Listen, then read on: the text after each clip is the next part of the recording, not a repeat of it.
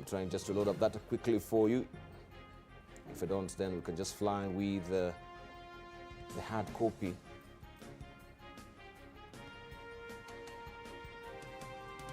All right, the soft copy is a bit slower there, but looking at the hard copy of the paper daily, counters to get 316 billion shillings in 3 weeks.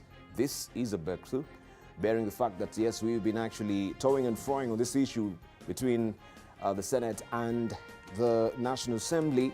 Right now, that Gordian knot, so to speak, has been broken, and there's a breakthrough sigh of relief as senators finally agree to pass crucial bill to unlock funding that has stalled operations in devolved units. You have the story on page 2 of the People Daily this morning. Also, why Kibra is a must-win for Raila, Ruto and Mudavadi. And 10 held after dramatic bank theft in city. You know that particular tidy-some eye-popping figure of 72 million shillings they made away with. You can follow the story on page 9 of the People Daily this morning. Let's back down to business a bit and see what also is on the front page of the Business Daily this morning. And this is what you're waking up to. But let me just also put up the Taifa Leo before we go to the Business Daily. This is what is on the front page of Taifa Leo today. Hekima ya Seneti yafungua mifereji. That is what we have as the splash today. Maseneta walegeza kamba baada ya kuvutana na wabunge na kuidhinisha mgao wa shilingi bilioni 316. That is what the flagger reads on top here. You can follow all the story on page 2 of today's Taifa Leo. Also, polisi waua bosi wao walioshuku ni jambazi. This is such an unfortunate story that you can follow it on page 2 of Taifa Leo this morning. We buckle now to business and see what is on the front page of the Business Daily. This is what you're waking up to on the front page of the Business Daily this morning. National Bank boss fights removal after KCB buyout. Right, National Bank of Kenya MD, this is Wilfred Musau, is fighting the decision by KCB Group to replace him following the buyout deal, a move that now sets the stage for a confrontation or compensation for the 2 years remaining on his term. In an interview with the Business Daily yesterday, Mr. Musau insisted that he remains in charge of NBK just days after KCB tapped its executive. This is Paul Russo as a designated managing director for the bank. You can follow the story on page 4 of the Business Daily. There's a tug of war. Musau insists he still has 2 years to end to the end of his tenure, as KCB says it has successfully taken over rival and named a team leader.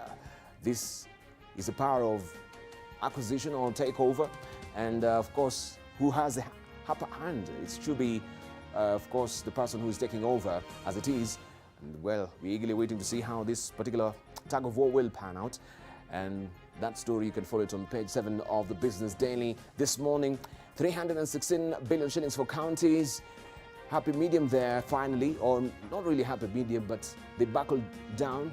This is the buckle under. This is Senate Majority Leader Kipchumba Murkomen, flanked by other senators addressing the media during a briefing at Parliament yesterday. The Senate resolved to accept 316.5 billion shillings as contained in the republished Division of Revenue Bill 2019 to avert a looming shutdown in counties. The story continues on page 5 of the Business Daily this morning. They'll say, or the good book says, the wise man changes his mind. And it seems, yes, the Senate has changed its mind on its stand as far as the Division of Revenue Bill is concerned. Nairobi Courts UK for trade in face of Brexit. Nairobi is lobbying UK firms for more investment capital in Kenya, even as Brexit cloud hangs over future commercial ties with London. The UK voted to leave the EU in 2016. Anxiety has been building over whether it will leave with a deal. This story continues on page 5 of the Business Daily this morning. Sonko to resign as governor if linked to graft. Nairobi County Governor Mike Sonko has said he is ready to step aside if he is found to be culpable in the ongoing investigations of graft in City Hall. This story continues on page 5 of the Business Daily. 36 is today's digit. This is a position, it says here, out of 64 that Kenya was ranked in the Expert Insider Survey. You can follow the story also inside the Business Daily. And instead, 6 more time in Tycoon's 41 billion shillings tax suit. The Director of Public Prosecution has asked for more time to furnish billionaire businessman Humphrey Kariuki with all the evidence in the 41 billion shillings tax evasion case against him and 8 others. You have this story continuing on page 8 of the Business Daily this morning. Also, HF auctions 2 billion shillings homes in 6 months. What is happening? Right, these are tough times. And the HF Group has auctioned houses worth 2 billion shillings over the past 6 months as mortgage holders struggle to repay their loans in an economy plagued by a slowdown in the property market and job cuts. Besides the sales, HF also revealed that it had enrolled 700,000 customers on its HF Wiz app that transacted deal worth 3.7 billion shillings. The company also gave out loans amounting to 1.6 billion shillings in the past year. You can follow the story on page 6 of the Business Daily this morning. Also remember, today is Friday. You have the weekend edition, the Pull-Out magazine inside the Business Daily as well. We cross over now to Tanzania and pick up the Citizen, where John Pombe Magufuli Museveni in Business Forum. President John Pombe Magufuli and his Ugandan counterpart Yoweri Museveni are today scheduled to speak on the opening day of a business forum expected to be attended by more than 1,400 participants from the 2 neighboring countries. This story continues on page 3 of the Citizen this morning. Also, authorities launched crackdown on defiant Bajaji operators, and you can see how it went yesterday. This is Morogoro Municipal Council employees holding a motorized tricycle taxi, popularly known as Bajaji, right, from an authorized parking area yesterday. Bajaji, for us tuk-tuk, drivers fled and abandoned at least 50 vehicles in 3 prohibited areas following a crackdown launched by municipal authorities. That is happening in Tanzania. We also have a side-by story.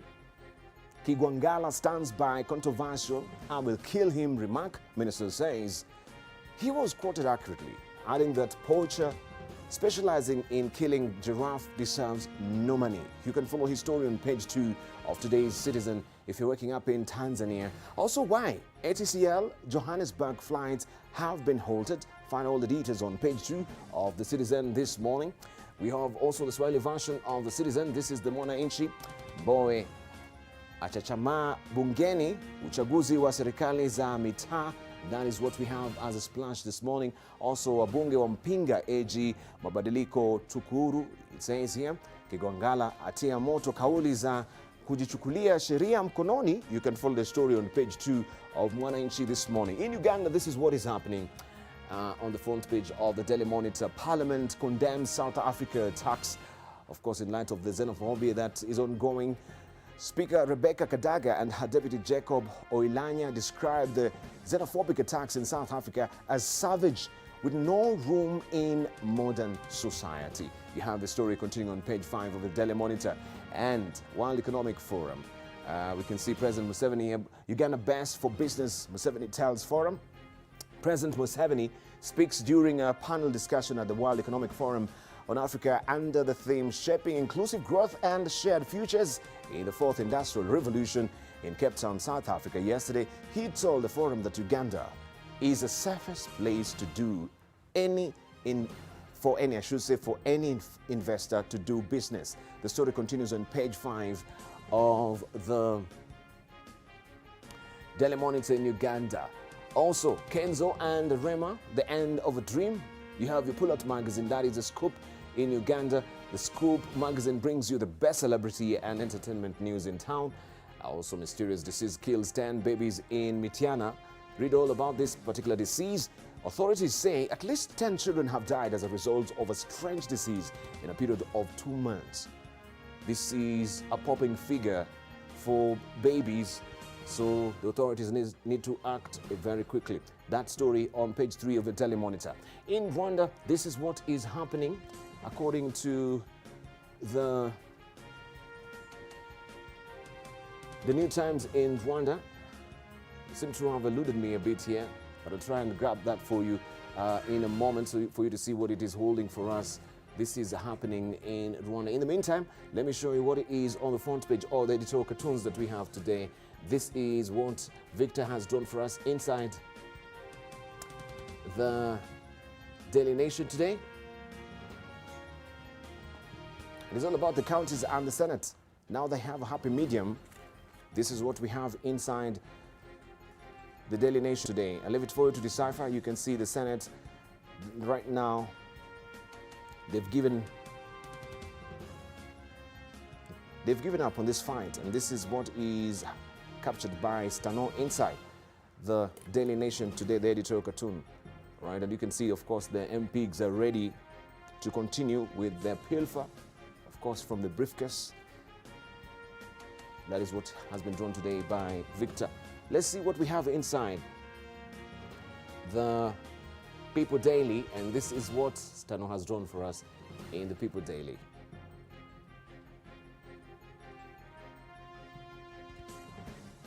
Right, and it's all about the xenophobia in South Africa. Will it consume the entire continent? Right, that is a probing question. But of course, we've seen so far reactions from different diplomatic commissions as well in regard to this, and some also of multinationals right now that are getting affected by this as well. We have also statements in today's dailies from some of the multinationals here in the country regarding the xenophobia in South Africa. This is what Stano has drawn for us. I'd be remiss if I don't show you what we have or we've been having this week as far as the region is concerned, and this is the East African this week. This is what is on the front page of East African this week. Tough times for EA carriers. It's all about the airlines, and you saw there also the front page of a Star where there is an exclusive with the CEO of the outgoing CEO of KQ. Fluttering regional airlines weighed down by huge debts, losses, difficult business environment, and competition.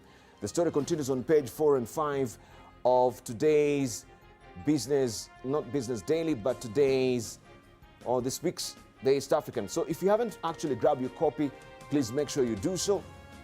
Also, White Tallow deal collapsed, and Rwanda-Uganda officials to meet. The story continues on page 3 of the East African this morning.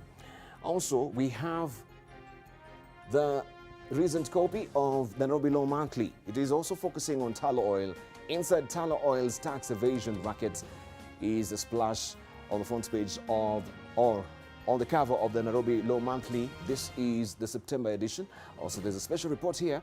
Why our current tricks won't end Kenya's drug problem. You have the story tucked away on page 20. Also, black letter law, how the courts have usurped political power, on page 30 of the National or the Nairobi Law Monthly. Also, we have the Nairobi Business Monthly as well, and this is what you have on the front page of the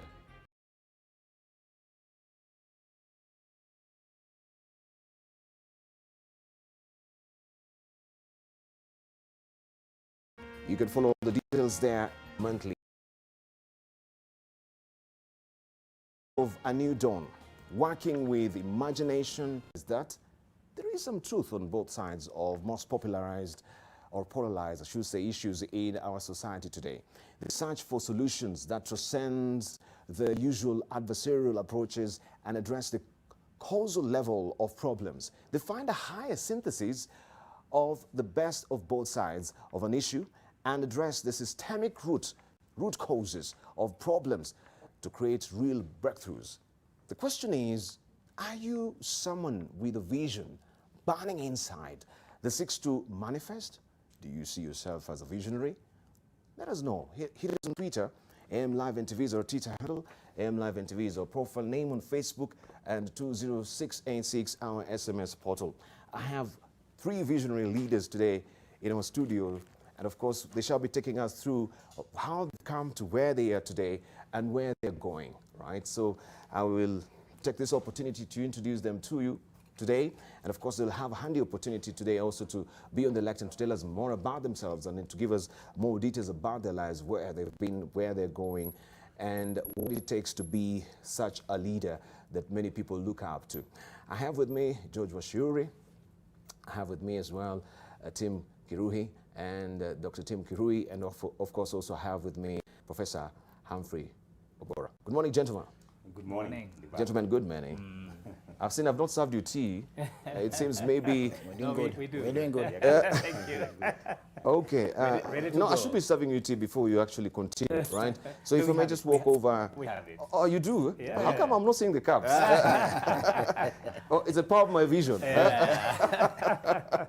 All right. I was not seeing the white. I was only just seeing the black. Yeah. Fantastic. But are you enjoying? Thank you. Good to see you so much. Early in the morning. I know it takes something for you to be here early in the morning. Good to see you. Thank you. Prof, it's been a while as well. Yeah. You've been out of the country? Yeah. For the longest time? Yeah. Right? Globe-trotting.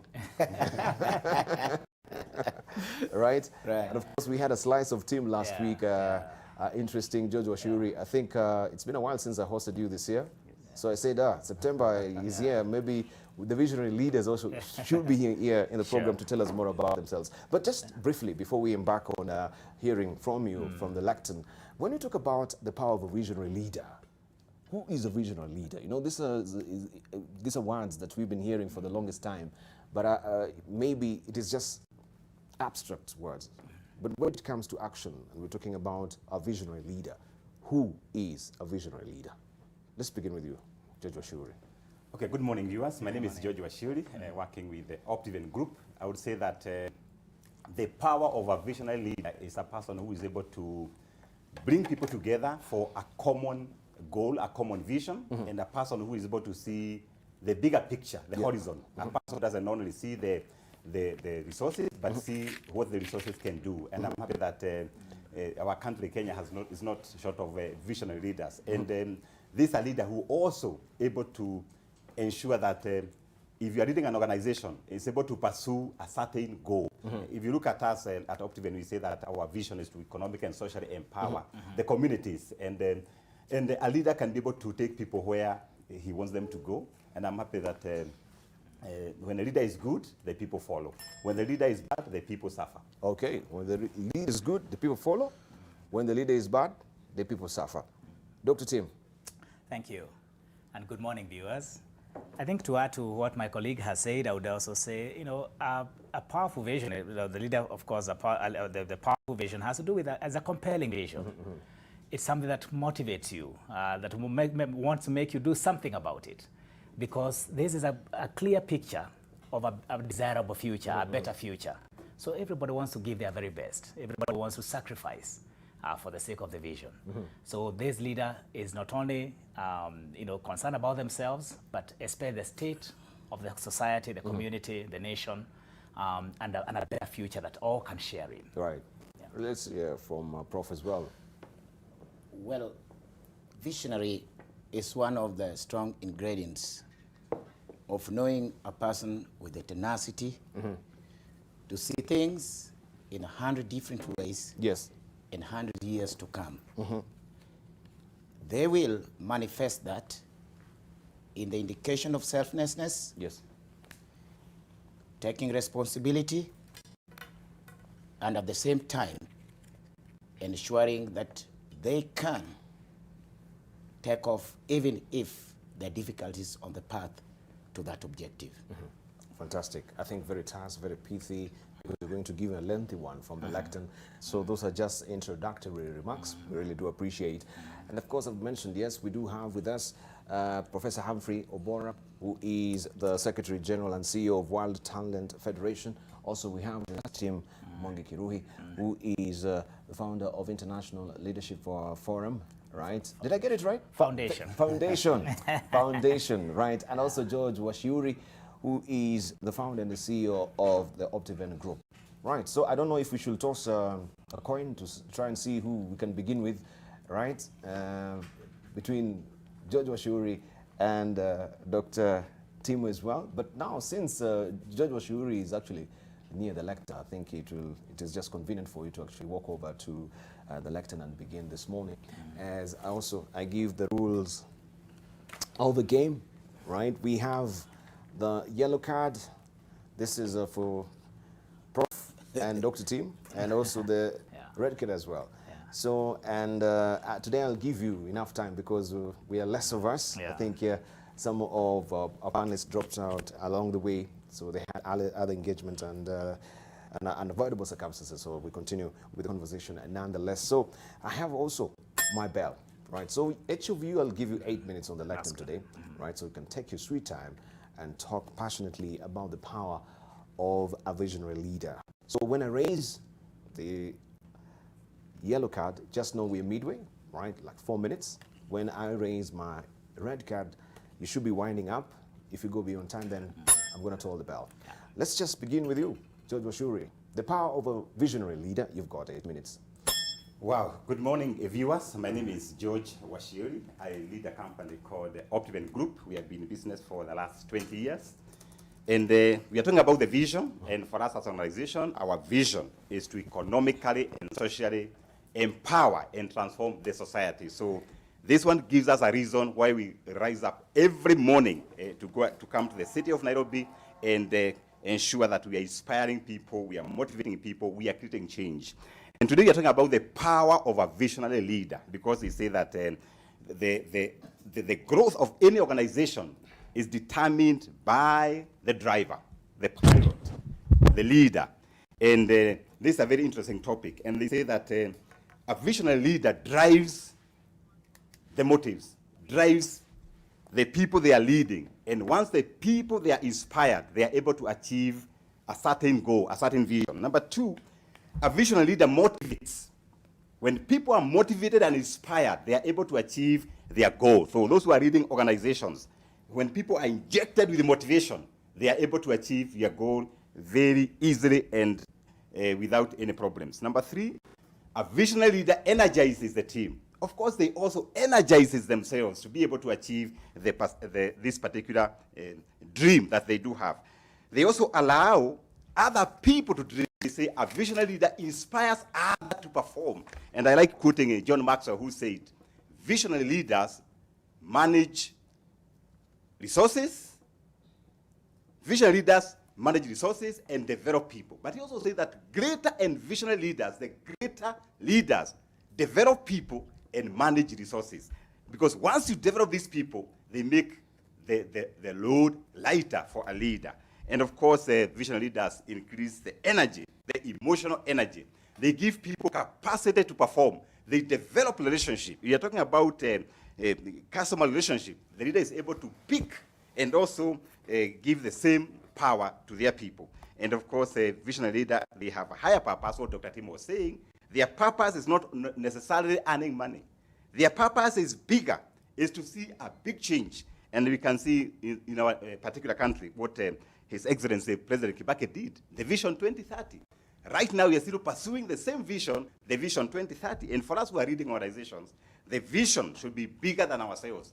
100 years to come, as Dr. has said, 200 years to come, because we want to create this particular change. Of course, there are some habits of these visionary leaders. They have a consuming dream, a dream that makes them rise up at 4 a.m., like what we do, some of us. For me, by 4, I am up, do my devotion, read my Bible, read a book, and by 7:30, I'm heading to the office. Why? We have a vision that drives us. Of course, they have a burning desire. They can do extra. Nothing blocks them. There's this guy I really love. He's called Jim Rohn. He said, if you want to do something, you will find a way to do it. But if you don't want to do it, you'll find an excuse. So a leader always finds a way to do it. Of course, these vision leaders have got what we call the inner confidence. Nothing stops them. They don't follow the masses. They constitute the 5% of the people who change the world, because they say 95% of our people, they're in comfort zone. They just follow the masses. And if you are a leader out there listening to us, join the 5%, people who create change, people who control the world. This city, they say that the Nairobi city is owned by only 20%. 80% they don't have their own homes. That means that we need more visionary people to create these solutions. And of course, they say that visionary leaders have got high developed habits. They have a certain character. And I happen to have very good mentors. And I studied their character. And one of them is Manu Shadaria. I like him because of his philanthropy works. I have Dr. James Mongi, the guy who made everybody to be able to have a bank account. And of course, the Vimal Shah for his role in the private sector. And these people have got a particular habit. I was talking to them, and they were telling me, by the time it's 4 a.m., they are up. I said, why not? They say, success can be copied. And I copied and looked at what they do, and I did it. And I've seen a huge difference. And of course, there are people who also look at George Washiri and say, George, I want to copy you. And what I did is that I did a book for people to be able to copy George Washiri's success. And we call this book Soaring Like an Eagle. You can find it on Amazon, or you can call us and get it. And of course, finally, these leaders, they have ability to adjust and adapt. When things are not working, these guys are able to tell the truth that things are not working, so they are able to adapt and adopt easily. And of course, these visionary leaders, they commit to lifelong learning. And that's what I do as George Washiri. Every day, I must read something. It's a book I'm reading for John Maxwell called No Limits. And it's talking about the capacity of individuals, that if you are listening to us, you are watching us live, you can be able to change your capacity. They say capacity can be changed by having your own self-awareness, ability to make decisions, and of course, you increase your capacity of doing things. Maybe you are saying, George, I'm not a thinker. You can be able to increase your thinking capacity. You say, George, I'm not a decision maker. You can be able to read and increase your capacity to make sound decisions that can change this country. And of course, they say that the visionary leaders, they are role models, and they act as a guide and mentors to other people. If you are a leader out there, you need to replicate yourself, give birth to yourself to have people like you or better like you. And that's for us, for me as George Washiri, is this mentorship we do, we call it graduate mentorship, whereby we pick 50 graduates. They come to us and we mentor them. If you have done human resource, you go to be mentored by human resource manager. And this program has been so popular, and I'm happy that many corporates out there, they're picking it up so that they're able to absorb these many graduates in our organizations, and then we increase their employability rating. And I'm happy that the program has been working so well. And of course, as a visionary leader, we have a duty to inspire others, to energize others, to give hope, to give confidence. That's a role of a visionary leader, giving hope. When things are not working, you are there telling people, Kenya is moving. Africa is moving. Right now, we have issues in Africa. We are saying we can be able to educate our people and stop these kind of wars. And of course, these leaders, they rally people to pursue the vision. They rally people to see the horizon, to see the big picture. And visionary leaders, they also help people to see what they cannot see. They are unstoppable, they are determined, and that's why you find that they are able to achieve it. And of course, internally, they have their own inner confidence, because if they have confidence, they cannot perform. And a leader with inner confidence means that they are able to propel their teams, their army to the next level. They have a burning desire, and of course, these people, they are able to change the world. And I think that's what I can say. And I'm happy that as a person, as George Washiri, you know, I started very small, you know, starting businesses and failing. I failed 15 times. But through practice, what they say, practice makes permanent. God has been faithful, and I've been able to create jobs to many people. Right now, we have about 400 people working for Optiven Vision, which we call to economically and socially empower and transform the society. And I'm happy that through this kind of leadership, we have been able to change not only job creation, but also creating homes for our people. We have a vision of creating 300,000 homes by the year 2030. And of course, in job creation, we have a vision of creating 30,000 jobs. 30,000 jobs by the year 2030. We are doing it, and I'm happy that through having very good people working under me, some are even sharper than me, we are able to achieve this particular vision. And of course, once we do that, people who are listening to us, we can be able to change our organization from one level to the next, because as a leader, you must think. You must create time to think. There's something I call, you know, thinking time. And once we do that, we can be able to change this beautiful nation called Kenya. God bless you. We value you. Once again, my name is George Washiri, the CEO of Optiven Group, and also the chairman of Optiven Foundation, a foundation that is also transforming Kenya. And I'm happy to say that this week, this month, we got an award as the best foundation in Africa. God bless you. Thank you. Right, congratulations there for George Washiuri. He raises some pertinent issues, of course, and asking very probing questions. First of all, what is that fervid dream that is consuming you, right? That you have to wake up that early in the morning, right? Successful people have, you know, certain habits that, yes, that you can emulate. Say success can be copied, right? Can someone really copy you and say that I want to be like you? Right? I want to follow your path. I want to actually, you know, do what you're doing even better than you do it, right? You being a visionary leader, you're able to adapt and adjust, right? And you commit yourself to a life of learning. So learning does not stop, it continues. And you model, you know, to other people and act as a guide to other people, you know, in your life. They try and see attributes that they admire and they desire to actually also inculcate that in their life or their lives as well. Do you rally people to see beyond the horizon, right? Is someone really following you and says, we want to see what is beyond the horizon? These are some of the salient points that he's raised, and we shall be discussing also how he's managed to actually be where he is today after failing 15 times. How many times have you failed, right? Have you given up? Have you thrown in the towel yet, right? You can do it more and more and more until you get it. Sometimes it's just, you know, one knock on the door, and maybe you've just knocked on the second last one. The final one will have been the final drop on the door, and then that door will fling open. So don't give up.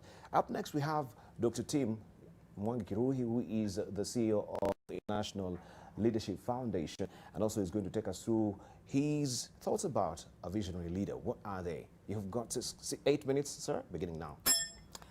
Thank you, Debao, and good morning, viewers. It's a joy for me to be back here and to share with us on this forum. Allow me today to just say a little bit about myself, because I'm going to connect what I'm going to be sharing with a bit of what I do. I serve as a Vice President for Strategy for the International Leadership Foundation. This is a non-profit organization that seeks to help bring transformation in the area of leadership, transforming leadership, and also governance. I also have served as a founder, member, and director, and now serve on the board of ELNET, Ethical Leadership Network, which is an organization that chooses to address a very difficult issue of doing things ethically in our nation.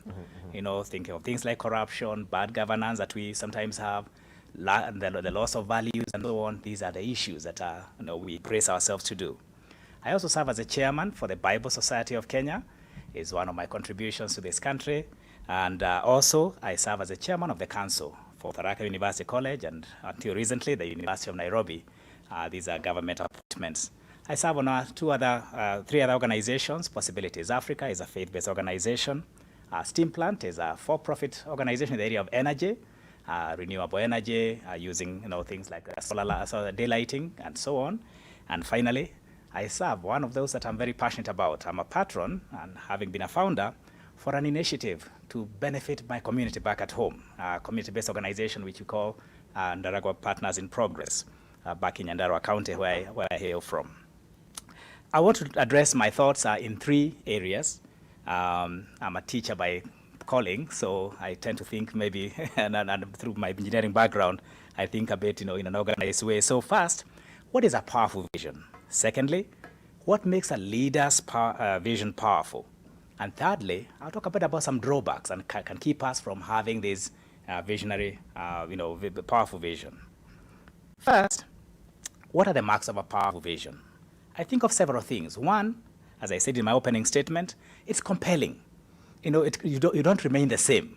So because it has this desirable future, it's enticing. It's something that you're willing to commit to. Secondly, is energizing. I think Mr. Ashuri talked about that. It draws the best from from all of us. It's something you're willing to sacrifice for. Thirdly, it is true and realistic, or even ethical. We unfortunately have all these adverts about overnight millionaires or billionaires, in this country. That's not a true vision. That's a dream that very few attain. We all know the statistics and so on, in terms of how many the chances of you getting even one of those, whether it's through some of the things that we do in this country. Fourthly, it also meets and connects with the needs of people. A good vision, and I do quite a bit of training in this space, a lot of people would say, oh, we want to become the best and the biggest and so on. That's not necessarily the best, and I think George has talked about that. It's about people. And I remember a very vivid one, the late Bob Collymore being interviewed about Safaricom. And the journalist who was asking him had really been tracking him and eventually asked him, no, sir, now that you're the biggest company in East Africa, isn't your vision to become the biggest company in Africa? He said, no. Our vision is to make the lives of people better. And he said, you can ask anybody, a driver in the company or whoever, a cleaner, they'll tell you why they wake up, why they come through the rain. And, and so on, is because they want to make the lives of people better. A good vision is about people and meeting the needs of people, those who are hearing and so on. I think one of the things that caught our imagination as a country, without getting political here, was the idea of a laptop project, during one of the campaigns, to do with elections. And it kind of became something that, because it connected maybe with something in the digital age and so on, I'm sure the government had almost a hard time fulfilling it because it was so expected because it caught the imagination of people. It met the needs of people. Another value that's important about a good vision, a powerful vision, is that it constrains or guides. It focuses the energies. The good book, the Bible, in Proverbs 29:18, a very common verse, is that without a vision, the people perish. But another word for perishing is that the people cast off restraint. The people are all over the place. They are not focused. A good vision focuses, constrains, and guides. Sixthly, I would say that a good vision is big enough, and I think Joe talked about that. It's big enough for others to find their space. We're in a world that is very competitive. It's about me edging you out so that I can become bigger than you. But the truth is, there's space for all of us. So a good vision, a powerful vision, is big enough. And especially in situations where you know that other people are just as gifted, expand the space. The next point, I would say, is that it attracts provision. A good vision attracts provision. Very often, people are inhibited from moving to where they need to be because they are fearing about resources, provision. But a good vision attracts provision because it's compelling. And I also maybe would like to say, and I will come back to this maybe a little more in the discussion, is about the source of the vision as well. It needs to be coming from the right dream giver, the right vision giver. I believe in my context here, this is God. Because why do I say this? Because humanly speaking, we are selfish. Even when you're trying to do the best thing. I remember a story, I think that was aired by the media, about a home somewhere in Kayole where they were keeping people who are physically challenged. But in the process, unfortunately, because of human weakness, there is also abuse of these people. They are brought out to the streets early in the morning to collect money. And then, of course, later on, returned home in not very human conditions. And, of course, they are required to, bring in a bit of cash every day. That's not equivalent to what they are getting in this home. And so there may have been a vision there. Is it a powerful vision? I think that could be questioned. But I think that shows, again, there's a human constraints, even when you want to do a good thing. So I think it's important for the source of the vision to be the right vision. Finally, I think a good vision is one that you're willing to pay the price for. And the ultimate price is, of course, your very life. If a good test of a vision is, are you willing to lay your life down for it? I remember when I took up the public appointments to be the chair of a council, especially the University of Nairobi, which is a large institution. I had to contend with this and discuss with my family. I don't know what, if I choose to go and live a life of integrity, what this might mean for me. It might mean maybe paying the ultimate price. And I had to share with my family. I would love to be here for a lot longer, but maybe not if I choose to stand for what is right. And that's what I think leaders must be willing to do. A good vision is not just something you're willing to live for, it's something you're willing to die for. Just very briefly, as in my last few minutes, what are some other things that make a leader's vision powerful? One is within your calling and your purpose. So it's not a job. It's your very essence of being. And I think about the work I do back in the county, I want to make reference to that. It's not, of course, it's voluntary work and so on, but you could never pay me enough to do what I do to benefit other people in my community. Or even the work that I do and have been a part of for about 11 years now, to do with the Ethical Leadership Network. It's not easy. It is, again, it's a grain of culture, but it's so rewarding. It's within my calling and purpose. Secondly, it is, of course, one that the leader is willing to take time to build for the long term. I think we're in this microwave culture. Everything is quick and tomorrow. But powerful visions are built over a lifetime as you look at history and so on. Then thirdly, they of course meet the needs of people, as I said.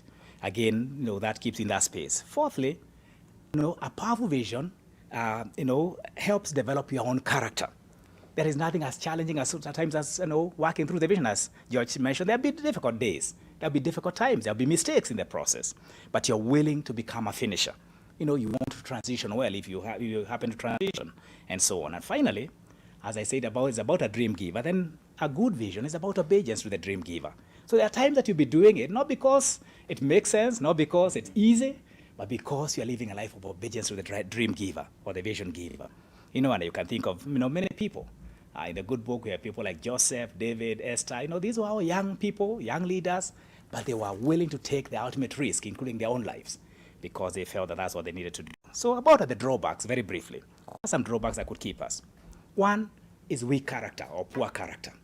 Many people have great ambitions, great visions, but unfortunately their character is what fails them. I think you see that every day in the headlines about people who have certain desires, but their character cannot keep them there. They have to kind of get out and so on.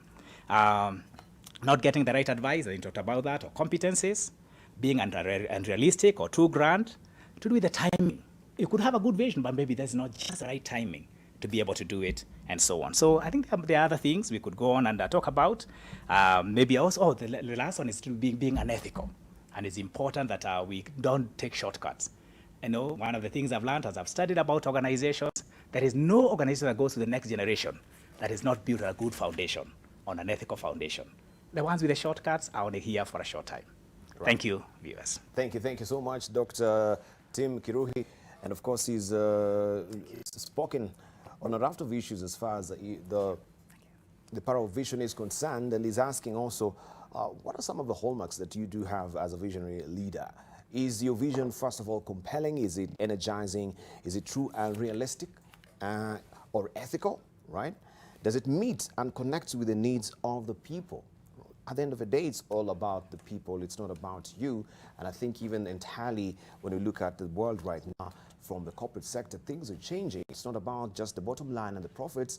It's about, the people, the planet, and of course the profits itself. So we have new old concepts that are coming to the fore right now with integrated reporting, even when we are submitting, of course, financial statements, of course, to see if actually the health of a company is it just about the profit, or is also about the people? What are you doing to meet the needs of the people? And I loved what he shared about what Bob Collins said. It's not, his vision is not to be the leading, corporate in Africa, but to meet the needs of the people. Up next, we have Professor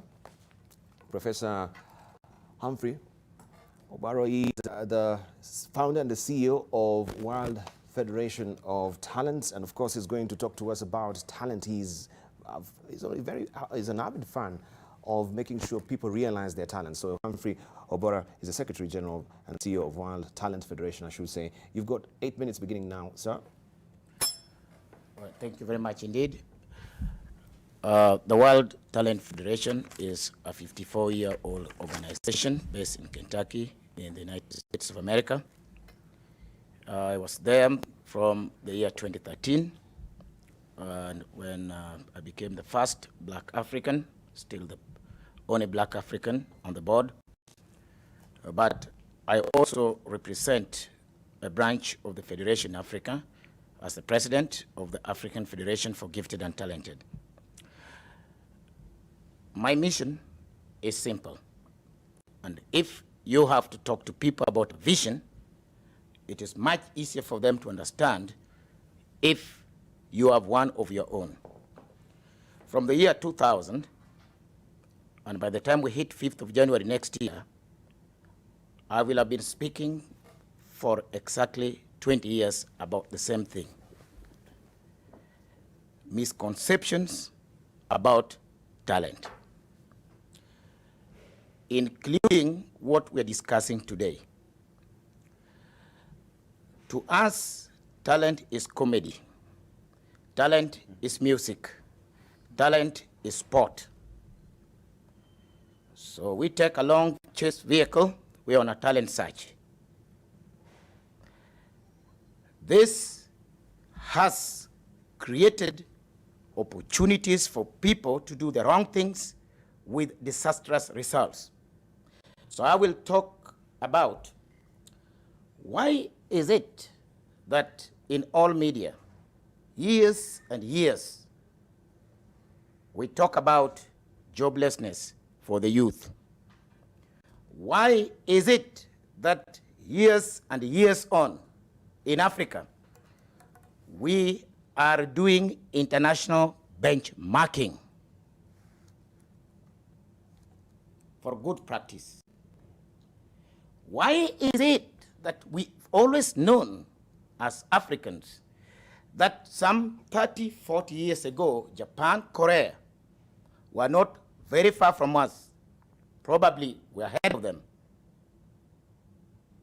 Now, if you think fundamentally about those issues, then you must begin to think in what I said earlier, in 100 different ways and in hundreds of years to come. That will define you as a visionary. Any human at the time of inception, God has planted your unique ability known as your talent. And the job is to discover that uniqueness and grow it into a gift. And for that reason, the word talent differs from giftedness. No human has no talent, but not more than 10% of the world population can be described as gifted. So many talents in the real world make a gift. So let's not confuse that. In Africa, if someone is sick and indicates symptoms, we spend a lot of time on those symptoms. So if you have fever, everyone knows you have malaria. But we know the same fever is a symptom of pneumonia and typhoid and many other diseases. So you can imagine if you took medicine for malaria and the sickness was not malaria. One, the original sickness will continue, but you'll also introduce a new sickness. And by the time you get to hospital, you'll go in as an inpatient in the ward, costing a lot more money. Now, this is the point. If you want to know the meaning of your true self, there has to be a professional procedure. And today, I want it to be understood and hopefully be understood for the right meaning for what we see as problems in this country and on this continent. Because we know talent by guesswork, by the naked eyes, we have not done any professional procedure of knowing talent. Today, we glorify symptoms of talent like interest, like competence, like passion. Today, in America, they do professional procedures in which we unearth human metric values known as anthropods. If you go to any of the big countries, children between age 4 and 10, they already have their metric values. So they can forecast leadership. They can forecast learning. They can forecast health and fitness. Today, and I know a few Kenyans have seen in that database, human metrics form human cloning. If I have your human metrics, I can even showcase who you are 30 years from now. Ikiwa utabendi uko na bakora nitakuona tu. I can showcase that. The same thing that has enabled us to now know the gender of unborn children, that technology is in learning. So when Africans went to benchmark and came out with symptom-based learning like competence, while those guys have international database of talent with forecasting metrics, then we can now understand whether there was a vision or no vision. If that did not take place, then how do you imagine guys who are ahead of you with that kind of value-based research to be able for you to make a bridge of a gap between you and them? It is just not possible. Thank you. Thank you. Thank you, Professor Humphrey Obora. So we are looking at the human metrics and how also you can try and use that as a component of looking for a visionary leaders, or visionary leader, I should say. And in a world when we are searching for leaders, especially maybe for the political positions, how can we also inculcate such, advances that we have as far as technology is concerned as well? Do we get scientifically in choosing our leaders, right? Are we glorifying symptoms of talent? And what are these symptoms of talent? Right, Professor will be able to tell us also the other side of the break. Right now, we'll buckle down to discuss, of course, these salient points that they've raised from the lectern this morning. And also, you can chime in, hit us on Twitter. AM Live NTV is a Twitter handle, AM Live NTV, or profile name on Facebook, and 6086, our SMS portal as well. Also, we shall be putting up our numbers for you to call in, ask questions, and share your contributions as well. Don't go away, much more coming up on the other side of the break.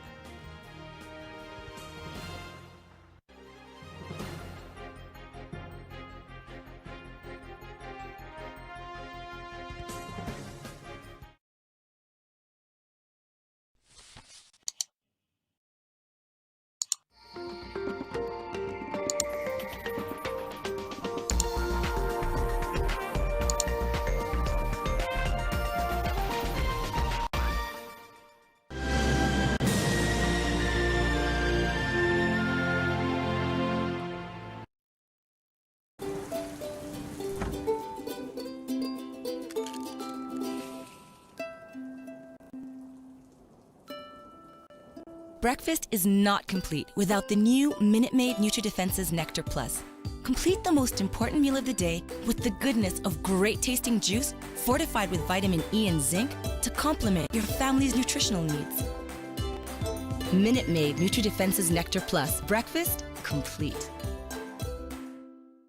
Discover the all-new Nivea Nourishing Cocoa Lotion, specially formulated with Nivea's Deep Moisture Serum and Africa's natural cocoa for 48-hour deep moisture.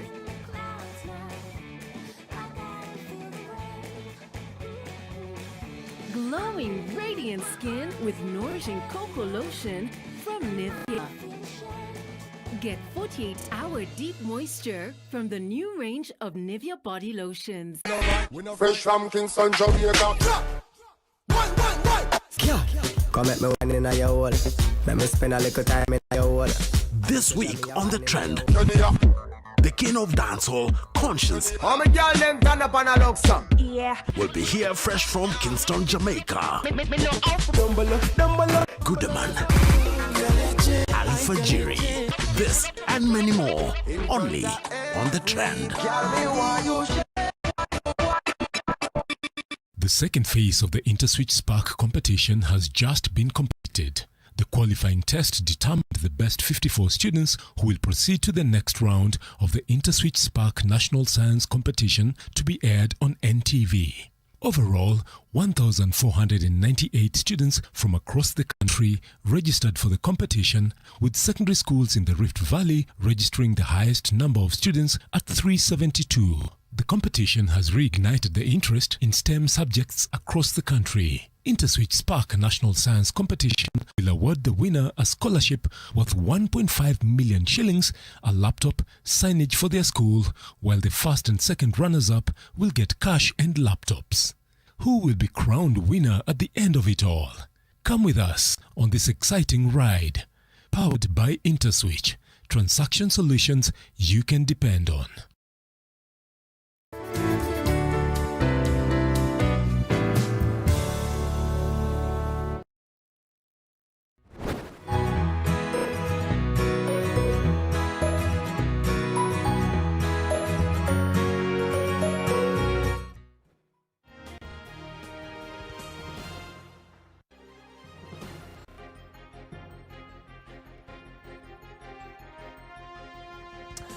we're using for subject this morning, the power of our visionary leader here on the Leadership Forum AM Live.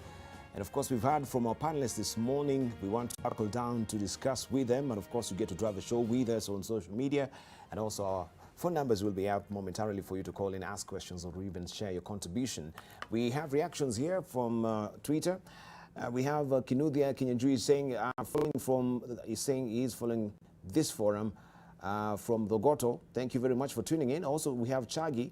He says there is a difference between vision for the people and a person's vision. So it's not ethical. It's all about what is your goal, right? I think I leave it for you to decide for that.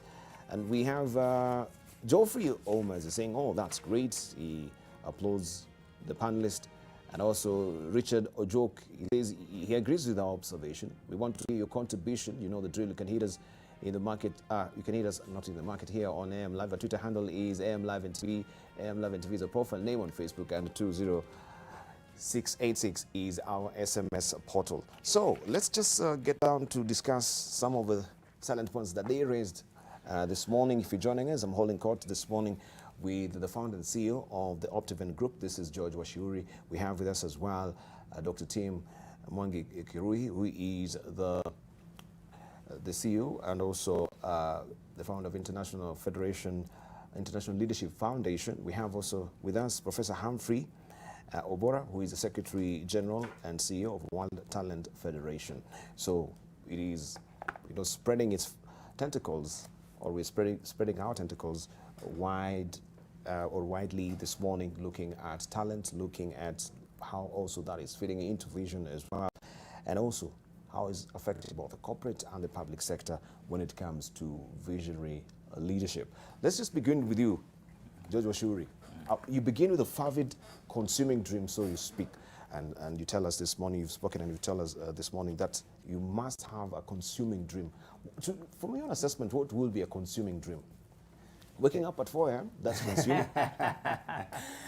Thank you, Dibari, and our viewers. When I talk about having a consuming dream, this is a dream, a vision, the power that makes you to have sleepless nights. And this power is beyond making profits, is beyond the balance sheet, is the power that you want to achieve before you die. I can give my own example. I have a personal dream and corporate dream. My personal dream or consuming dream is to make the world a better place. That's why we go forward and say we commit 5% of the money we generate at Optiven Group to charity. We have one of the best foundations called Optiven Foundation, targeting the physical challenge. Right now we are issuing about 500 wheelchairs across 47 counties. We have hundreds of children we pay fees for, all the counties, Kisumu, Nyeri, Garissa. Why? The vision is to enable other people economically and socially. So that dream is beyond the balance sheet. And it also, that burning dream gives you power to rise up in the morning and pursue it vigorously. Yes. And aggressively. And that burning dream also puts energy in me or in the people who dream. And I would say that that is key, especially to any entrepreneur out there. And I give my own example whereby I was pursuing this burning dream. You pursue it, you fail. You open this business, it collapses. And I have done over 15 businesses that left me depressed. At one point, I had not even 50 shillings, not for 1 month, a whole year. I was walking from my house to the city. So today when I see God has blessed Optiven to be the leading real estate with over 20 awards, I say, wait a minute. If George's dream is valid, the viewer's dream is also valid. So don't give up. You may have failed maybe 2-3 times. I failed 15 times. And I said, for me not to forget what God has done, I'll author 2 books. And one of the books is How to Start Small and Build an Empire. Why? I want to create, my own other goal is to create over 1 million millionaires before I go down. Read that book, you get inspiration. The other book is Soaring Like an Eagle, to inspire entrepreneurs out there who have got also burning dreams, but the dreams are dwindling. Right.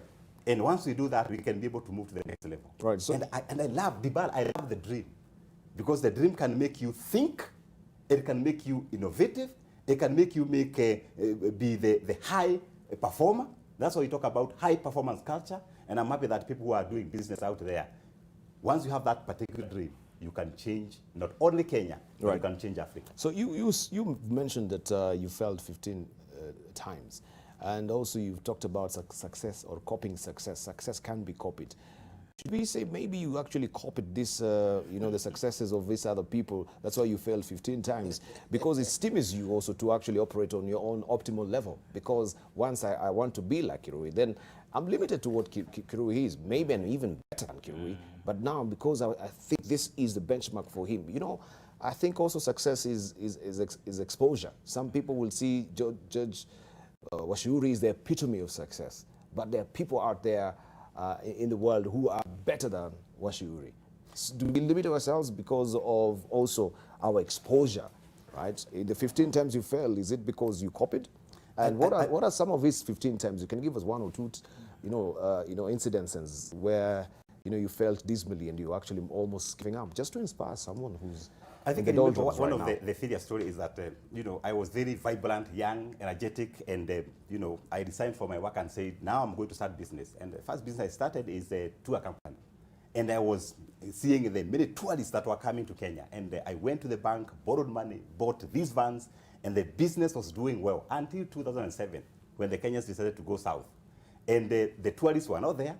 And I could not be able to pay the bank loans. And all my cars were auctioned. In fact, they were being picked when tourists are inside. And you are called and say, hey, George, wait a minute. The car has been taken. Then I ask the driver, where are the tourists? They are out. And the talk of depression. It was extremely depressing.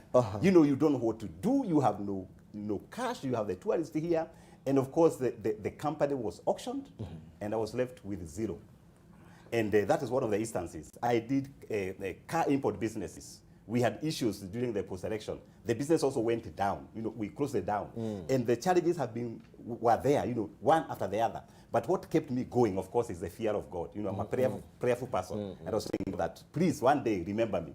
And of course, God remembered me. And just to pick what you are saying, that success can be copied. What I mean is that the reason why I failed so many times is because I was young and I was thinking that I want to make this quick money. Start a business, make money. Later on, I discovered when I see successful people, what they do, that they don't work for money, they work for a particular purpose. And I changed my imagination, my attitude, and I discovered, have a better reason for working. Have this vision that drives you to work, to empower other people. As we empower other people, these other things are byproducts. And that one changed Optiven and George Washuri for good. So I studied these people who are very successful. What do they do? Number one, they rise up very early in the morning. These people, they are lifelong readers. They say that readers read. And I started reading. There are people who also go out there and think outside the box. Actually, they throw away the box. And that one has enabled Optiven and George Washuri to move to the next level. Of course, success is relative.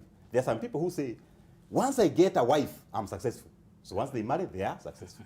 There are other people who say, like Optiven, once we achieve 30,000 jobs by the year 2030, we are successful. We are not yet. We say, once we build 300,000 homes for the big four, we are successful. So we are not yet there. But I'm also there. I know there are people who follow George Washuri. So you can be able to be more successful than George or anybody else. Fantastic. Because the sky is a fueling station. It is Don't not the limit. limit yourself. Keep dreaming and dream bigger, because opportunities are out there. I like it. Yes. The sky is a fueling station, so make sure it is not your limit. As we always say, it's a fueling station and you go beyond the skies as well. Thank you so much. Meet and connect with the needs of the people. That is a component of a visionary leader. So it's not about me at the end of the day. And as mentioned earlier, even the world is changing in the approach. The corporate are leading also the organization. It's not about just extracting from the world, extracting from the people, but it's also giving back to the people. We have the 3 Ps, the PPP that we were talking about, the people, the planet, and also profits as well. And this is what you've alluded to. Yeah, sure. In a broader spectrum, as we're looking to all these things, then how do we apply that? And looking to the leaders that we have in the country, both from corporate and and the government as well. Could we say we have visionary leaders? We know of Vision 2030. but we don't know the face of Vision 2030 that is actually driving Vision 2030. And I wish also we had Dr. Chwe here, who just cancelled out this morning, to tell us what also is happening with Vision 2030 as well, because that is still a vision at the end of the day. Thank you, Dibal. And maybe I would actually allude to there was one of the questions from one of the viewers this morning. Yes. Regarding, vision is not, is it not possible to have a vision just for you as an individual that has nothing to do with the other people, and so on. I think it's a good question, but I think, again, fails to really appreciate the scope of it. That if you are only looking after yourself, which is really I don't know whether that's the Kenyan dream, becoming the best, the biggest, the wealthiest, and so on. You live in a society, we're in a community. And that's why it's important to have a vision then that transcends you to other people. Yes, your needs are going to be met in the context of your own vision. As I said, a good vision attracts provision, so you'll be taken care of. But I believe that a compelling vision, a strong vision, a powerful vision, is one that looks at the bigger interest. And in taking care of the bigger interest, your interests are taken care of. I think this is one of the challenges that we have in our nation. Thinking about something like, when we have a bad road, as an individual, you could buy a big 4x4 that can jump over the potholes. But I think it would be much better if you can mobilize the community to talk to the governing authorities to make the road better. All of us benefit. Yes. You can get a bigger tank or several tanks to take care of your water problem. Yes, you have temporarily solved your own personal problem, but it would be better if you could engage the authorities that are charged with supplying water to give good water, reliable water to everybody. So I think that's one of the things we need to be careful about, having short-term solutions to long-term endemic issues. I think that's why taking care of the bigger takes care of you as well, but of course is more sustainable. I mean, think about ourselves, and kind of mentioned this a little bit last week, and we talked quite a bit about it in terms of it's possible to also take care of yourself as an individual, build a good home in the village, and put a lot of barbed wire around it. But you're not going to enjoy life alone. If everybody else is so poor, you better help them to also come out to a level whereby the differential is not so high between the haves and the have-nots. They're not angry with you for being successful. They are actually part of that success. So I think this is all to do with a vision that's compelling, a vision that is bigger than yourself. And every leader must work at trying to be able to bring that benefit and so on. In my own life, maybe very briefly, that's why I mentioned a bit about, say, for example, the vision of Elnet has to do with, if we can remove corruption. I remember at some point somebody saying that, they were estimating business leaders that anywhere between, say, 25 to 30%. So, for example, this cup, if there was no corruption, it could be 25% cheaper or 30% cheaper. What would that mean for Kenyan businesses? It would mean that we can be more competitive in the regional market, in the global market, because the inputs are less and so on. It takes less time because you don't have to have things held by an official who's looking for a bribe and so on. It would make the life better for all of us. And that's something that compels us. We've been trying to find ethical leaders and identify them. We take them through a scientific assessment to tell this nation it is possible to make your billions. Not necessarily by doing the wrong things, but the right way. Over time, yes, and like he mentioned, we need patience, and you're working again as a grain of culture, but it is possible. Right, and I wanted actually to maybe just linger there on the grain of culture that you're talking about. Is it the fact that we've resigned to, the culture of corruption, as you mentioned it, that everyone now is giving up? That yes, that's a way of life in Kenya. You've got to part ways, to game the system here and there for you to pave your way, get that particular tender, get that particular document. So if that is a culture that we've accepted, it is with us. Do we resign to this particular way of living? How do we fight back? Do you think this is actually, remember the Sisyphus we always talk about, who is actually pulling that or pushing that particular bigger boulder on top of a hill, but it's rolling back over and over, time and again. If it reaches actually on top, the apex of the hill, then it rolls back away. So that is a thing that I think we've been doing. It's true. As a country, we're always in a cyclic motion when we're talking about corruption. Very true. In fact, and you've hit right at it, our challenge in this country is that most of us are very happy to grumble, to complain, yet there's a lot we can do within our own means. And that's actually the second strand of what Elnet does in the area of governance, is to encourage and empower citizens to elect, to hold to account good leaders. Because then life can be better for all of us. They are stewards on behalf of all of us, the resources they have to be able to bring things to change.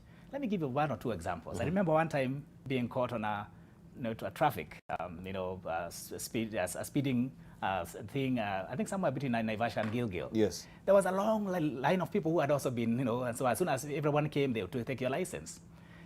Fortunately, I had been keeping up with the media. The media has its contribution. And I knew that there was a story that there were no speed guns that were working in the country. So I remember challenging the police officer. Sir, I believe it's my right to be shown the speed at which I was traveling. Yes. I knew I wasn't overspeeding. So would you kindly show me the speed at which I was traveling? And he quickly gave me back my license. Unajifanya mjuaji, get away from here. Because everyone else here was bribing because they have resigned to bribing as a way of life, rather than even asking, is it fair, is it just? You challenge and so it. I just challenge the system fairly, respectfully. But that's what we need to be doing. And if each one of us did something in our own little spaces, I believe we can push away this weight of corruption, of the feeling of helplessness, and so on. Because I believe that we can empower every one of us to do that. And the new constitution actually does that with things like public participation and so on. Unfortunately, those are some of the poor, very poorly attended meetings. Yes. And then yet we complain, but we are not there to challenge the plans of the governing authorities, whether it's at the county level, national government, in terms of them being able to do the right thing on our behalf. And then keeping them engaged. Of course, it also means that we cannot be the first thing we see when we see a politician not to ask for money. Because the moment you do that, you take away your right to be able to talk to the same authority and so on. So there are some things we can do. I believe that this is part of what citizens can do to help also be part of this vision of a better Kenya. Right. So we come to you, Prof, because also you talked on metric values, right? Yep. And some of the things, the scientific terms that really went way over my head. Maybe you can try also and bundle that for me to really understand, or for the viewers to understand as well. So you're really big on talent, and how does talent feed into a visionary leader? This country, we are now grappling with the issue of a competence-based curricula that is heavily talent-driven, as opposed to what we've been doing, spending so much on the theory, but now we want actually to navel gaze on talent. Okay. Why talent? Right. Give me a little time to explain how you know talent. And from there, everything will fit in. I'll only take about 3-4 minutes. Okay. So let's take 3. So that it makes sense. To know talent, you follow a procedure just like in a hospital. When you walk to a hospital, you open your file, and then you meet a nurse. The nurse begins by asking you, where did it start? Did you take any medication? How are you feeling now? What is the nurse trying to do? The nurse is trying to gain some insight in terms of what you're suffering from. From the nurse, you go to the doctor. The doctor reads what the nurse profiled and has an idea of what you could be suffering from. The doctor has 2 choices. One, based on his or her experience, he may decide that this is the sickness and therefore can write for your prescription. But the doctor could also decide that I need to make a further check, which could be go for an X-ray, a stool test, or a blood test, so that I can confirm, yes, it looks like malaria, but let me check so that I can eliminate and confirm malaria. That's exactly what we should be doing. God's creation is metric values. What we need to do, one, is to do an oral screening, a human at inception and birth. So many things take place. That's why oral screening. Oral screening means knowing why this woman was craving for nyama mafuta mingi, taking taika like soil, because it has an impact in changing the signal paths of the growing baby. Signal paths meaning the neuropaths? Yes, neuropaths. Of the brain, yes. Yes. There is interconnection between the front lobe of the brain and the rest of the body. Yes. And that's why you are symmetrical left and right, and the thin membrane upper and lower. Okay? Just I don't want to go into that depth. I want you to understand. Yes. Now, Once we understand what took place between inception and the time of birth, and then we look at the birth rubrics, prolonged labor, preterm, postterm, CS, they have impacts because they create what's called signal shift and signal shafts. Okay?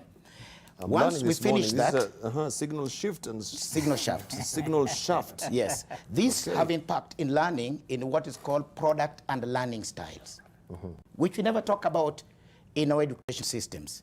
If I have time, I will explain. But more importantly, between the day 1 of birth and 4 years, the establishment of communication path between the brain and the body, known as the quantum points in the body, the station to energize or multiply the signals, okay, are stratified. After age 4, there's nothing more about you, Dibal. You're just growing big and enhancing those paths. So now listen to me. Right. So it's very, before you go on, it is very pivotal for even the parent that is listening this morning, or maybe a mother who is expecting today, how they treat the baby within the womb. Yes. Right? Because you say between 0 and 4, the formative stages are very pivotal, because it's when actually you're sort of laying the template, for your future. The brain development is very, very rigorous then. Right. Okay. Right. Let me bring it home so that I want to connect with the topic we have now. Okay. So what do? During oral screening, we look at all these details what happened between inception and birth, during birth, and between birth and 4 years, when the front lobe of the brain is fairly stratified. Now, what that means is that we can find your human metric values, and these are the things we do.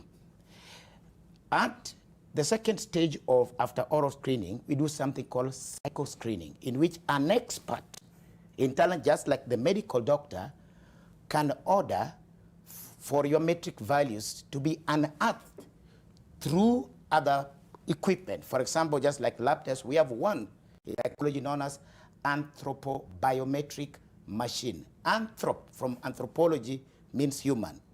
Biometrics, Now, it's a cubicle. Within less than a minute, when you come out, it will produce you with your signal paths, okay? The side that signals are efficient, it will paint green. Where it is ish, it paints yellow. Where there are energy blockages, it paints red. So, if, for example, I find green on your left and the left upper side of the brain, we know the left upper side of the brain represents people who are more scientific. The right upper side of the brain represents people who are said to be volcanic brain people. People of the art, the media, the artistic people. The lower right is for manual dexterity, the people of physical strength, the dancers, the footballers, the whatevers. And the lower left is for the decision makers, the accountants. So the manual dexterity is sort of the kinesthetic. Yes, kinesthetic people. Yes, they're called the tactile learners. All right, okay? tactile. Tactile, Okay. okay. Now, I want to get this into perspective. Where we have a problem in our education and many systems and the things you're talking about vision. All these things, when we have them, immediately they come out as metric values. Okay. Your metric values is what is called talent. Talent is not music. Those are exhibited opportunities. In fact, you cannot use your naked eye to decide this person has malaria. So I'm, as a singer myself, I'm talented or I'm gifted? No, a gift is a multiplicity in those metric values. Hey, Prof, you're gonna lose. I'll get lost in this labyrinth. Let me take you pole. Assume you went to the doctor, isn't it? And sent you for a blood test. What comes out? It's not blood. It is you in some values, which you never understand.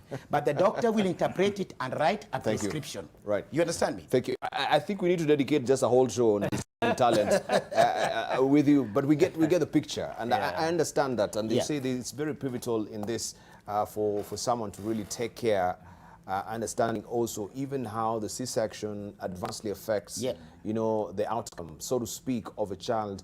The neuropath which they're developing. So when you go through a person who goes through the normal delivery and the C-section as well, you say there's a difference. There's a lot of things in there. A lot of things really happening as far as the signals and you know what these are the syntaxes. You're talking about the signals, from the brain. Yeah. Okay. I think we'll dedicate another just show, you know, to discuss, you know, the CBC, the talent that you're talking about, and how also maybe you're getting it wrongly as far as you know, sort of clustering.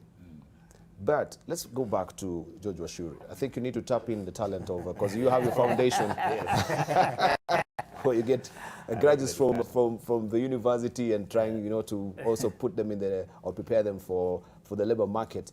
Have they crossed the Rubicon? Because now they're beyond 4 years, so the formation of the brain is different.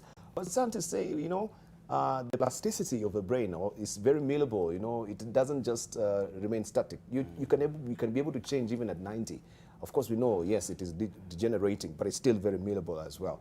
Maybe the optimal level have really gone down. But let's just go back to the power vision, and this is where I wanted Prof will come and tell us now the power vision. How does it feed now that we've given you that time? I wanted just to go back to, I read your book as well, and there was a moment where also you lost 5 million shillings. That was your savings, because I think there was a fraud through the land transaction that you were in. Again, maybe for the person who is feeling downtrodden, they've lost money through the gaming of a system as well. Maybe you can highlight something about it as well when you're talking about you know, ethical leadership and people also who are gaming the system, especially within the government, because you had a title deed. Yeah, thank you, Dibale and the viewers. Let me say that these are challenges of 1.7 registered entrepreneurs out there, and others, 5.3 million, that have been shy to register their business out there in Kenya. Yes. And, you know, they say that experience is a good teacher. I think it's a best teacher. Because some of us, when we are young and we want to start business, we are seeing Dr. Tim progressing and successful, we want to be like them immediately. And maybe that's why we have a lot of our people doing all this kind of betting. And for me, I had the same excitement. You know, I was inspired to start a business, and I'm a believer of savings. You know, I'm a believer of 10, 10, 20, 60. 10% I tithe. 10% I save. 20% I sort out my insurances. 60% I do other things. And that's something I teach people that I mentor. 10, 10, 20, 60 rule. And I've saved my money, ready to start business. Little did I know that academics and business or entrepreneurship, they are totally different animals. And I got what I call baptism by fire. So I met these guys, they were good people, and I trusted them. I sold a piece of land, and I paid. Little did I know that there are double titles, triple titles, and to cut the long story short, because I've enumerated it on my book, Solid Like an Eagle, I lost the money. And that was my savings for 10 years. So I had no other coin. And life became extremely difficult. I was kicked out of the office. My office was a Uhuru Park with my Bible, a notebook, and a pen. And that's how Dibale and our viewers, that's how Foundation was born, because I told God. You're one of those guys who are taking naps at Uhuru Park when you pass by. Very stressful naps. Okay. You know, and I respect naps. People who go to Uhuru Park. Yes, because they have visions. You can relate. And the Optimum vision was born from there. And the rest are now stories to encourage people out there who are failing. And I have met many entrepreneurs during my mentorship. I do business clinics. And you meet people who even cry because they have lost all the money. But maybe you have lost out there. George lost 5 million. It was 1 year of agony, of depression. But by God's mercies, after 1 year, we were able to start small and we kept building smaller.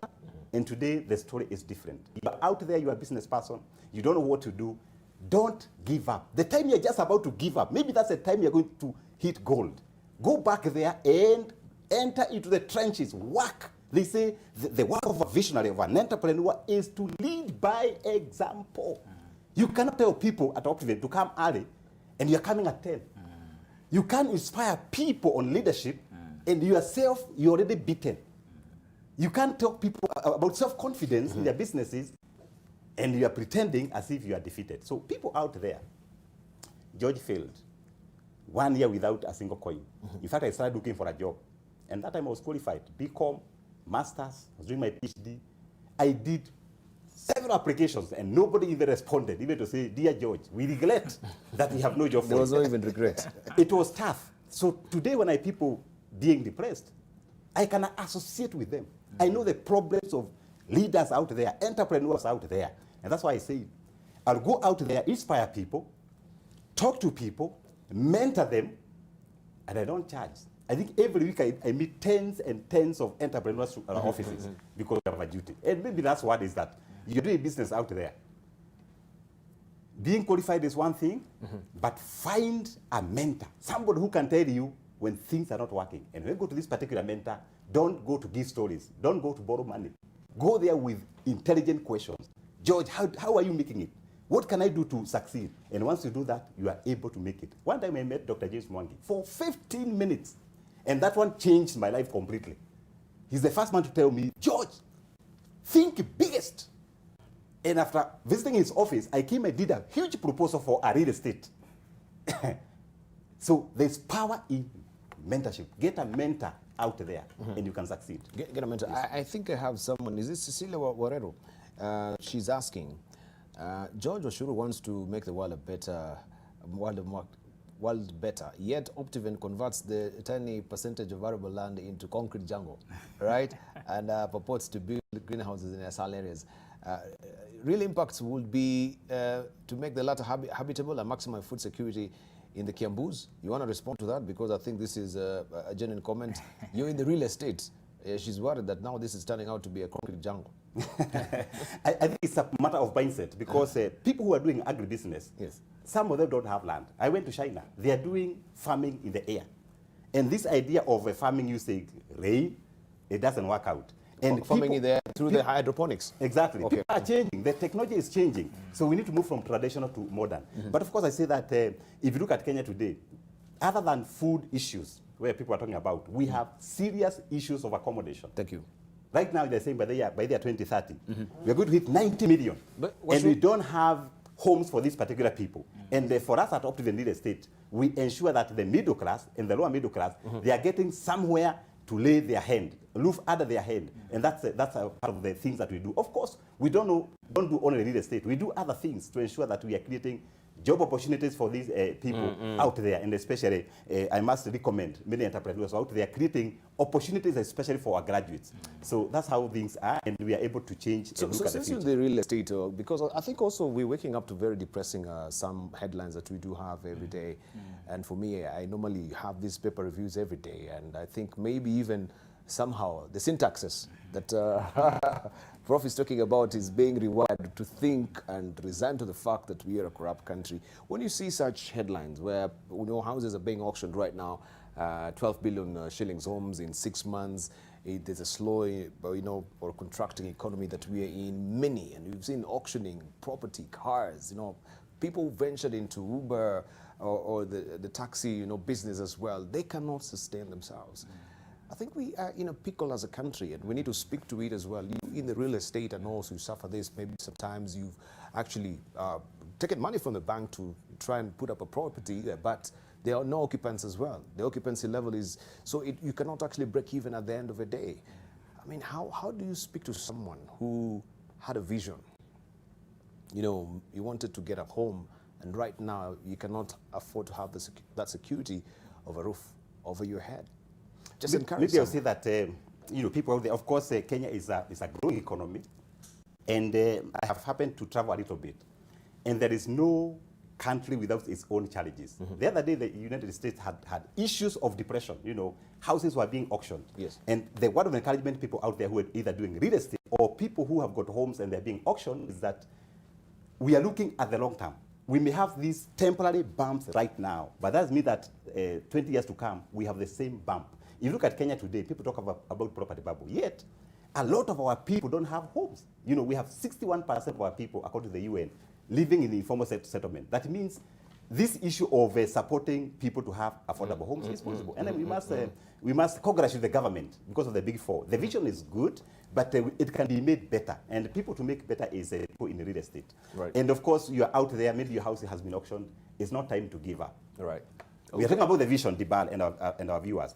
Vision is looking 100 years to come, 200 years to come, so we can still be able to move forward, regardless of the temporary bumps that we are facing right now as a nation. Thank you. I want just to move on to Dr. Tim, because you mentioned about this vision also developing your character, right? And of course, we know life is not an exact science, it's not linear, as we always say. It zigs, it zags, and of course it flips and flops. So sometimes you might be having a vision, but you're taking through the rigors of challenges and you want to give up. But it is through the crucible of, you know, affliction is where this character is actually formed. So that is just that part of the formation of the character. How does that, you know, shape us? And looking at our leaders, how does, you know, vision also shape your character at the end of the day? And before you answer that, I just want to remind our viewers, the numbers are up. I can see reactions on Twitter as well. Please call in. You can encourage someone who is feeling down in the dumps this morning because he had a vision and he thought he had also the wherewithal to move forward. But right now, things have diametrically changed for them. They've lost direction. They don't know what to do. What is your success? You can encourage someone. You can ask our panelists questions as well. So our numbers are up. Please make sure we get the conversation going, not only me and us with our panelists, but also you as well, who's watching this morning. Right, so character formation through the crucible of affliction, how does it shape you as a visionary leader? Thank you. Allow me to use some four thoughts, and I need to give credit to these, to the International Leadership Foundation, is actually part of the training that we do. And the first thing, like you mentioned, is character. Character is what prepares you to be the place. Again, I'll connect this with what I said earlier, that there is a vision giver. You know, and there's a story. I remember hearing this story when I was just about to finish university. I was a student of engineering, and you know, that's what I thought I'd do. Yes. But I began to realize that maybe my heart was changing and moving towards people and leadership development and things like that. And so I remember the story being told about a young person telling this old man, what is this thing about people getting a vision, having an idea of where they want to go and so on? I never get those. And the old man in his stately wisdom said, young man, are you at a listening distance? And that's what character does for you. It puts you at that listening distance. It puts you at a place where you can, you know, be trusted, you know, with a good vision. I would say that the vision giver, God, doesn't give vision just to anybody if he knows you're not going to be trustworthy. So character prepares you to be at that place where you can be trusted with significant visions for you, for the nation, for others, and so on. So character is important. But secondly, I think this ties a bit with what George said earlier. Some of those temporal setbacks are partly because we don't have very good preparation, and this is also part of what Prof is saying. We come up in a system that is very linear and also treats everybody the same way. The same way, You know, so I was a student of engineering. I did very well. I had a first class honor, so that would have naturally meant that maybe that's what I should have done. But I knew my heart was different. My calling was different. This is your sweet spot. Yes. Yeah, so well, now I know where I belong. You know, but I had to clarify that calling. It wasn't easy. Terrain again is again the grain of culture. People thought I've lost my way, you know, you are giving up good opportunities at the time, and so those are days that they'll come and recruit us from the university. But today, I would not exchange what I'm doing again, you know, at any moment, because I know I'm within my element, I'm within my calling. So I think it's important that the viewers realize that sometimes, yes, you can make mistakes. Sometimes you're still trying to find yourself, and especially when you're younger, that's okay, you know, because you can experiment a little bit and make mistakes here and there. But of course, over time, you need to find yourself. You know, get to know what is it that I was made for. Again, talked about your purpose. You know, so that you're within that element, you know, and that way then you have the energy. Even if it's difficult, you're going to find the energy to persevere and to push through the vision to the end. Thirdly, I would say, of course, get the needed competencies, whether within yourself or for those who are running, enterprises.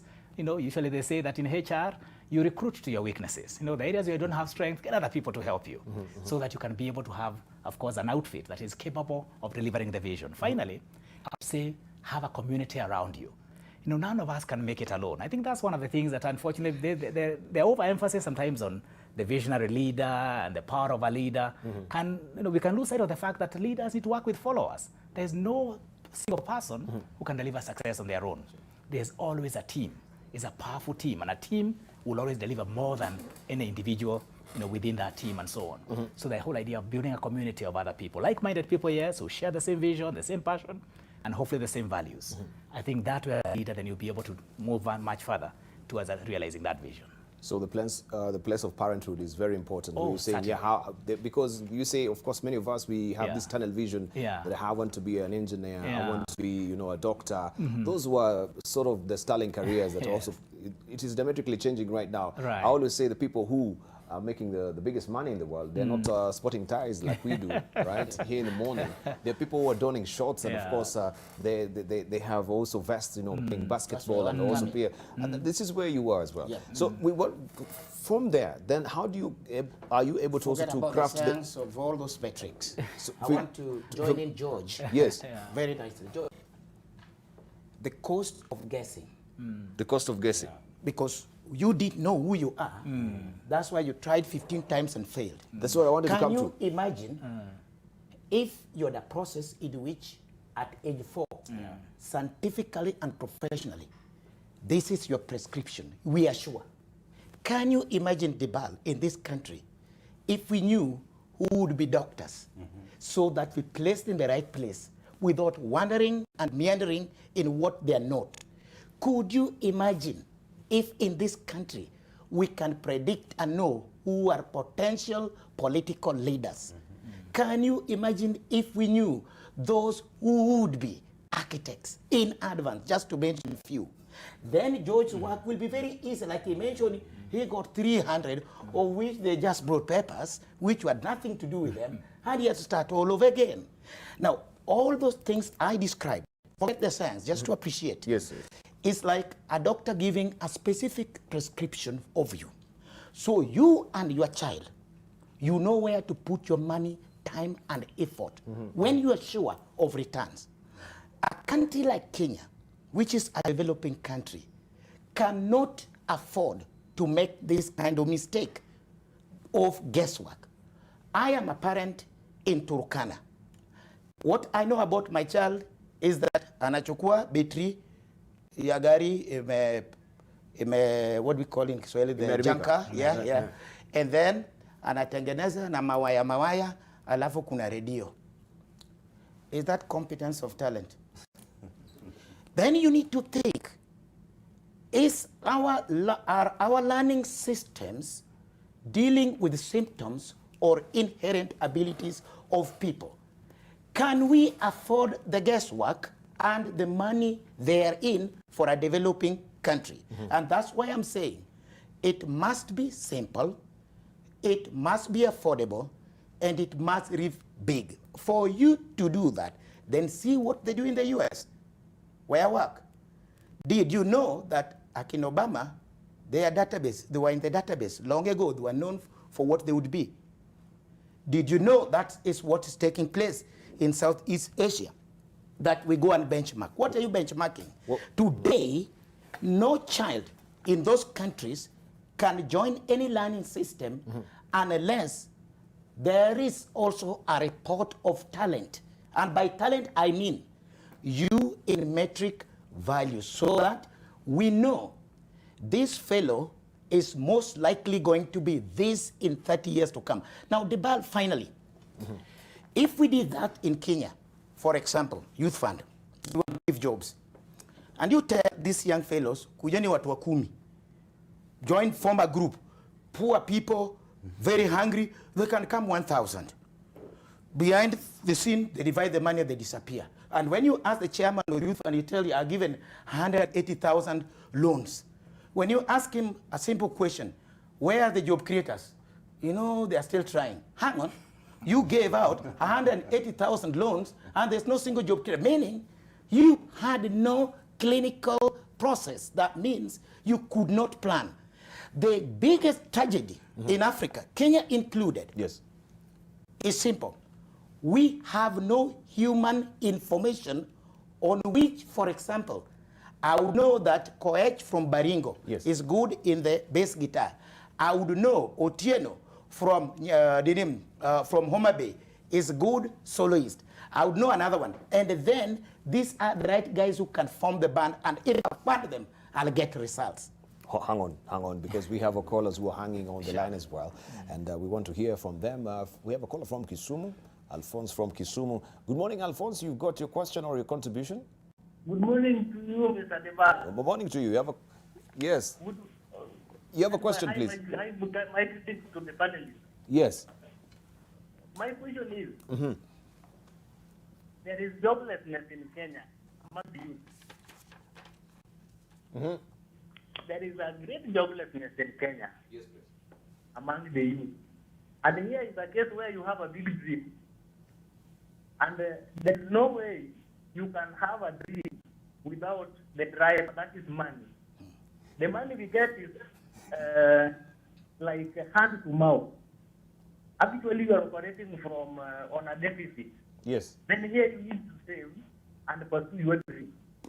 How can you save to pursue your dream while you yourself operating on a deficit?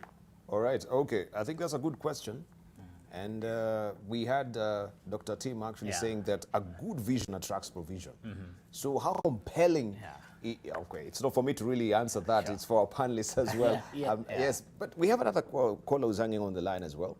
This is Wambogo from Limuru. Good morning, Wambogo. Good morning, Dibal. Morning to you. Yes, I am Kagwema from Limuru. Yes, please. Murengeti, and I want to congratulate you for that wonderful program. Thank you so much. I am actually listening to your program. Yeah, thank you. And I want to congratulate those people and say that it is good because people are getting to know themselves. And personally, the program is helping me because I'm a counselor in the community. Yes. And I'm about to start a community-based organization that is going to help people, especially old people, taking care of their needs and all that. Yes. So the discussion is very, very helpful to me, and even to those other people who feel they are down and they can come up. Thank you. Keep it up. I watch AM Live every Friday. I don't want to visit in the morning. Please, we are on since Monday. Also, Monday you can join us, not just Friday. From Monday to Friday. Thank you, though. I really appreciate it. Thank you so much, Dibal. God bless you. Wonderful weekend. Thank you so much, Wambogo. Yes, just team, I think... Sure. I'm happy to respond to Alphonse. Yeah, and then also we can be preparing our headline thoughts as well. That's good. Thank you. Alphonse, I agree that that's the current situation where we are at as a nation. Again, because of some of that mismatch between people, opportunity, talent, and all of that. I would say this, and this is advice I also often give to many young people who possibly sometimes will come up to me to ask for a job or a connection and so on. I would say this. Start with where you are at. Begin, and again, when you are younger and so on, you can experiment a bit. Yes. Within a walking distance where you're not even paying any fare, there's an institution around you where you can contribute something. Nobody should sleep, any day without having done something. And a job, I think, is different from work. A job is what you are paid for. I think we all need that. We all need money. But work means that you are expending your energies, you're using your gifts and so on to be of benefit to others. And every one of us can work, but not all of us can have jobs. I hope the viewer is getting that, because that's important. So that now the sense of depression we have in the country is not because people cannot work, it's because jobs are scarce. So begin by working. When you go to whether it's a factory, whether it's a school, whether it's a hospital. But he says you have that dream, but you don't have the wherewithal. That's what I'm saying. Right from where you are at, you're not paying the fare, because you don't have it at that point. When you get to that institution, don't ask necessarily for a job. They may not give you because of where the situation is at, the country and so on. But tell them, what I don't have is experience. And I would like you to give me experience for the next 30 days. When you get there, work like crazy. You get this piece of job, you finish, you ask for more. Before 2-3 days, they begin to realize you are made of a different cut, compared to all the other workers who are just doing the minimum, to get through the system. You are able to bring out your gifts, your abilities. I can assure you, many of the young people who have done that, within a month, they often create their own job. Because this institution does not lose good talent. Thank you. People who are working within the element. That's one way. Right. Yes, Prof. Now, let me, very briefly. Briefly, because we're winding up. Yeah, I know. Yes. Somewhere near Angara, there were nice guys who used to make very nice seats to the finest. An entrepreneur from India came and put up a supermarket for furniture. Yes.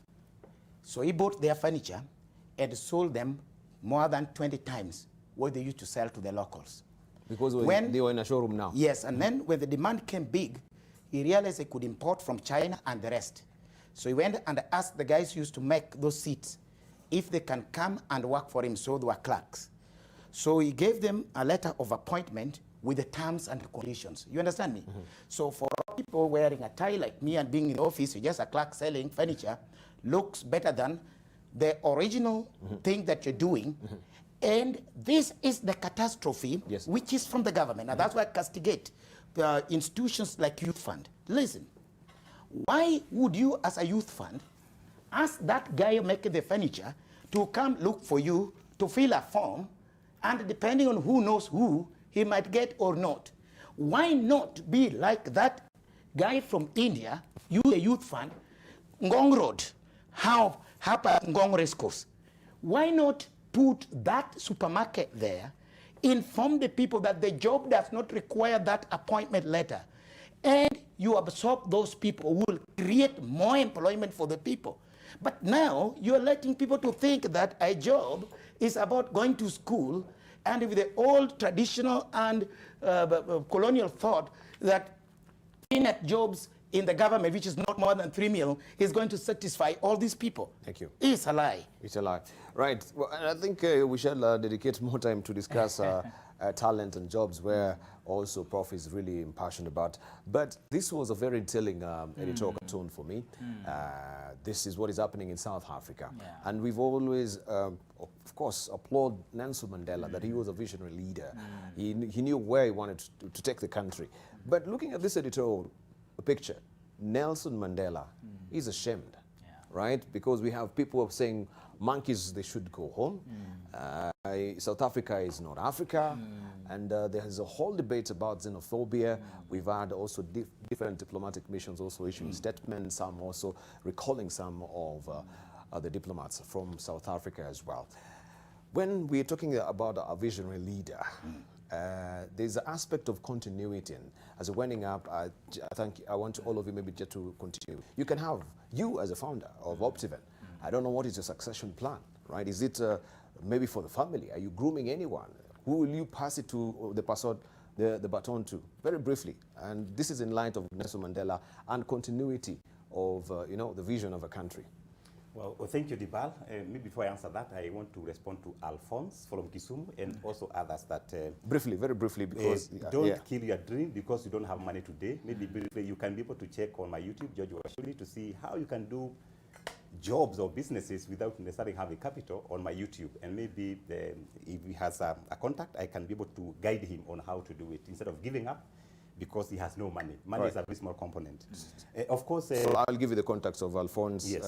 I think we have it, so it's good to connect Alphonse and you as well. We are talking about leadership, and I'm seeing that photo of Nelson Mandela. For sure, he is ashamed to see what is happening in South Africa. And for us in leadership, I believe that as a leader, you should be able to get people who are sharper than you, brighter than you, so that you're able to pass on the baton. And for Optiven, that's what we are doing. And Optiven is already Washiri.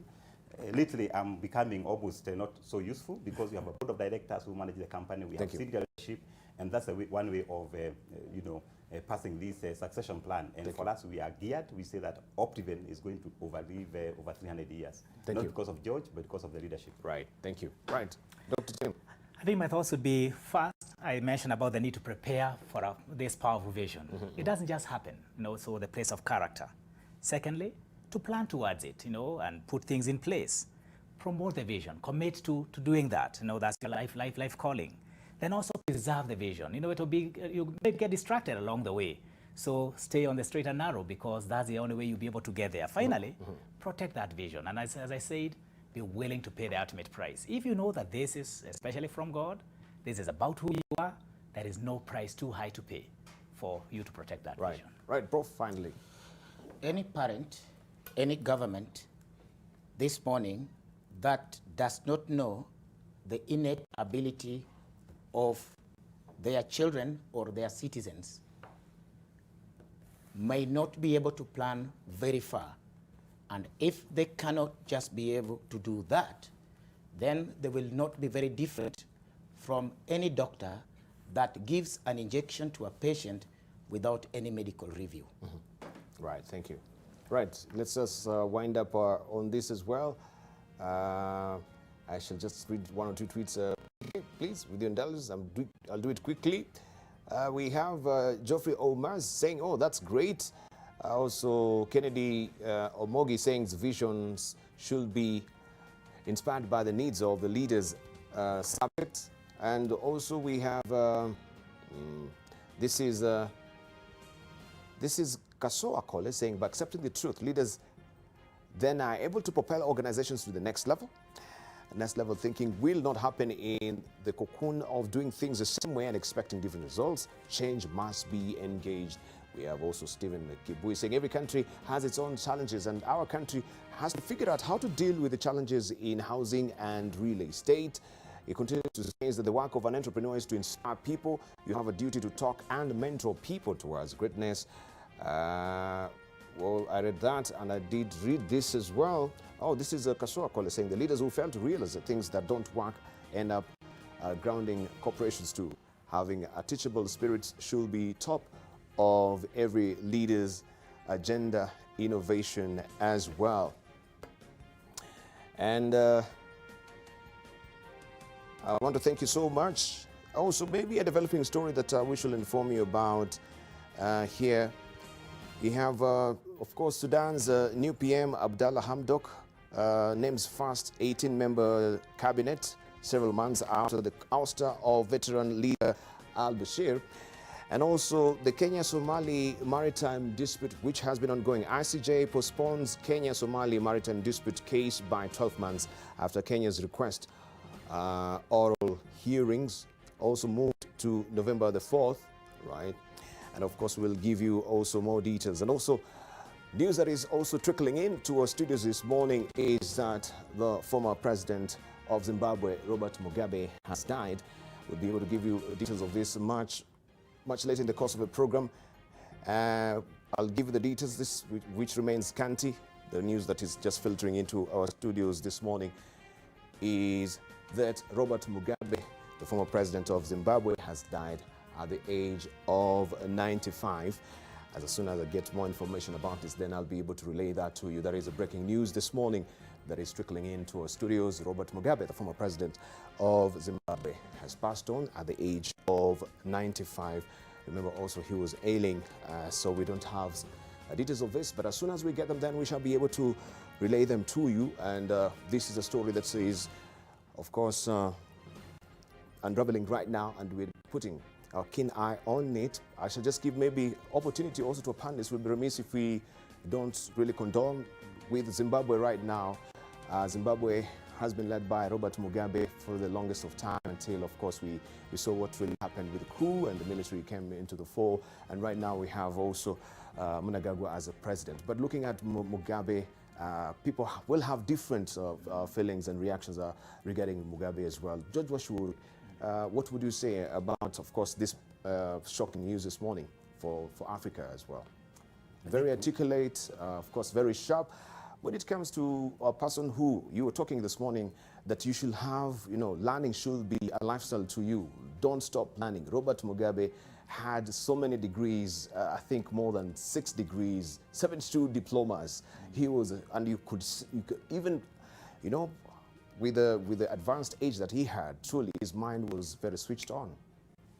I think my sympathy goes to the great people of Zimbabwe and request them that they keep peace. The president had made that country peaceful, though economically not too good, but peace is a key component. So keep the peace, and we, the people of Kenya, we are praying for you. Right, so let's hear from you, Dr. Tim. It's amazing that we're talking about vision and visionary leaders. Mugabe, of course, fought for Zimbabwe as well. So many things have happened in that country. Him trying to course-correct things that are put down by the colonialists, taking back the land, right, to the locals as well. That has been contentious. Of course, right now also they're using the dollar, the currency, really tanked, or it lost value at some point. Yeah, briefly. Thank you, Dibal. Zimbabwe is a second home for our family. We lived there for 7 years. Okay. So I do feel with the people of Zimbabwe, and just to say, Pamsoroi, Tineurombo, because of what has happened. It is not easy. I'm sure as a nation they'll be grieving. He led them through a good part of their history, and yes, towards the end, there may have been leadership mistakes. Those are things that we all can admit. We are all human and fallible. But I think, he set the country, in the initial years, it was, of course, a go-to place for every one of us in Africa. So I pray that his own family and the people of Zimbabwe will be condoled at this time, but also that out of this will be leadership lessons as well, on how maybe managing transition, succession, to making great nations in Africa. Right. All right. Let's hear from you, Prof, as well. Celebrate Dr. Robert Mugabe for the good and long years that is Zimbabwe, but don't concentrate on his weaknesses, build on them to make a more prosperous Zimbabwe. Right. I have a tweet here from BBC News Africa. It says that in the past few minutes it has been reported that Robert Mugabe, the former president of Zimbabwe, has died. He was 95 and had been ill for some time. And this also is from BBC, the breaking news. Mugabe, Zimbabwe's first post-independence leader, dies at the age of 95. Right. Our condolences to South Africa and our deepest sympathy, I mean not South Africa but Zimbabwe I should say, and our deepest sympathy this morning on the passing on of the former President Robert Mugabe.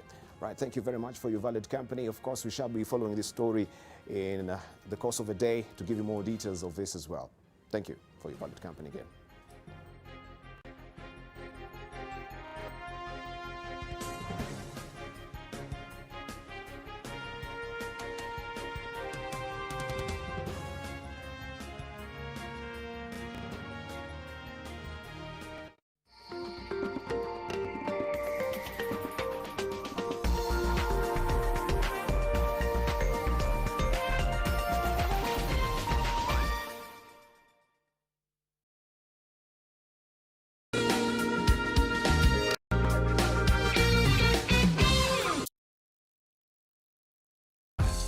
Now you can get your Uber ride with a phone call. Call 0800 722 000 to ride.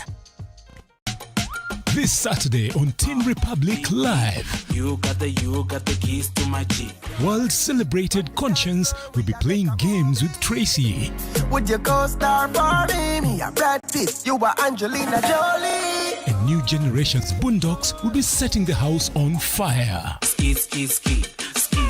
Accelerate. Maybe I should focus on getting a boyfriend. I sent your CV to my boyfriend's cousin's nephew's wife. Catch the latest on everything entertainment, gossip, and word on the street.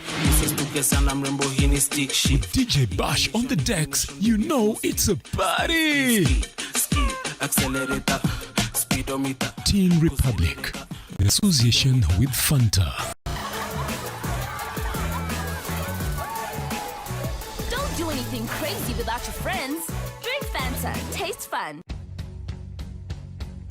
Here's your story, let's begin. The water's fine, come on, dive in. The future's here, it's right before your eyes. Step by step, you're on your way. Welcome to a brighter day. Don't you know it feels good to be alive? You could be larger than life, bigger than the world. Living out the hopes and dreams of every boy and every girl. You could fly higher than the sky, shine brighter than the stars. Have all you ever wanted. Shoot the moon and reach for Mars. You know you're good. Larger, larger than, bigger, bigger than, living hopes and dreams. Every boy and girl. Higher, higher than, brighter, brighter than, all you wanted. You know, hey, you could be larger than life, bigger than the world. Living out the hopes and dreams of every boy and every girl. You could fly higher than the sky, shine brighter than the stars. You could have all you ever wanted. Shoot the moon and reach for Mars. You know you could.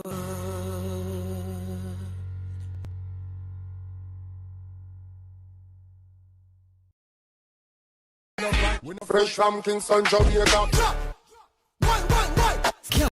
Come make me wine in your hole. Let me spend a little time in your hole. This week on The Trend, the king of dancehall, Conscience, How me girl them turn up and a look some? Yeah. will be here fresh from Kingston, Jamaica. Goodman, Alfajiri, this and many more, only on The Trend. Living with S in association with Minute Maid.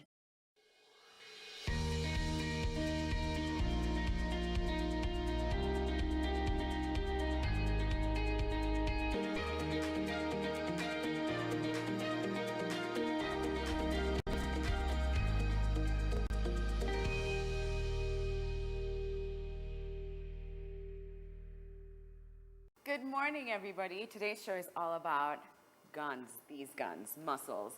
We are at Oasis Gym at Eden Valley Service Apartments, and I've got a woman whose story is going to inspire you, motivate you, and hopefully get you to the gym sooner rather than later. Her name is Evelyn Okinyi-Owala, and she is the winner of the Arnold Classic Africa and, more recently, the Women Bodybuilding 2019 Africa Championship.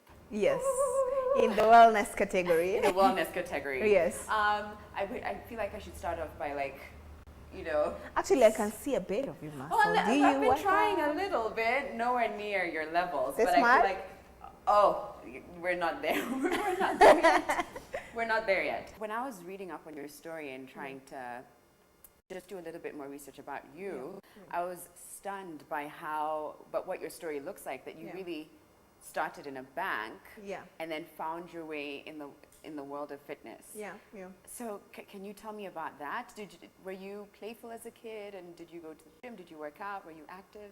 Well, growing up, I was a bit of a tomboy, and then I think that energy just got covered up when you get to teenager. You're told all the time, you're a girl. You're a girl. You have to do this. You're a girl, and you try to be gentle with yourself until you learn properly how to be a girl. Yeah. But then when you later come out, grow up in life, and you've put in a little bit of size in your teenage, and everybody's always referring to you like the big Evelyn, you know. Wait, you were the big Evelyn? I was the big Evelyn. When you say big? Big, as a teenager, I don't know what size I would refer to, but I was chubby, I was round, literally. And everybody would refer to me as the big Evelyn. And I don't know, somewhere it hit me in a way. And when you're buying clothes, even as a teenager, you want to put on this baggy stuff and just cover everything up. So again, your teenage friends start making fun of you. You're putting on oversized clothes. And at a stage where already insecurities are so flared up. Exactly. So I can only imagine. Yeah, and when I grew up later, I was able to shed some of that just through running and stuff. But when I got married, my husband was already working out. He used to train, weight train. Okay. Wait, I want to go back a couple steps. Yeah. So what got you jogging? Were you active at all, or what got you started in? I mean, I just wanted to cut some of that weight. Okay, so it was just about weight loss. Like many Kenyan women, you know, we resort to cardio. So, so you I did it diligently, and I cut some of the weight, but then at some point it plateaued, and I was just there. Then do you know the numbers by any chance? Like how much? No, I was just working with my size, my clothes sizes, and I was reducing, and I liked the way I was looking on the mirror. Okay, good. Yeah. So then you meet your husband. Until the day my dad asked me, "Are you sick?" Oh. You know when you do too much cardio, then you start looking. Let me tell you, Hazel, my mother asked me a few times, "Is everything okay?" When you start losing, people think here that the bigger you are, then the happier you are. It's just an African thing, because I think, but right now the trends are changing, because it was more with our parents. Like if you're bigger, you are probably feeling better, happier, and you are healthier, richer, everything good that they attach to it. But it's not the same nowadays anymore. Yeah. And so at that point, he was working out, and I decided, okay, let me just also do my normal jogging again, and my stomach crunches. Yes. Okay, yeah. So he used to go to the gym. Yeah. I'd, prepare for him his meals and everything. But one day he told me like, okay, you can take me to the gym. You run on the treadmill. Yeah. As I do my workout and finish. But you see, somebody who is working out, who is weight training, is about to work out for 2 hours.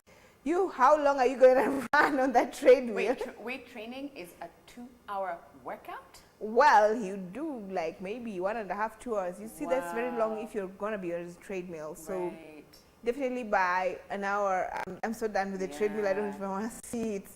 And he's like, you could try this little weight here. I'm like, I'm not touching weight. I don't want to look like a man. The normal phrase that all ladies use. So I'm so familiar with those phrases. Right. But with time, he showed me, a sample. He asks you, what do you want to look like? Yeah. You struggle so hard. What do you want to look like? And then, you're pulling photos from magazines, Instagram. He goes and shows you workout videos of those ladies. You're like, oh, there's so much to this body than just what you see. Yeah. And that's, with time you learn that muscle does not make you really look like a man. It just makes you have muscle gracefully as a lady though. Yeah. I love that. And Yeah. you're right, because there are certain phrases that can trigger women especially. And I think society bombards us with so many different versions of or words that we're supposed to align ourselves with. I remember personally in uni, I remember going to work out and for a couple of weeks, and then I came back one time and my housemate says, oh gosh, you better stop doing whatever you're doing because your arms are starting to look like a man's. And from then on, like a week later, I think I'd quit the gym. Exactly. A man? I don't want to. Yeah, and you know, sometimes it can really get to someone. The good thing is that by the time I was going to the gym, I was so focused on what I wanted, and I knew what I wanted. So when I walked right into the gym, the first thing, I went to a trainer because I needed somebody to push me, and asked the trainer, please, would you be able to show me a few workouts? And the trainer was like, yes, I would be, but what's your goal? I'm like, my goal is to have a six-pack. Then she laughed. Actually, she did laugh. And said, oh, like, haha. Yes. Then she was like, I've been training here for years and I've never seen even a two-pack on me. I'm like, okay, you definitely are the wrong trainer. I moved on. I was like, let me do whatever I need to do. So she felt the trainer was female. The trainer was female. And she felt that that was impossible for a woman to for a achieve. woman to get six-pack under normal natural circumstance.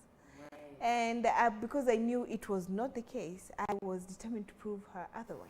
Right. Yes. So did you keep going back to that same gym, or did you find another? I didn't go. I went to the same gym, just didn't go to the same trainer. Okay. So meanwhile, where was your career at? Were you at the bank at this point? At this point, I was at the bank. I mean, I worked in the bank for 10 years. It was an enjoyable experience that I needed to have today for me to be able to do everything I do today. And to be able to think in the direction in which I think today. Can you give examples of that?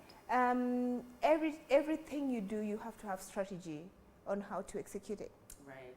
And also, I have learned not to, you know, you can engage yourself in pity party and small things that don't add value to the grand scheme of things.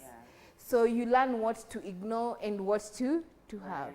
You learn how to communicate and how to listen, how to, you know, just be there, and even to guide you financially, because I did it for 10 years, so it comes naturally for me.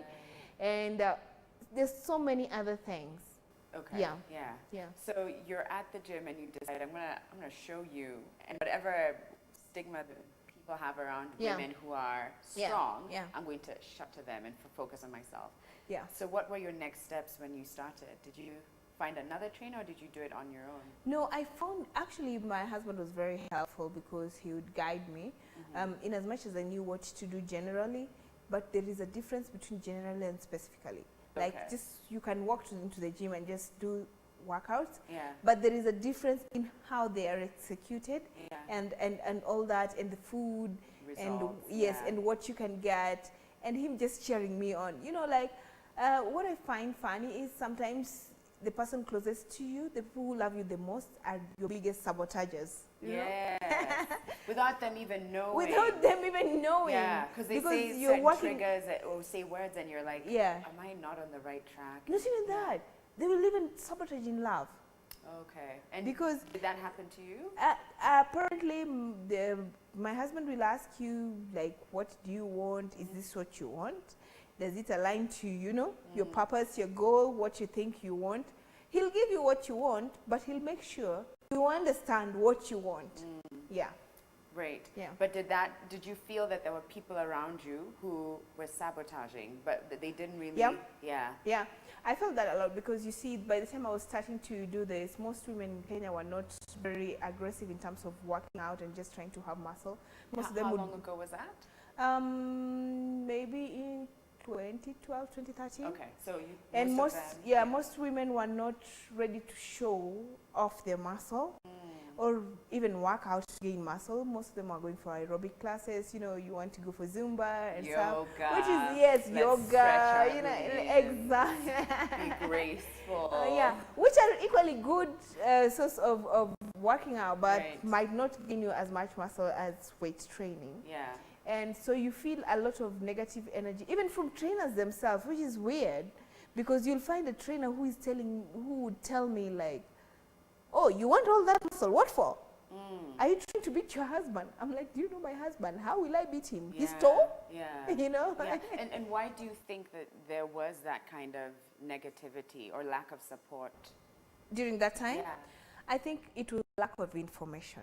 It was lack of information and lack of understanding, because when I went, like, there are times that USA Kenya would go around the country and just try to sensitize people about working out, nutrition and stuff.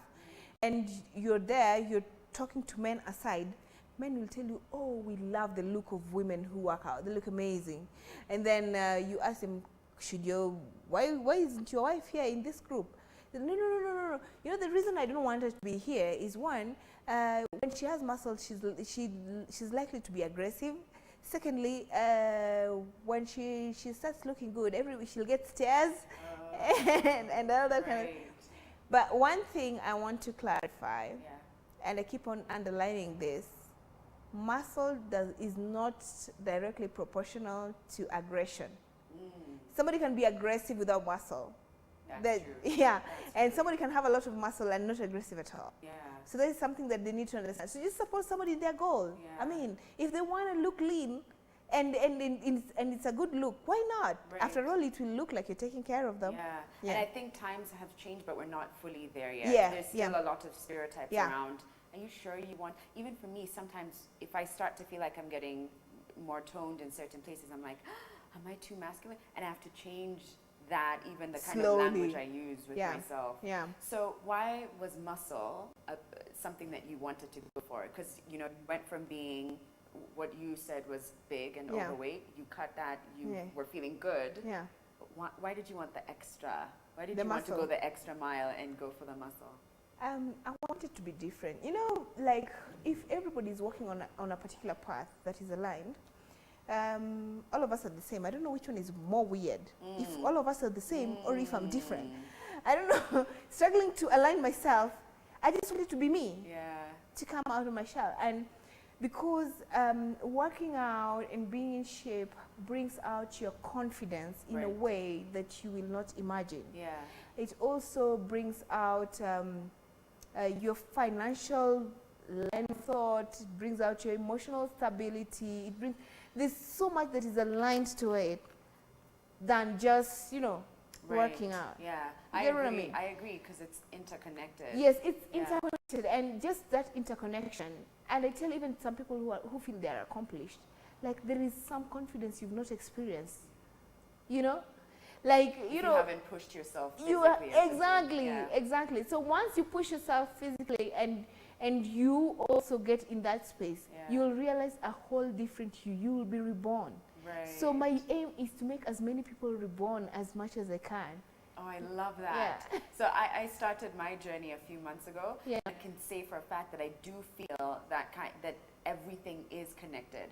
How I sleep, where I am emotionally, mentally, clarity, what I'm even feeling about. Like, if I guess what I'm saying essentially is that I wholly agree with what you're saying. It's all interconnected. And even like in terms of spouses, like, you even decide, you choose your battles because you're too tired anyway.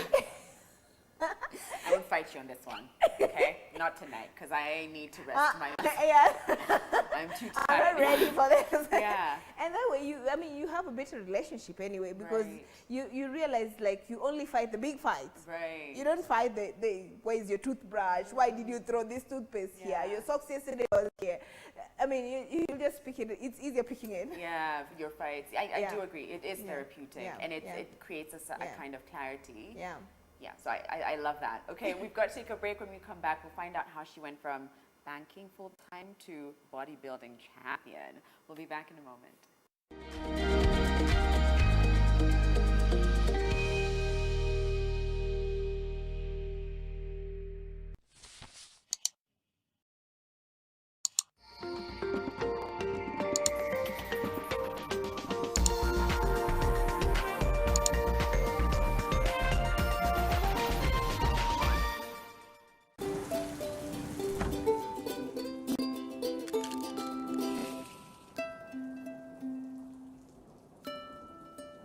breakfast is not complete without the new Minute Maid NutriDefense's Nectar Plus.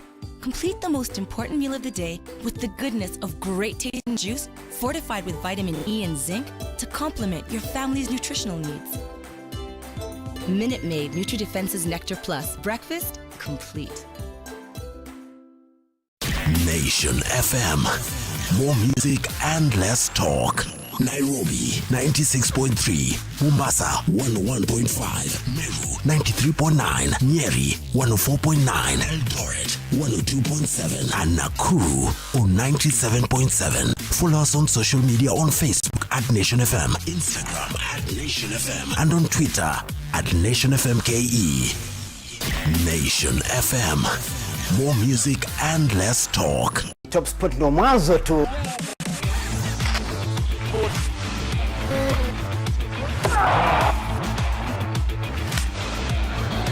So much football.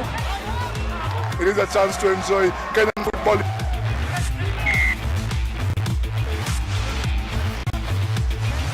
It's crunch time for the Kenya Sevens rugby team.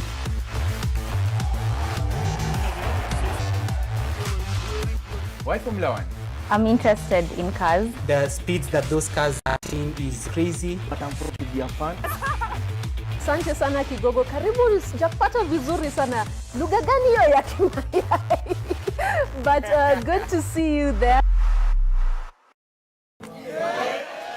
Mheshimiwa anayepita mbele yako ni Senator wa Meru County. Honorable Mithika Linturi, and as you can see, he no longer has anything to hide. So saa 9 usiku tunachukua visu, kila mtu anaingiza kisu hapa. Asubuhi unajua kisu ni baridi buda. Kwanza I think our experience as chicks in campus is really different. Quite different as compared to the guys. So I repeated in the same school, the same circumstances, I got 369. On campus, yes, learning had started, so there's something to do. When you're busy, you don't find yourself in these circumstances you shouldn't be in. The Federation of Kenya Employers, FKE, invites you to the 3rd Employer of the Year Awards, Air and Gala Dinner at the Radisson Blu, Upper Hill, Nairobi on Friday, 20th September 2019 from 6 p.m. Yeah, how you doing? Conscience I represent to the fullest.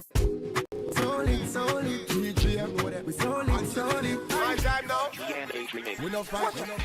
Fresh from Kingston, Jamaica. I got a surprise for you.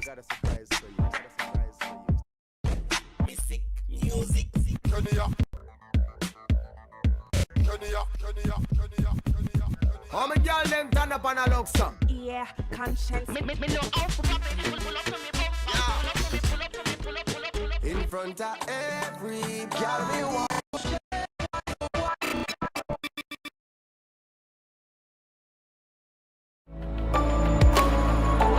You're a Luo. I'm a Luo. Fantastic. I've chosen my tribe, yes.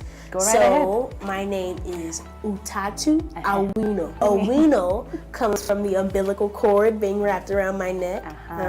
And Utatu is Trinity in Swahili. Can you all just clap for her even at home? She's amazing. You need to listen to her parents. They truly understand what's good for their daughter. What do you love about Kenya? The people and the culture. What about the culture? You guys actually pronounce water with a T? Yeah, we do. In America, say it as you we do. say water. Welcome to Turkana University College. Turkana University is a center of research, innovation, and technological development. Apply now for our January, May, and September intakes. Turkana University, the cradle of knowledge. You are watching Living with S in association with Minute Maid.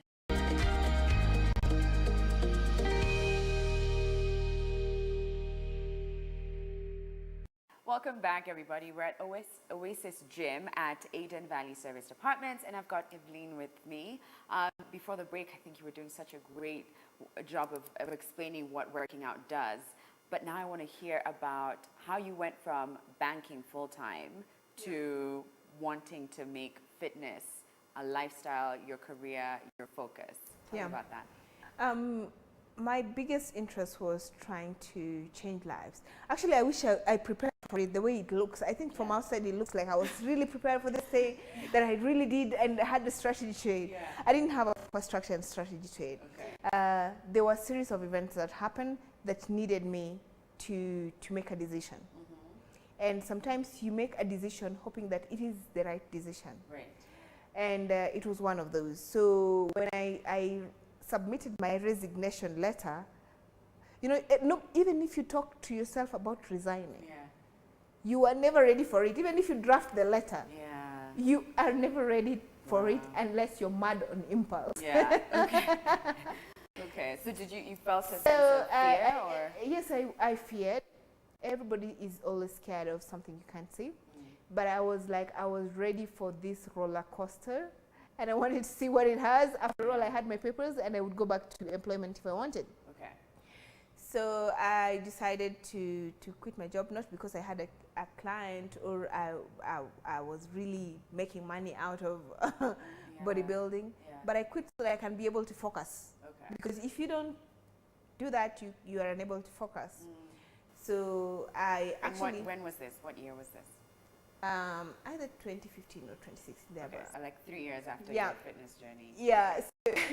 So I decided, like, let me just quit and start a fitness business, but I was interested in starting merchandise. I wanted to sell the merchandise first. Okay. But which my is, first... You're wearing part of your merchandise, aren't you? Yeah, your pants. But what happened, the first time I tried to order merchandise, I lost money. The money I got through pension. So I needed to focus on getting something that would work for me that didn't need capital. Okay.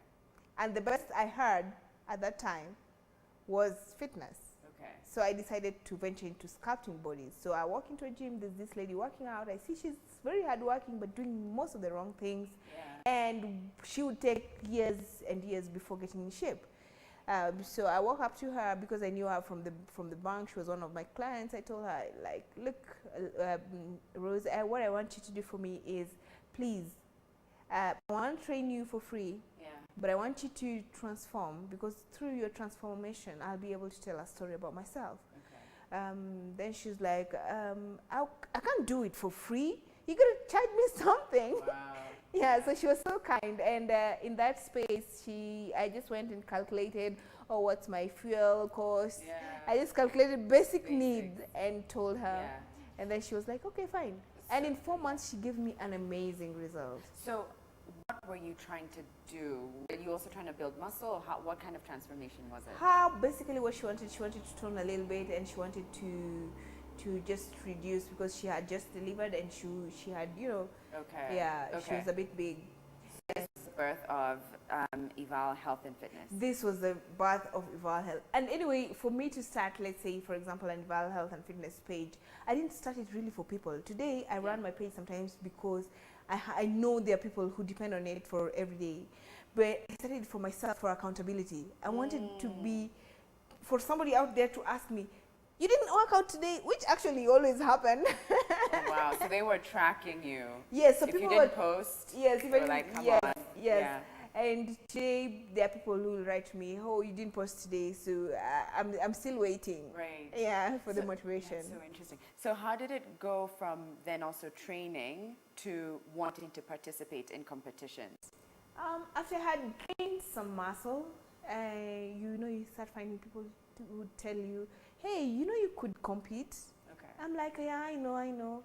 And then you go think about it, discuss it with my husband, and we get to agree we're going to do a championship, a competition locally. Yeah, we agreed we are going to do a competition, not that we are going to be the ones to put it up. The Kenya Bodybuilding Federation was putting up a competition, and he was like, okay, you can do it.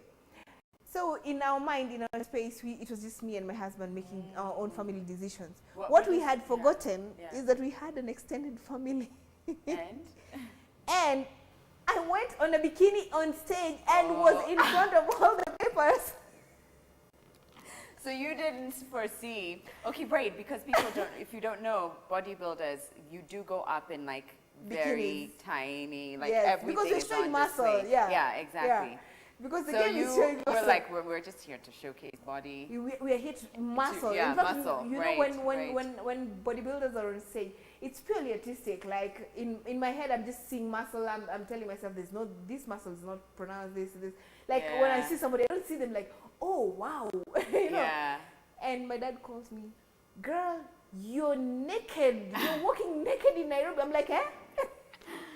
So even you had no idea, like you didn't correlate to you were just like, it's a competition. First of all, it didn't hit me that there would be newspapers. Right. So now your dad's calling. So I had to prepare myself ready for it. Yeah. And I had to explain to my dad. It took me 6 months to explain to my dad why I was in bikini. Yeah. And walking naked in Nairobi. Right. So actually, if you were to explain it to someone who doesn't understand why you have to be in a bikini, why can't you showcase muscle in a workout outfit like what you like a sports bra? First thing, would you go swimming in a workout gear? If you're competing in swimming, for example, would you go the way I'm dressed up? No, you've got a swimsuit. Exactly. Yeah. Yes. Why? You wear a swimsuit to go swimming. That's like so everything has its own workout. That is the easiest. But I guess definition. my question here would but be, also there is so much detail that you wouldn't see through this on my muscle. If you are judging like a group of people, of 40 people, or 30 people standing in this gear, you wouldn't notice the tiny muscles. Right. You get what I mean? Yeah. And then again, this is just how the sport presents itself. Like runners, they normally put on tiny shorts. Yeah. Then we have the for swimmers. Bodybuilders in the gym, you're not in a bikini. Yeah, right? in the gym I'm not in a bikini. I can imagine and I don't walk that around gym in a would be bikini. packed. If you were like in a gym, like trying to lift that weight, it'd be like, what is she doing? So when you're participating in the competition, all you're trying to do is showcase all the muscle across your body. Exactly. So the less you wear, the better, because then you have. Actually, there's a standard. Okay. It's not about just wearing less. Yeah. There is a standard for every category, what you need to wear. Okay. You get less or more, you are disqualified for it. Oh. Yeah. There is a standard. Interesting. It's not like I can decide like now to put on, a tankini and like let me not show this. Yeah. No, there is a standard. So there's no room for modesty on that stage. Well, that is our modesty. Yeah, okay. So you participate in the first one. Yeah. How did you do? And did you feel compelled to continue with the competition? I did well. Okay. And what happened is you feel like, bodybuilding, I feel like it's, I say it's a calling. Okay. Because it takes a lot of pain and energy and stress and discipline to be able to achieve that body you see. And pain. Sometimes you bleed, throw up while working out, and you're still just going on. Have you done all of that? Yeah. Wow. And you're still, sometimes you're crying and you're training. Yeah. It's part of the game. And at the end of the day, you see, nobody pushes you to go for it. Right. But you feel compelled. You feel excited about it. Yeah. That it is your calling. Yeah. So what do your workouts look like right before you go out for a competition? And also your diet. Do you have to shift anything maybe a few weeks before you participate? Yeah, I normally diet for like 12 weeks. So 3 months before? 3 months before, because the body does not just drop that way like that. Okay. But also, just off season, you try to keep as lean as you possibly can, which is sometimes a bit difficult because that's the time you have the small window to eat, bite here, bite there, and sometimes when it comes to workout, the workout is intense because for sure sometimes I have to put in a lot of cardio and also workout, so you might end up having around 4 hours of working out a day. 3 to 4 hours of working out in a day. How many days in a week? 5, maybe 6. 5, 6? Yeah. 3 to 4 hours. So you do include like cardio and mobility work in your training? Yeah. Or? Okay. Yeah. And then of course the weights and. And then the weights, yeah. So okay, so let's go back to food. Yeah. Because I know that's a big part of what it is that you do. Yeah. Can you break down what your diet then looks like for during those 12 weeks? What do you cut out and what do you increase? Basically, I cut out a lot of junk food. Okay. I prefer generally white meat because the body readily processes it. And like during your prep season, this is the time you just want to feel your gut is clear. Like whatever you're taking in, the ones that are being absorbed, and the ones that need to come out, it comes out. Because you don't want to feel bloated in any way. Okay. Yeah. Because that takes away from, it takes away from like the competition. You can't be there bloated and you're like, there's a muscle in there somewhere. I'm just bloated right now. Nobody will understand. And you know, women are so complicated. You know, apart from that bloating from food, you can even bloat from periods. Yes, exactly. You know, you hold up to 4 kgs of water. Yeah. So during that period. Okay, so you cut out junk. Can you, like, I'm hoping that I want us to be as specific as possible. Like, do you eat certain times in a day, certain meals? I eat around 6 times in a day. Okay. 6 meals in a day, but they're small portions. Okay. And what would be on your plate, for instance, at lunchtime? Probably chicken, vegetable, rice. It's not that you're completely denying yourself of like foods, you're just very specific about the kinds of foods that you eat. Because if you deny yourself food, you can't build muscle by denying yourself food. Right. You will not be able to grow muscle. And after a workout, are you allowed extra carbs or extra something? Or extra will come with extra baggage, girl. So you have to be so disciplined. Yeah. And how many competitions do you have in a year? It varies from time to time. This season, I'm more likely to have 4. So let me do the math. If you've got 4 competitions in a year, and for 12 weeks, you're being very... Isn't that the whole year that you're eating Actually, super clean? Exactly, because I started like in January, because I was a bit big from December. Okay. So I started a little bit earlier. So in January, and I've been on prep throughout. We're in August, we're into September. Yeah. And you've got another one coming up in September. Is it September? The weekend of, from Friday of the 22nd September, thereabout. Yeah. Where is that? Spain. Ooh, girl. Win. Bring it home. I am here fighting. Fighting for us. Yeah, no, and I wish you all the best. Thank you. Does it take a toll on your joints if you are, I guess, like lifting that many weights? I mean, that kind of heavy weights as often as you are.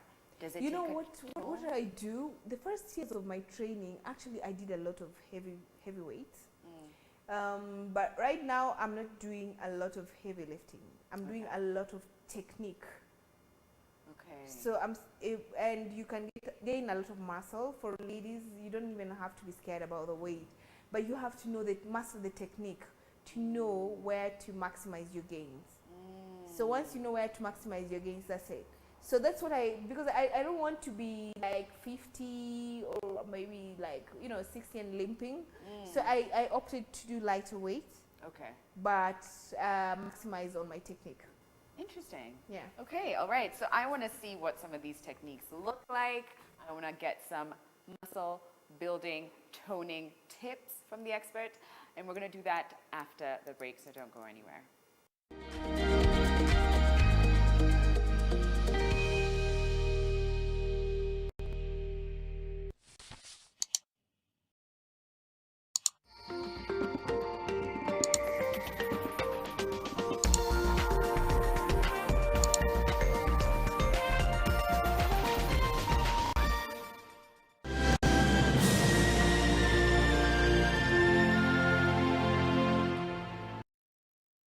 Who wants to answer? Mary? Mary has a toothache. Oh, I see. And who knows why? Because the tooth is too big. No, it might be a hole in her tooth called a cavity. That's why I brush twice a day using Colgate. Imagine this is your tooth and these are food acids that cause cavities. Colgate with calcium and fluoride helps prevent cavities for maximum cavity protection. And now available in a 12-gram sachet for fresh breath. Only 15 shillings.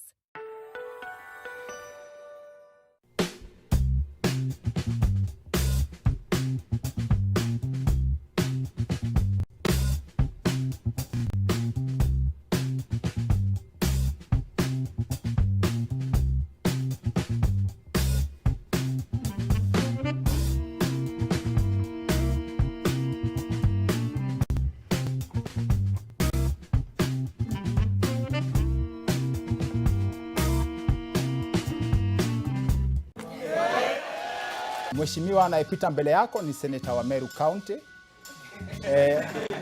Honorable Mithika Linturi, and as you can see, he no longer has anything to hide. So saa 9 usiku tunachukua visu, kila mtu anaingiza kisu hapa.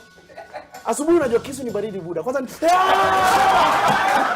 I think our experience as chicks in campus is usually different, quite very different different as compared to the guys. So I repeat, in the same school, the same circumstances, I got 369. On campus, yes, Elani had started, so there's something to do. When you're busy, you don't find yourself in these circumstances you shouldn't be in. The Federation of Kenya Employers, FKE, invites you to the 3rd Employer of the Year Awards, Air and Gala Dinner at the Radisson Blu, Upper Hill, Nairobi on Friday, 20th September 2019 from 6 p.m. This week on the She Word. There are countries on this continent where women are actually stripped naked, assaulted. Dressed on the floor of the house. They will try any means to get rid of you, especially below the belt. Women are still looked at as being subordinate. We discuss women representation in politics. Affirmative action is for a particular period to redress the inequality. Electing more women is what we need to really concentrate on. I really salute women who go through elective positions. It can get really dirty. Yeah. The She Word. That was awesome. On the BBC. Welcome to Turkana University College. Turkana University is a center of research, innovation, and technological development. Apply now for our January, May, and September intakes. Turkana University, the cradle of knowledge. You are watching Living with S in association with Minute Maid.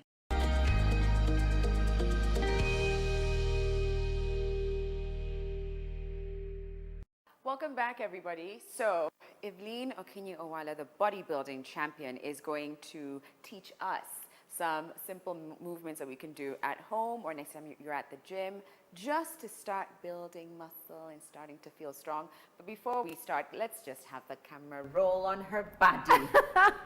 Look at this. And before, I'm going to be very honest. Before I was like, why is she in the sports bra? I should be in my sports bra too. I can take mine off. She took hers off. I was like, great.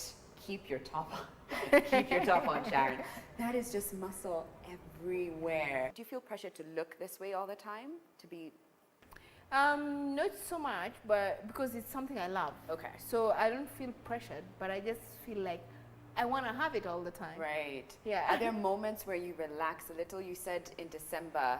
Yeah. Well, when I'm off season, when I'm not competing, sometimes I can have a bite here and there. Okay. And then you add an extra pound or two, and then you have to cut it down again. Really? Yeah. So do you have a weight that you like to oscillate between? Like if you're too much, or do you just I prefer look looks. at your, I prefer okay. looks as opposed to weight, because Right. weight sometimes you can. I mean, I can be, for example, 70, and somebody who is accumulating a bit of fat at 70 is different. Yeah. So that Okay. again would just get you corrupted and stressed about nothing. Okay, I get it, and that's true. Actually, I should have known. Wilson has said that my trainer has said many times. It's not really about the kilos. So you look in the mirror, and that's you just like what you see. And you then know. from that again, you also gain the confidence of Okay. being in the skin you are in, just by looking at yourself. Okay. Yeah. Well then, I want some of that confidence. So show me, what are we doing today? Today we're going to do some compound movements, and the reason as to why I chose compound movements today is because if you want to lose general body fat, the best thing to do is do compound movements, because they'll work out most of your muscle. Okay, compound movements are about working out as many muscles as possible. As possible Okay, at the got same it. time. Okay. But with the same movement without making it very complex. Okay, Yeah. got it. So we'll start with the squat and press.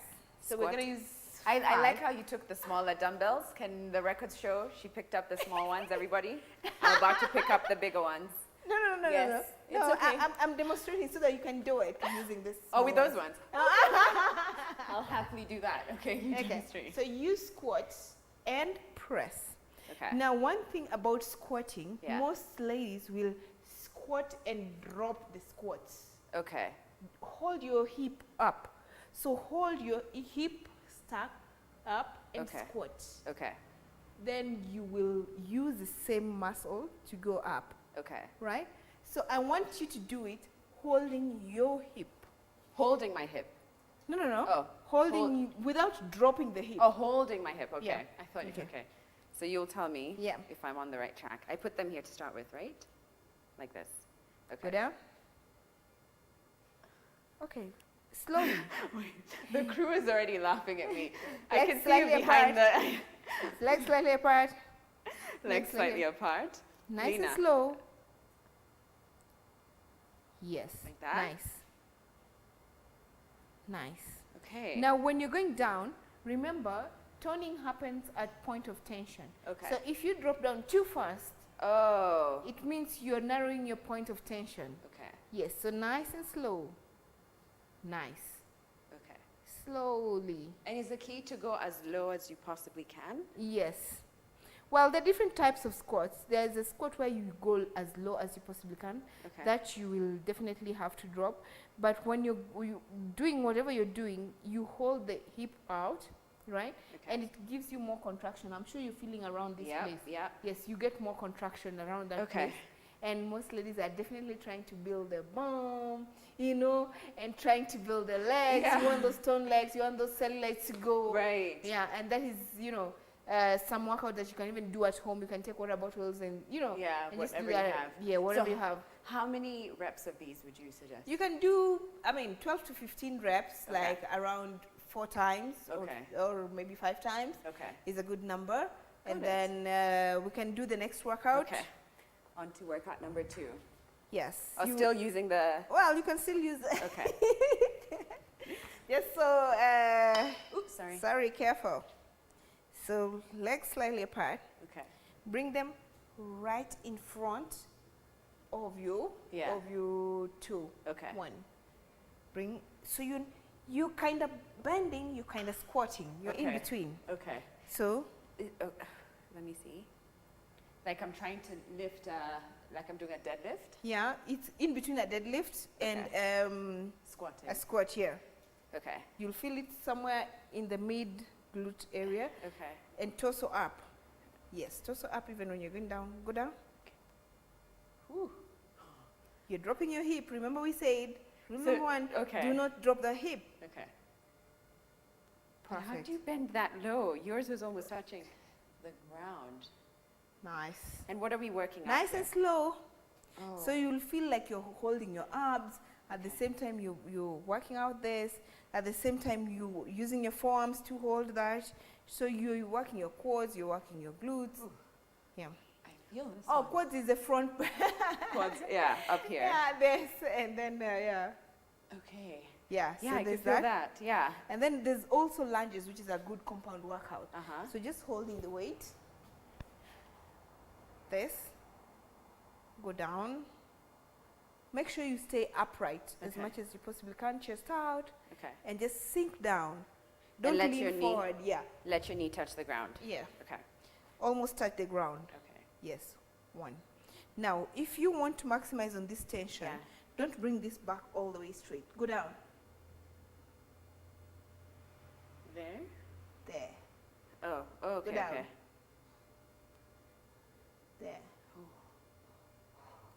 There. I feel it. Whoa. And it's so simple. There. But. And you can even use water bottles and all that at home. Oh, yeah. I imagine even if you didn't have water bottles. Yeah. This. I mean, I can really feel it. So why not stretch your leg full? I mean, why You not know, do the you'll full stretch? realize when you bring it to full stretch, you'll break the tension. Because you're getting yourself to point of comfort and point of rest. That's what's happening. Okay. Yeah. Yeah. And the idea is to build on tension because what you're Yes. also doing is building muscle. Is that Yes. it? Okay. So you maximize on your point of tension. Okay, so let me try this Please leg. do the other side so that you don't end up with one big leg. Oh my gosh, has that ever happened? Have you started to notice that when you didn't do something right that Sometimes the it results? feels that way, yeah. Okay. Like that? Yeah. So just there. Nice. Okay. Nice. Whew. Okay. So, tell me as we even move in, I'm trying to like pause between the workouts so I can catch my breath. You're trying to manage the... Yeah. But also, I'm just curious to know about your role as a coach. Is that something that you also found that you started to love? Because I know you said you did it because You see, initially I had studied all this, physical education and all that kind of stuff. I never used the information anywhere, apart from trying to prepare my husband good meals. So where did you study? So I just decided, like, okay, let me now do this. Yeah. Yeah.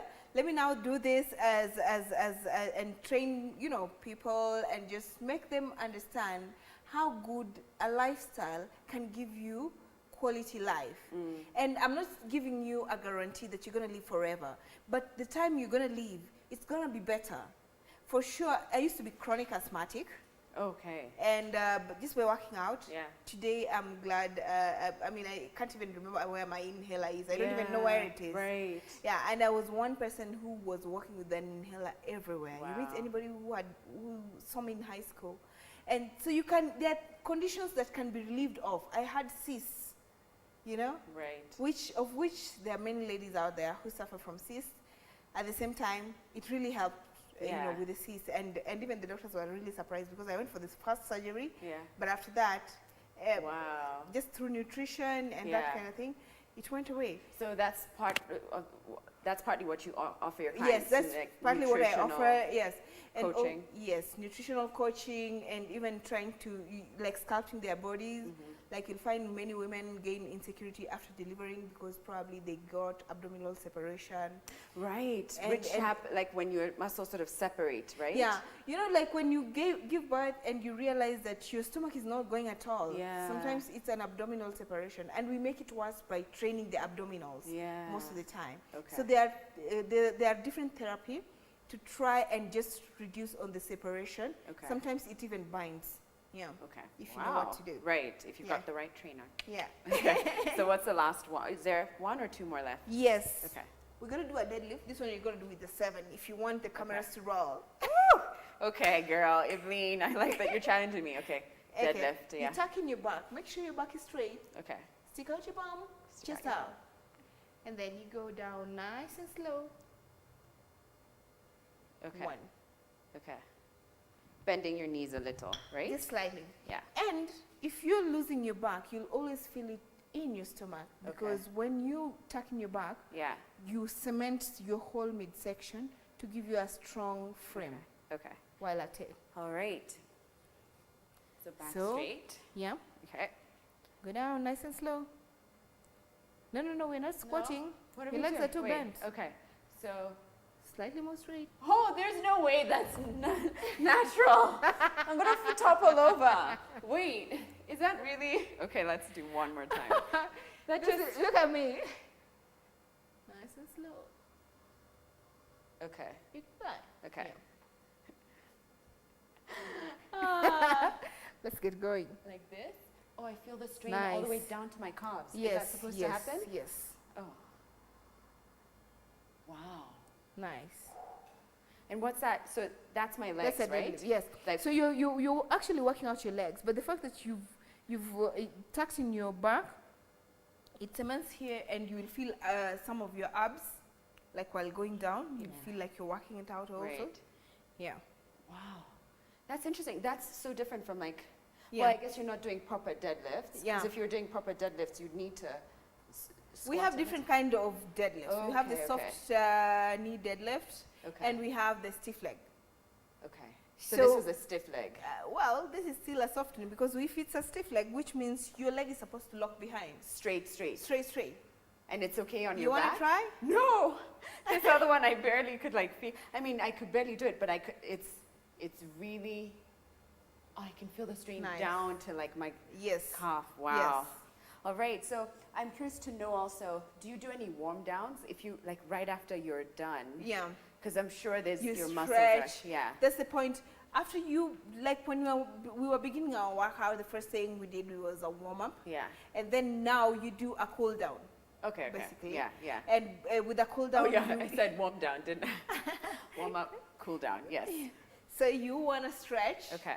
And make sure the muscles we've worked out, So just sink down slowly. Oof. Then change to the other side. Okay. And is that important? Is that even for you an important part of your it's training? It's very important, because what you want to do is to increase your flexibility as much as you possibly can, so that next time you do those movements, they're a bit easier on you, and also just on your muscle, like the DOMs, the after muscle pain, so that they're easier on you. Yeah, it's good to stretch.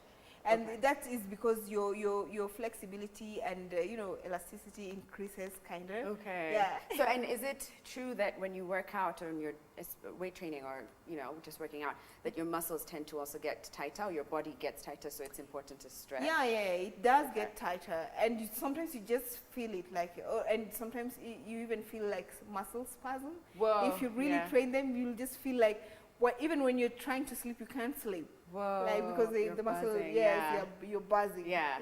Great. So, Evelyn, I know you've got some training to do. So I know I've got to let you go.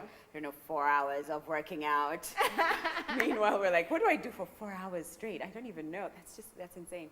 But before I let you go, I'd love for you to share what this has done for you, and especially given where you started off as a teen who was big and used to be made fun of because of being a little bit more weighty. So what would you want to say to that girl, and what would you want to say to girls who are looking to come into the gym and to work out? One thing I would say to girls who are looking to come into fitness, it's a good place to be. If you want to look younger, and I'm not saying I look younger, but I think I do. If you want to look younger, girl, you do. You are popping. It's the right place to be if you want your confidence to go up, which is something you want to wear all the time. I'm telling you, that's one thing. Even if you don't have a good clothes, but you have good confidence, you will go anywhere. And if you just want to feel like you're reborn, if there's only one thing you need to do for yourself to take care of yourself, is to work out. It will reduce for you even, those hospital bills? Yep, you'll have very little of them. And also just less man hours. Less man hours translates into better financial productivity. Yeah. Thank you. Yeah. Thank you so much. All right, Evelyn, I'm going to say goodbye. And also, I'm cheering you on.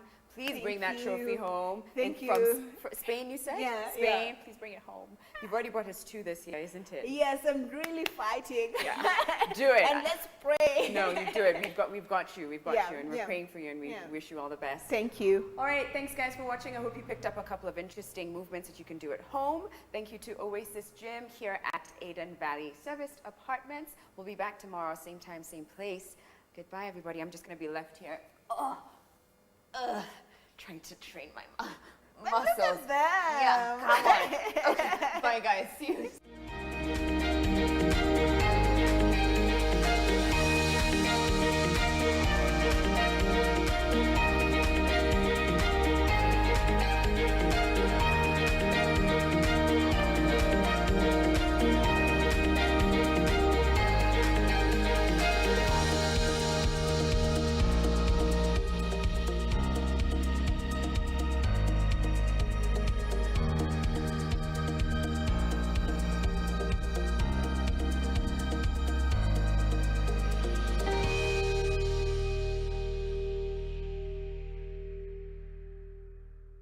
Living with S in association with Minute Maid. Complete the most important meal of the day with the goodness of great tasting juice fortified with vitamin E and zinc to complement your family's nutritional needs.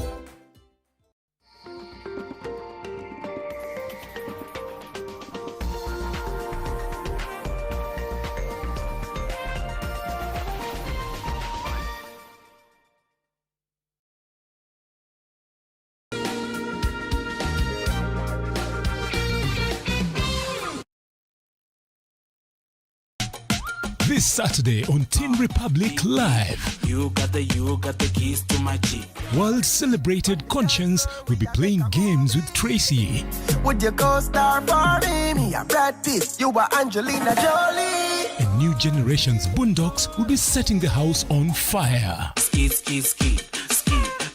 Maybe I should focus on getting a boyfriend. I sent your CV to my boyfriend's cousin's nephew's wife. Catch the latest on everything entertainment, gossip, and word on the street. With DJ Bash on the decks, you know it's a party. Teen Republic, in association with Fanta. Don't do anything crazy without your friends. Drink Fanta. Taste fun. Fresh from Kingston, Jamaica. Come at me wine in your hole. Let me spend a little time in your hole.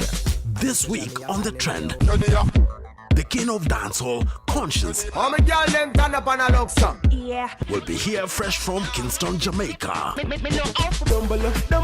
Goodman, Alpha Jerry, this and many more, only on The Trend. Nation FM, more music, less talk.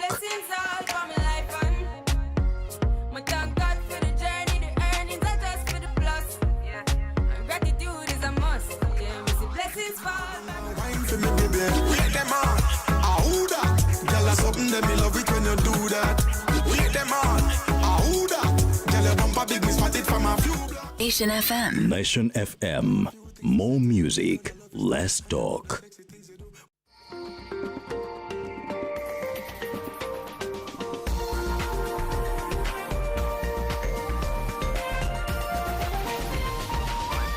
This is NTV.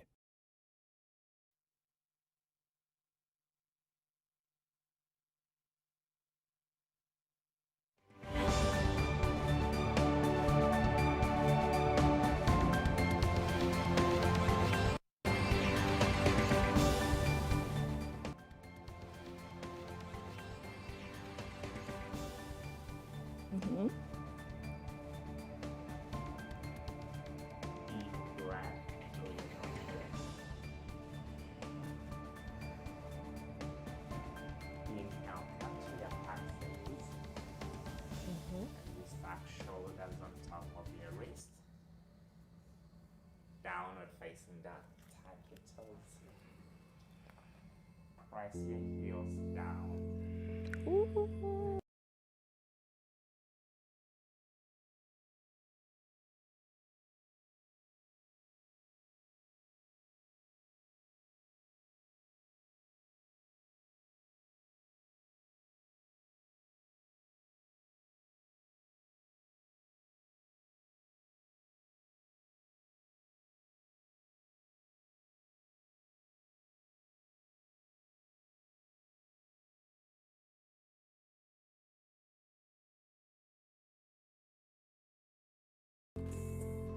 Inhale, reach up. So really emphasize on your breath. Breath out, forward. Half a lift again, inhale. Place your palms down and step back into a high posture position. Press down through your hands to build strength on the bicep and triceps. Exhale, low push-up, and you can come all the way down. Walk your hands farther back as you point your toes. Yeah. Lift your chest up into a back bend, and really pull your shoulders back. Exhale, take your hips high. Nice. Take a long breath here. Empty. Jump or step to your hands. Good work. Halfway lift. Big toes touch. Fold. Bend your knees a lot. Chair pose. Come into a deep squat. Yeah, elbows long. Active arms. So energetically pull up. Good work. Forward. Inhale, length. Halfway.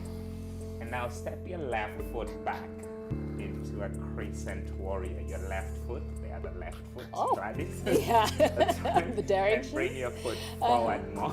Okay. Yeah, you can always stay with your knee down or up. Right. And reach up to crescent lunge. So here we'll work from your legs. So skin, muscle to bone. You're hugging in. I know. Yeah. If you start to get a little bit uncomfortable, that's the point. That's how you build strength. Inhale. Good one. Place your hands down. Step back into a plank. I think at this point I will stand up. Welcome to NTV today. My name is Gladys Gashanje, and as you've seen, our conversation today is about yoga. I'm sure you've heard of it.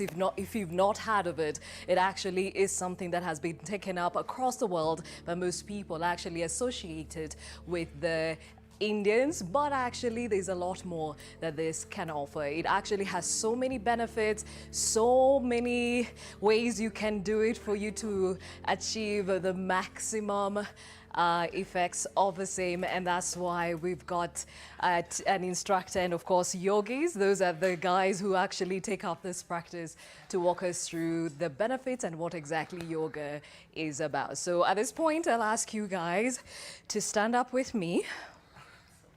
Okay, and we'll introduce Walter Mugwe. Yeah. All right, so are you an instructor or are you a yogi like everybody else? Yeah, so I've been practicing and teaching for the last 10 years. Uh-huh. Yeah. And how did you pick this up? So it's interesting. I come from an athletic background. I was an acrobat, and, you know, I always saw yoga as something soft. Yeah. Yeah, and I met my teacher while I was doing acrobat, and that's how I got very interested about it. And I grew up in a very stressful background, humble background, growing up with a lot of anger issue. And yoga for me was helpful for me to manage my anger and stress, yeah. Okay, so that's one of the benefits of yoga, right? Yeah. Okay, and the beautiful lady, introduce yourself. My name's Indira, and I'm from Belize. I just came to Kenya to study under Walter. He has a yoga studio here, so I want to further my training in yoga and become a yoga teacher. So you've been doing this for a while. Okay, and why did you get into it in the first place? At first, it was because I wanted to be more flexible and more strong, but then I started noticing that I was gaining more mental clarity, and the way how I faced problems was much more grounded and thoughtful. So it centers you, Centers just like me. you talk about the Zen, and you'll be telling us because that is very much associated to yoga. And we have the Masai in studio, Jacob. Yes. Introduce yourself. My name is Jacob, and I'm from Amboseli. My name is Jacob Parit, and I'm from Amboseli. And I'm also a yoga instructor. I've been doing yoga for the last 10 years as well. And I found yoga has a lot of poses which are mentioning warrior, and I was a warrior.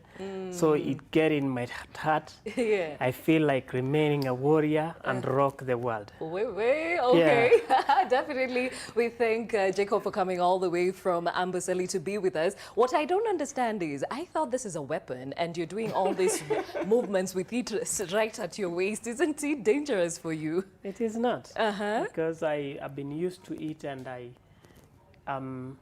I know what I'm doing. All of these poses in yoga are always in my mind. So I know what is on my side.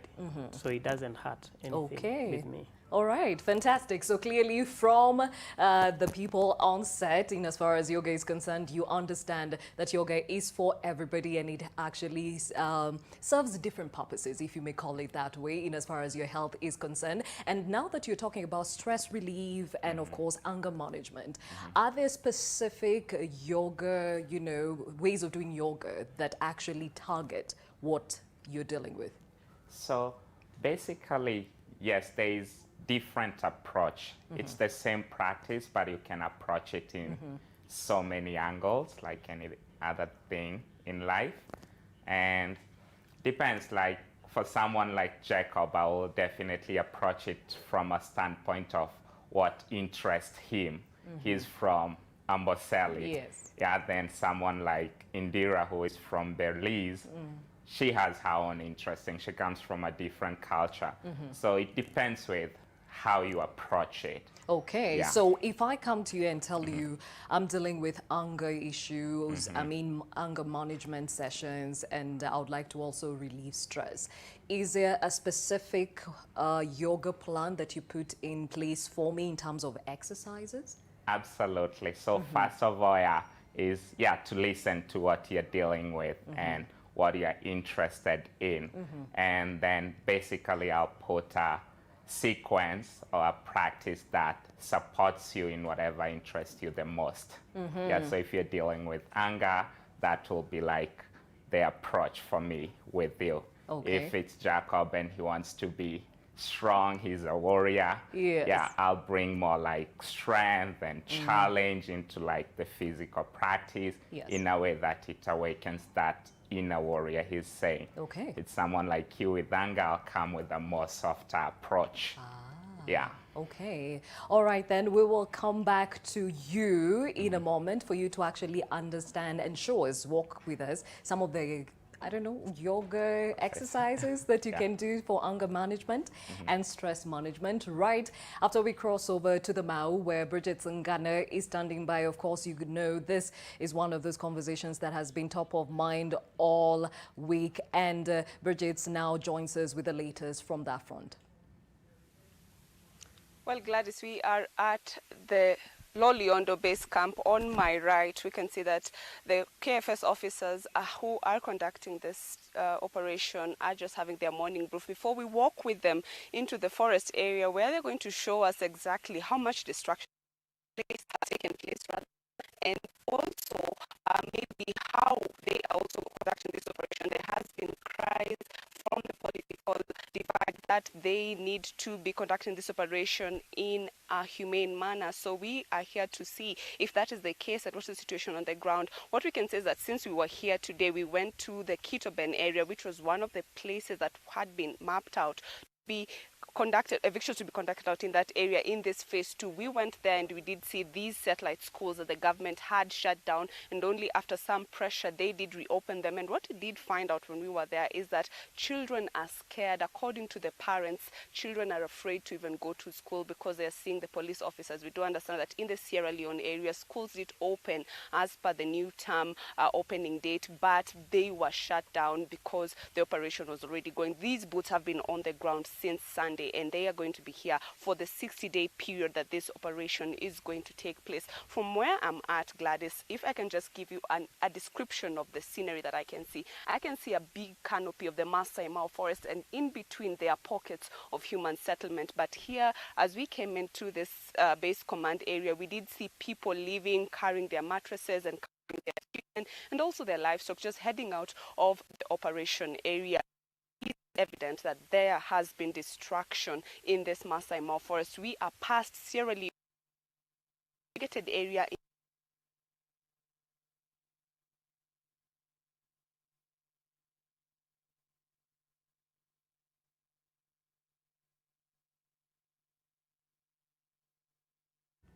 We apologize for that technical hitch, but we'll be crossing over to Bridget Sangana when she is ready for us. She's coming to us from the Mau, and of course, you know that eviction has been going on for a long time now, all week actually. Some of the schools there, as Bridget said, did not open according to the schedule. The opening schedule is concerned. Some are very afraid for their lives because, as you have seen, very heavy presence of police in the area, even as there is a mass exodus out of the Mau forest. Well, Bridget Sangana will be giving us more details of the same as and when she's ready for us. Now, back in studio, our conversation today is yoga and its benefits. And Walter, you were talking about that yoga, one of the benefits is stress management and, of course, anger management. So can you show us some of the exercises probably you would put in place for somebody dealing with such issues? Absolutely. So we'll come back again to our hands and knees.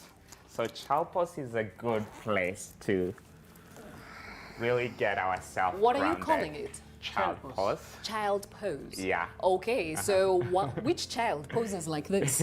Why is it called child pose? Yeah, so basically that's a good question, yeah. But if you observe, like all these poses come from, like it's from ancient yogis observing like the cycle of life. And most kids will always like play or lay down like this. So, and that's because they're very agile, so their joints don't have issues, yeah? Okay. Yeah. So, and place your forehead down and really focus on your breath. So basically, apart from the posture, you notice you're putting your attention on your breath. So if you're going through a stressful day, someone annoyed you, and you're able to drop down, drop your head, focus on your breath, you are able to interrupt whatever you're going through your breath. And breath is the most powerful tool as human beings we have. And then you're able to deal with whatever you're dealing in a more powerful way. Then gently come all the way up. Sit on your heels with your knees together. Yeah, and we'll just do some breathing practices. Yeah, so one of the pillars we work with this type of yoga is breath. Yeah, and the ability, once you're angry, you notice the first thing you lose is your breath. You panic. There's anxiety. Yeah, and once you're able to always come back to your breath. Yeah. My feet are complaining. And you can always, if you're not able to sit on your heels for any reason, you can Let me try that. Any comfortable sit, Yeah, and with your palms together, we'll take a couple of breaths here. So breathe in through your nose. Breathe out. Inhale again through your nose. Clear. Now breathe in deep and hold your breath. Exhale. Hold your exhale. One more time. Breath in, really deep. Exhale.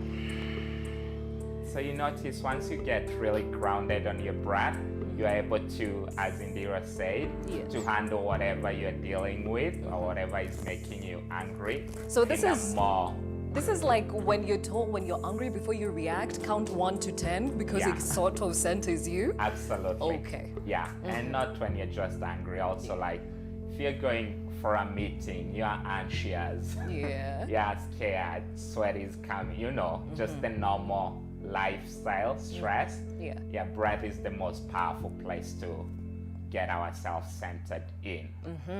Okay, now you would normally not have a position or a place where you can do the mat and do the whole yoga thing. So just sitting down and taking the breaths is the same thing, right? Yeah, absolutely. Or standing up. Okay. Yeah, you can still practice breath when you're standing up. So, okay. All right. So there is a very big correlation between what we're doing here and mental health, right? Absolutely. Okay. Yeah. So first of all, as I said, born and raised in very humble background, losing my dad at an age of 8 and growing up with a single unemployed mom with 5 more siblings was tough. Not being able to go to school, my mom not being able to afford having 3 meals a day was tough for us.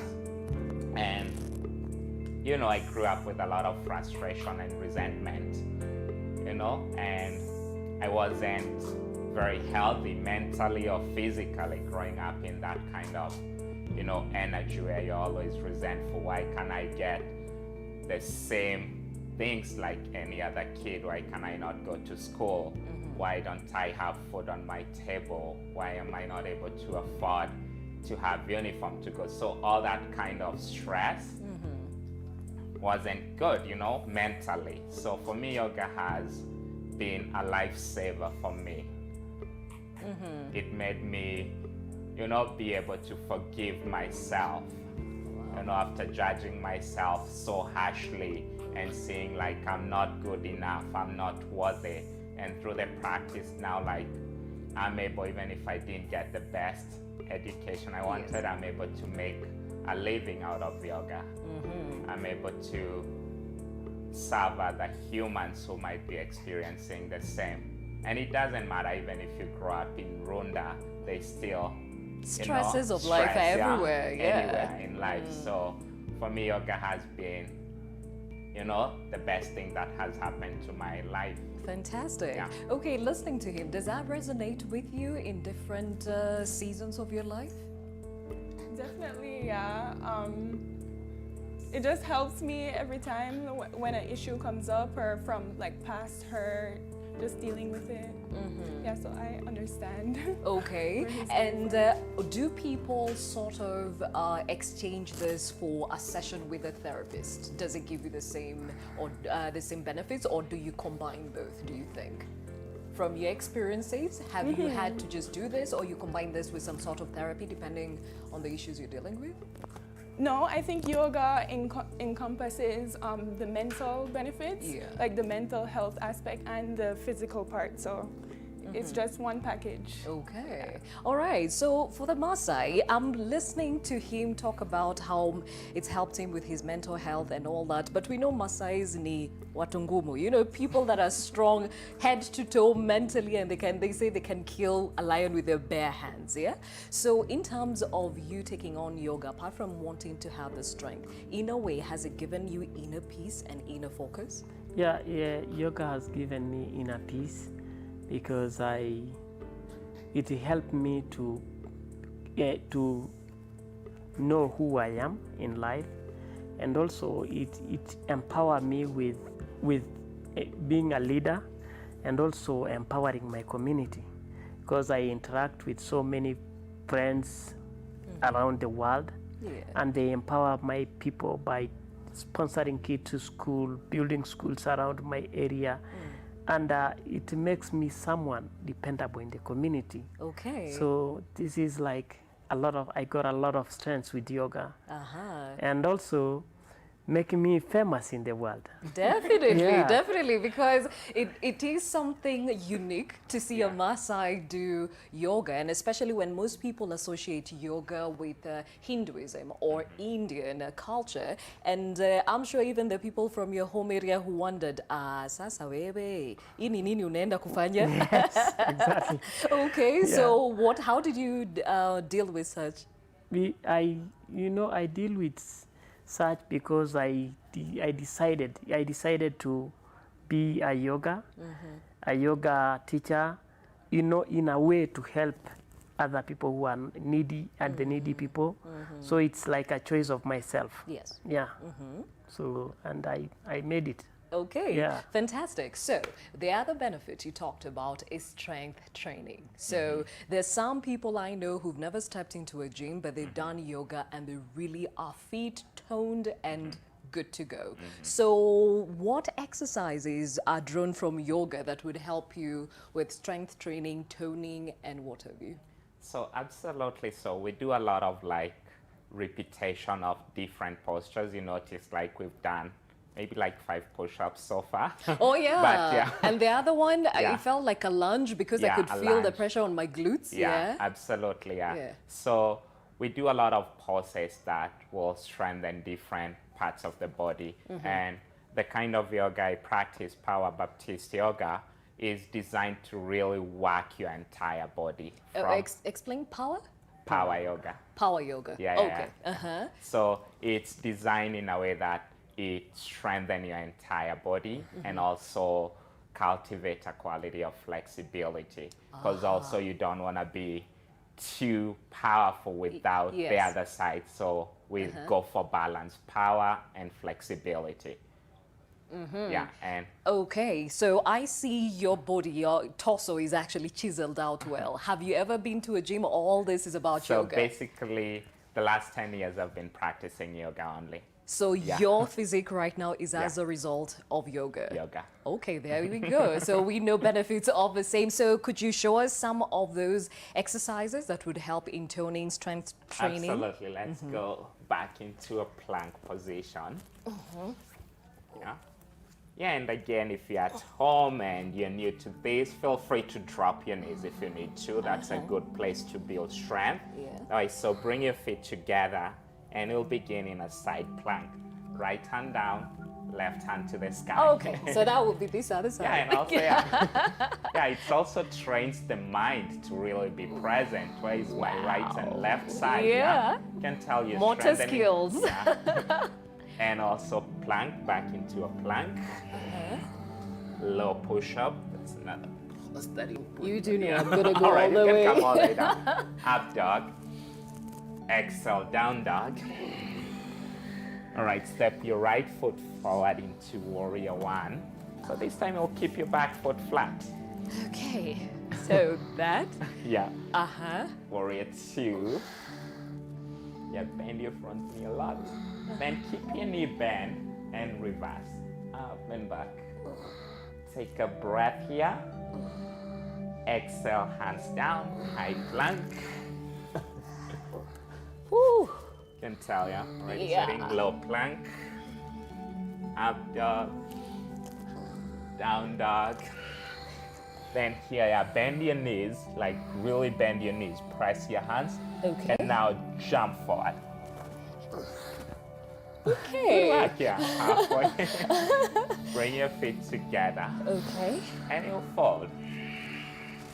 Then you'll come into a deep squat, chair pose. Yeah. Now working the legs, yeah, hips lower, arms higher. Then again, when you start to feel really uncomfortable, breathe more. So really train your mind to always come back into your breath when you're stressed or when your body is stressed, either physically or mentally. Okay, Yeah. my thighs are I know, yeah, that's the point. Take a breath in. All right, good work. Forward. Halfway. And bow again. All right, reach up, inhale. Hands on your side, exhale. Right, step your left foot back. Left foot. Okay. It's all right, yeah, it's an art of listening also, yeah? I realize right hand that. down, left arm up. So right hand. And you can hold your ankle or your shin bone. Okay, there. Yeah. All right. And then? And you'll set your eyes up. Take a breath here. Exhale. One more breath. Breathe out. And gently come back up into a warrior two. All right, place your hands, step back into plank. Good luck. Take a breath here. Low. All right, up dog. So you notice here we are doing postures that are tensing the body and then poses that are stretching the body at the same time. Downward facing dog. Bend your knees, look forward. Jump again. Right, halfway. And fold. Right, reach up, inhale. And we'll throw in a balancing posture. You want to really work at the same time strength and balance. So you put your focus on a single point and gently come down. Change Wow. sides.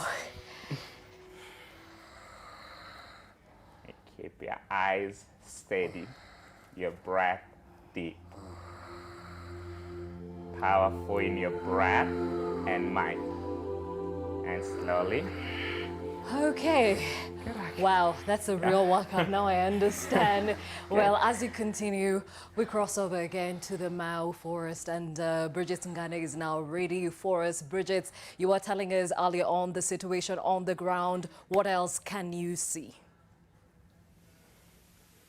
We do apologize for the technical hitch. There seems to be a problem with the network here. But when we were talking, I was expressing or explaining how the environment is right now here. We are at a place where there's purple tea being grown. And we do understand from the information we're able to gather so far is that this was initially the perceived Nyayo cut line. But right now we're about to leave with the officers exactly to assess what the degree of the destruction. According to the government, there was also concern about the people, where are they going, where are they settling after this. But we can say as we were making our way into Sierra Leone, into Loliondo, where we are right now, which is the command post of this operation in this side of the Masai Mara forest, we did not see people settling in IDP camps or that. But we do also understand that the people targeted to be moved out of the 17 hectares of the Masai Mara forest are about And according to the regional commissioner, that this is going to be fenced, this area rather is going to be fenced once this operation is concerned. But today, our day is going to be spent with the multi-agency team that is conducting this operation. We're going to go into the forest. We do understand that people are moving from this side and heading towards Nakuru County in a place called Olenguruoni, but we are going to walk along that.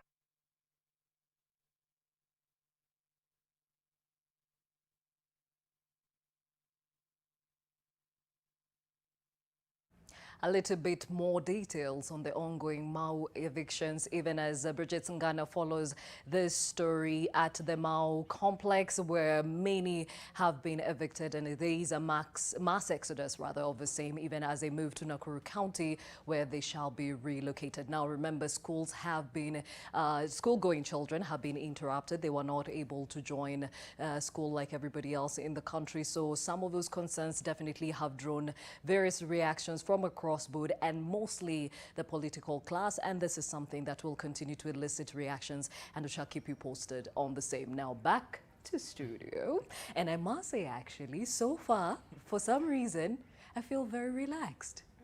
So I guess it works. I guess it works. So even as we talk about strength training and even toning, would you suggest, for example, a mother who just had a child, 3 months, the bones are back to, and want to get into exercise, would this be a good way to actually kind of snap back, so to speak? Yeah, 100%. And, you know, we train our teachers in a way that they approach every person is different, and they're going through a different phase of their life. If it's a mother who just gave birth, there is a different way you will approach the practice for her, because the body is still healing. Yeah, but absolutely, I will recommend yoga as a great way to get back into, you know, shape. Okay, so for her case, what would be the target areas? Because we know I'm a mother, so the target area was here. This is where we struggle with because of all the stretching that happened during pregnancy, but also the rest of the body kind of feels like gravity takes over. So how do you help them back? So absolutely, for someone like that, yeah, I'll focus on whatever actually, number one, as you said, if your target is here, we'll do a lot of like exercise to really firm up the torso, the core area, and also we'll do some balancing poses, because once you give birth, your balance might go off. Maybe off, yes. Yeah, so we'll work on like a lot of balance posture, and also I think the next session you're having, a lady who is very specialized in prenatal and postnatal yoga, so she can say more.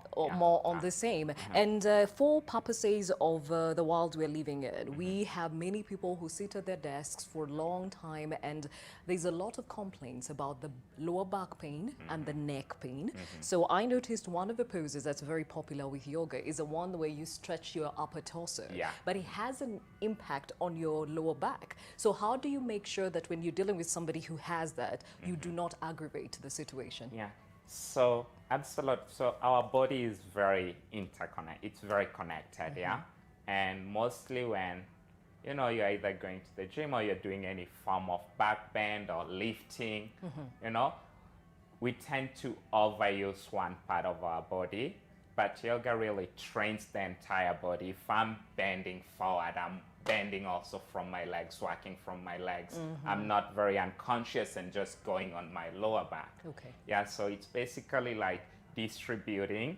the amount of weight in your entire body and working from all the muscles in your body. Okay. Yeah. And somebody will be watching us and thinking, yeah, yoga is the soft way of doing exercises like you thought yourself. But clearly from what I've been able to experience, it's not. It's just that you're not lifting weights and all that. So would you actually recommend, if somebody needs probably an all-round, to combine this and a workout in the gym, or this would be enough? So, you know, it always depends. Like, human beings, we are very different, Some people will do 3 days in a gym, do 2 days in a yoga studio. For me, I'll just speak for myself. For me, yoga, I've found yoga practice enough to keep me healthy physically, mentally, and even emotionally. But it's just depends with everybody. Uh-huh. Yeah, whatever they. All right. Yeah. So you said you are an athlete. You have a background as an athlete. Was a professional acrobat. Yeah, so you were already yoga. agile to start with. But yoga was 100% challenging. Ah. Yeah, because you're using a lot of your body weight. You're relearning how to use your muscles in an entirely different way. Yeah. Like I've had people who have spent their lifetime in the gym, and when they come to yoga, it's challenging the way it was for me. You know, it's challenging physically. Yeah. Because in a gym, you train different muscles. When you come to yoga, it's like taking me to the gym. Of course, there are some exercises that will be very challenging for me. Yeah, so depends with someone's approach on Have you ever tried going to do a workout now in a gym with all the dumbbells and weightlifting? I find that yoga really targets like all the muscles and everything that I need. So For you, it I works haven't out. felt any need to go to the gym. Okay, and for you, George, I see, Jacob, you've got some muscles. So is this just your own physical work that has chiseled you, or it also is a benefit of yoga? I can say it's a benefit of yoga because the more you are doing things by your own body, the all sense and nerve of the body and the blood circulate together and meet every part of the body. And even it can heal. Like few months ago, I had a problem with my leg that never visited the doctor. Been just doing yoga, and I found myself out of what the problem was in my leg. Oh. So it is a healing thing. It helps the body self-heal. Yeah. Okay, fantastic. So definitely different types of yoga. You say you practice power yoga, and that in this case you said it targets the full body strength. It's a full body workout, and we use the body as the weight. Yeah. Yeah, right. We use the body weight. Okay. Yeah, so are there other exercises that you can show us that probably Absolutely, we should? because you spoke about back issues and hunchback, because we spend so much time either in our computer or driving or even on our phones, and we tend to hunch. Hunch. Yeah, so our necks over here and the shoulders. So we'll do some back bend to reverse, because yoga we want to reverse the normal lifestyle diseases that come with the lifestyle that we are living into. Cool. So find your way on your belly. Okay. And interlace the fingers on your back. And pull the shoulders up and lift your legs and chest. Oh, that's the most I can do. Good. Yeah, that's all right. So you really want to meet yourself where you are. Like there's no other place you would rather be than where you are. Take a breath here and come down. And bend your knees. Good work. Catch your ankles. And really work from your legs. So the default when people are working out and they want to stretch their back, they just go straight on their back. But you really want to work from back bends happen from your legs. Okay. So strengthen your legs, pull your legs back, then you will pull your chest forward naturally. Breathe. Deep breath. 5. Check up higher. Good one. 4. 3. Super. And come down. Stand on your knees. Wow. Keeping your knees wide. Okay. Hands on your lower back as an option. And press your hips forward. Up your head. Take a breath in. Exhale.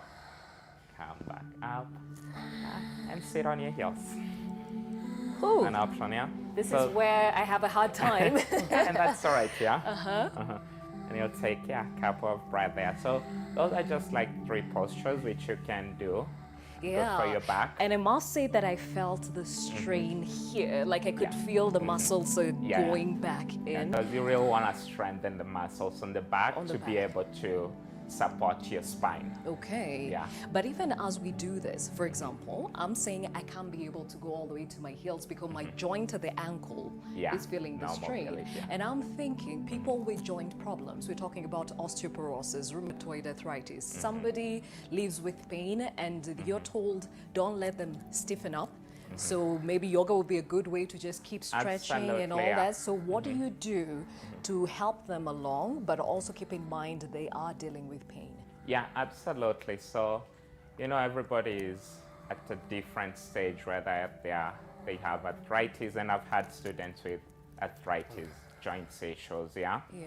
And I will meet them where they are in a way that I really support them to get as most mobility they can and give them like different exercises, whether it's their wrists, their ankles, their knees, yeah?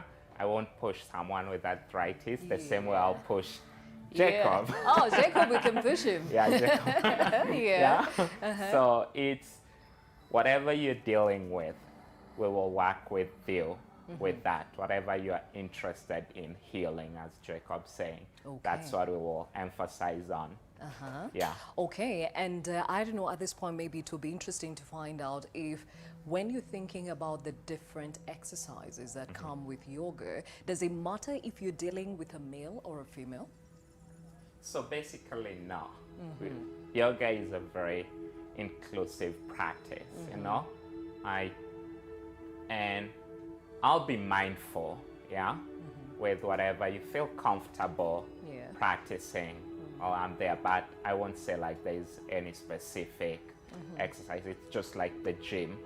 Okay, but there are people who know yoga and probably have stayed away from it because, as I said, it's mostly associated with the Indian culture, and some people think there's some religious aspect of it, the spiritualism. That's why I was talking about the Zen when you go into that pose.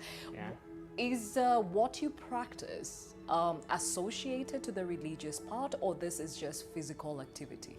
So basically, I'm very much interested and focused in the physical aspect of yoga. And, you know, personally, I grew up in a very Christian background. Okay. Yeah. And for me, the practice have even empowered me to be more, you know, strong with whatever my beliefs are. Yeah, I have Muslim students, I have Indian students, I have people who just practice spirituality. Like, it has nothing to do with yoga. It's not a religion. Yeah, it's not a religion. It's just a myth. Okay, Yeah. it's a myth. Eh? Yeah, you can tell there's nothing religious we've done About so far. what we've done. It's all exercises. Yeah, it's just using the physical body to access different parts of the body and the mind and the emotional body. Okay. Yeah. All right. So even as we close this conversation, maybe you can tell us from your different ways of accessing this practice, what are the benefits that you have seen for other people, things that have really pushed them out of the boundaries they were in? For other people? Yeah. I mean, you want to be a teacher, so there must be something that you have seen it do for you to want to impart in others. Just like Walter's story, I think a lot of people have just been empowered to make a change in their life, to stand up for something more than their self. Yeah. Okay, in this African culture, this might be a bit foreign, but I'm assuming as a foreigner and coming from different parts of the country or the world, this is more accepted, right?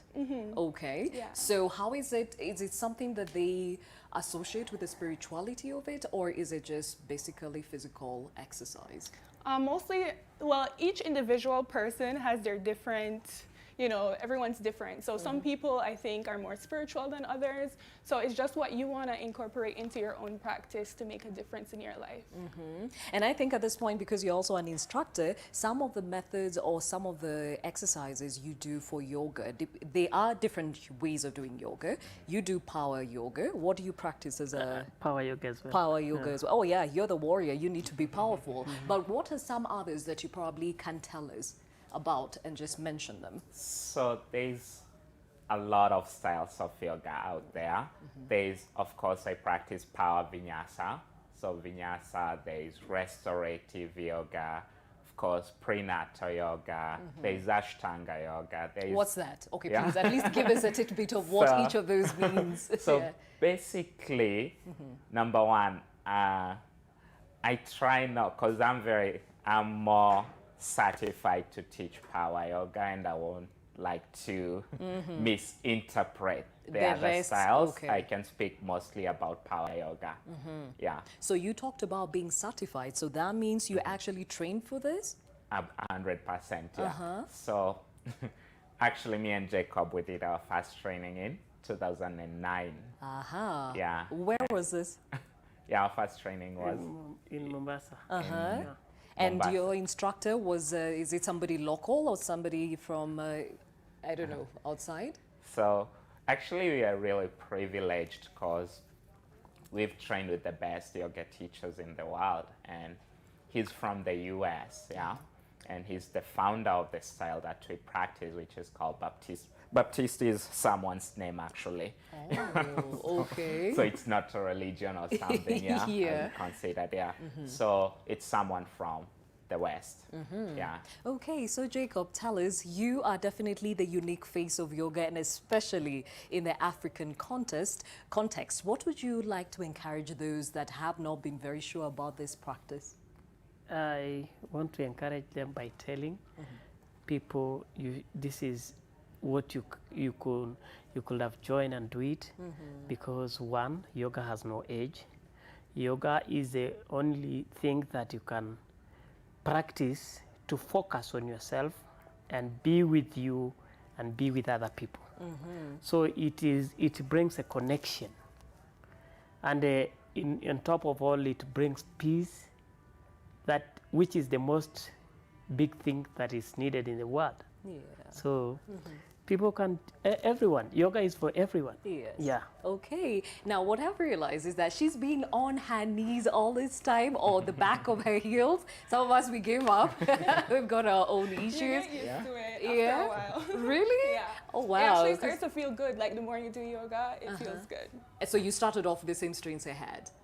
Yeah, yes, of course. The first time I was like, oh my God, I can't take this. But eventually it's like, oh, like it feels like you're releasing. And Okay, so now being the female representation in here, what would be your clarion call for those females out there who are not sure about joining this? I would just say go for it. Just start doing it. Once you get into it, you'll start realizing a lot of things about yourself. You'll feel more empowered, and it'll change your life. So you should go for it. Fantastic. And for you, Walter, clearly this has been a great, great journey for you. It's really removed you from somewhere dark, and now here you are imparting other people. What would you encourage us? So everyone out there, you deserve the best. Like, we only live once, we only have one body. So it's important to take care of your body. And, you know, yoga is one of the ways you can take actually that self-care for yourself. And yeah, absolutely. You deserve the best as a human being. And it's important to take care of your body. And we hear about wellness. Yoga seems to encompass a lot of it, right?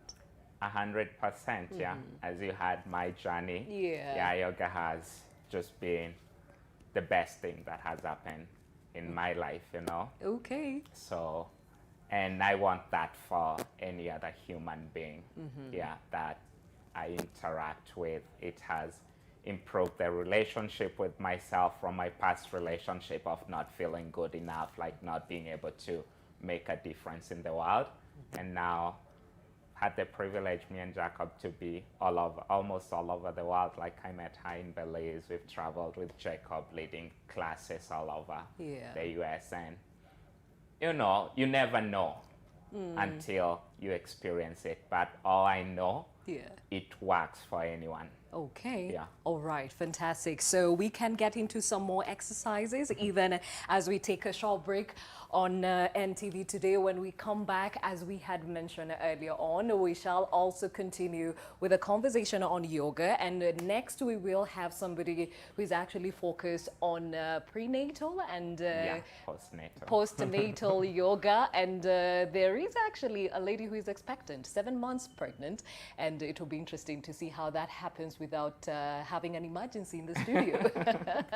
But that will be right after the break. For now, let's do some exercises as you take us to break. All right. So come back to your hands and knees. Yeah. Yeah, step your right foot forward. Yeah. Yeah. Pull your left quadricep as close as possible. Interlock your fingers. Pull your chest up and back. Take a breath here. Exhale. Back on your hands. Tuck your back toe under. Lift your back knee and your right hand up.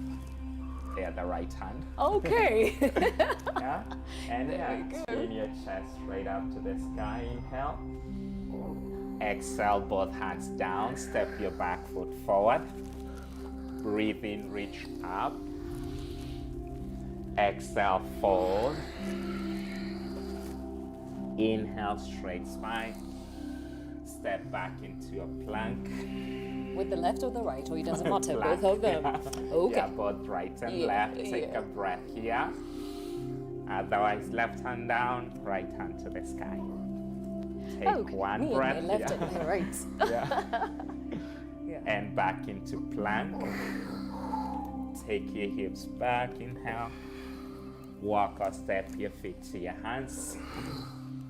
Reach up, breathe in. Hands on your side, exhale. Catch your right foot with your right hand. We'll move into more like balancing posture, because as we start to age, the first thing that we lose is balance. And you really want to practice your balance so that it serves you when that time comes. Yeah. Right, change sides. Always want to hold at least 5 breaths on each side. Then really practicing. Yeah, once you start to notice you're losing balance, you fall, you rise. Yeah. Okay. The practice. Yeah. All right. And someone said, yeah, you don't judge me by my success. You judge me by how many times I rise when I fall. How many God's name? Oh, I was always wanted to do this. This is so Good, super cool. Finally, yeah. So you lock it here. Yeah, place your foot on top of your knee. Okay. So you don't want to go on the joint. So you don't want to go below. to the joint. It needs to be on the thigh. Yeah, or below the knee joint. There. And if that's still challenging, you go on your ankle. You just meet yourself where you are. Reach up, inhale. We shall get there. Yeah, that's true. All right. And find your way to sit. Breathe in and fold.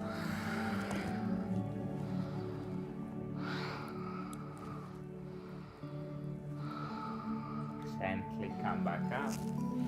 Yeah, step your right foot outside your left knee. And you'll twist left elbow. Look over your right shoulder. Take a breath here. Exhale. The next one, we'll do something fun, yeah? Yeah, so optional. Yeah. You'll take your legs up. Okay. So this is very restorative, and you can always do this on a wall. Okay. Or the second option. I'm not sure if I can do that because I've got the mics on the back, but you keep That's going. all right, yeah. Or otherwise, everybody else, you'll take shoulder stand, yeah? Okay. And the next option, do you want to try something? Yes, yeah. All right, of course you do have your mic, so we won't get you stand on your head today, but next time we will get you stand on your head. Yeah. Yeah? No, you can always stay here. Okay. And breathe. Ooh, it actually is getting easier, is what I'm realizing. Okay. Right, so all really right. Good work. Fantastic. Well, we have been speaking to Walter and our beautiful lady. As you can see how agile she is. Oh my God, you are literally goals. And of course, Jacob, who's coming all the way from Amboseli and representing the face of yoga in Maasai land. So really a representation that yoga is for everybody. It doesn't matter who. And I believe kids also do this, right? 100% the best place to start. Okay, yes, when your bones are still agile before we get to the stiffness of adulthood. Well, this is NTV Today. Our focus is yoga and its benefits. As I said, in the next hour, we focus on pre and post natal yoga, and we shall have another group walking us through that. Stay with us.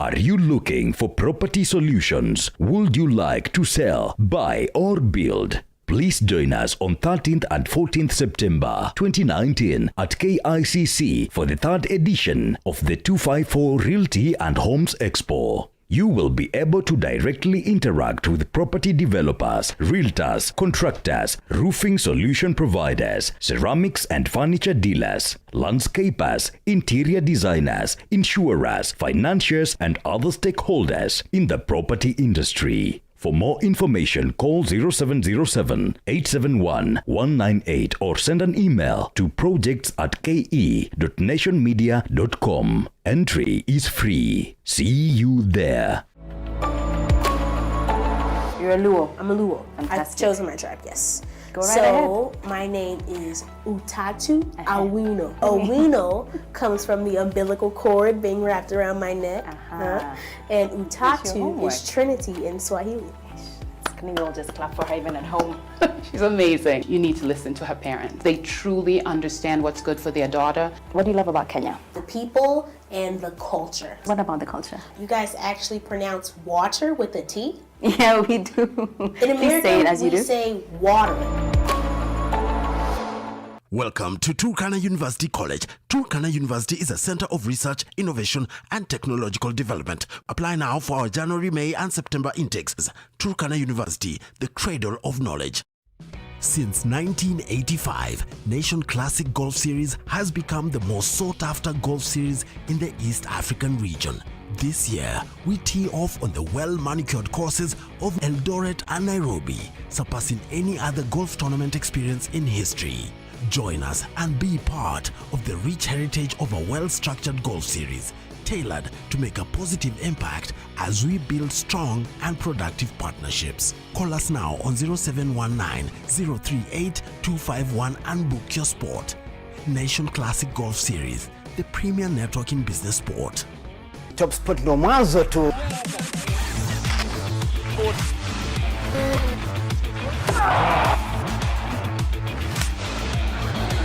So much football. It is a chance to enjoy Kenyan football.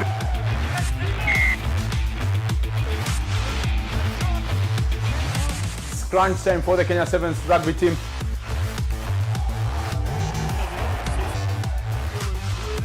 Why Formula One? I'm interested in cars. The speeds that those cars attain is crazy. But I'm supposed to be a fan. Asante sana Kigogo. Karibu, sijakupata vizuri sana. Lugha gani hiyo ya Kimayai? But good to see you there. NTV continues to bring you great entertainment, news and sports shows. Stay tuned to NTV. For free-to-air set-top boxes and digital TVs, please ensure your aerial is pointed for optimum picture. Then, rescan your set-top box to refresh the channels. When search is complete, scroll until you find your favorite channel under the name NTV or ADN NTV. Choose channel 91 on GoTV, 271 on DSTV, 106 on StarTimes, 13 on Zuku, and we're also on Signet. NTV, turning on your world.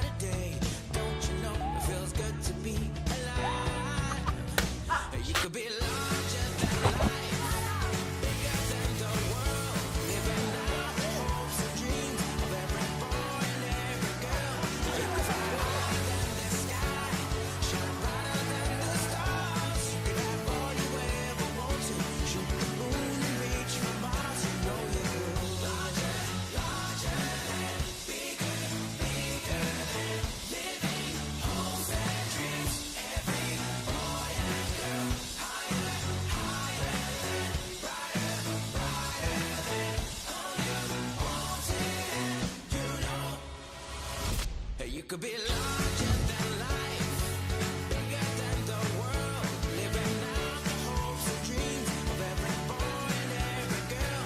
You could fly higher than the sky, shine brighter than the stars. You could have all you ever I could.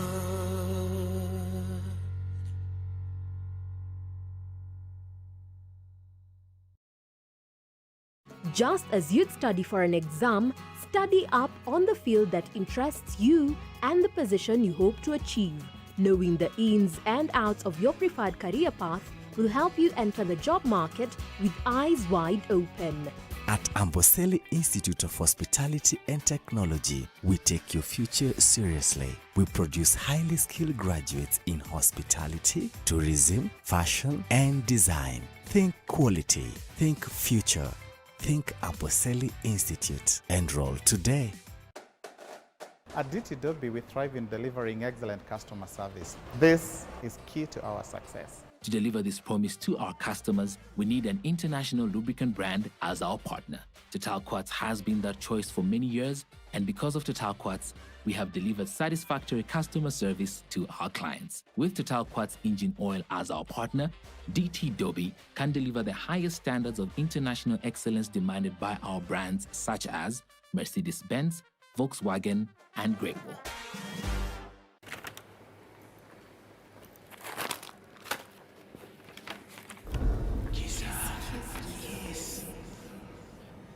Hello? Anyone?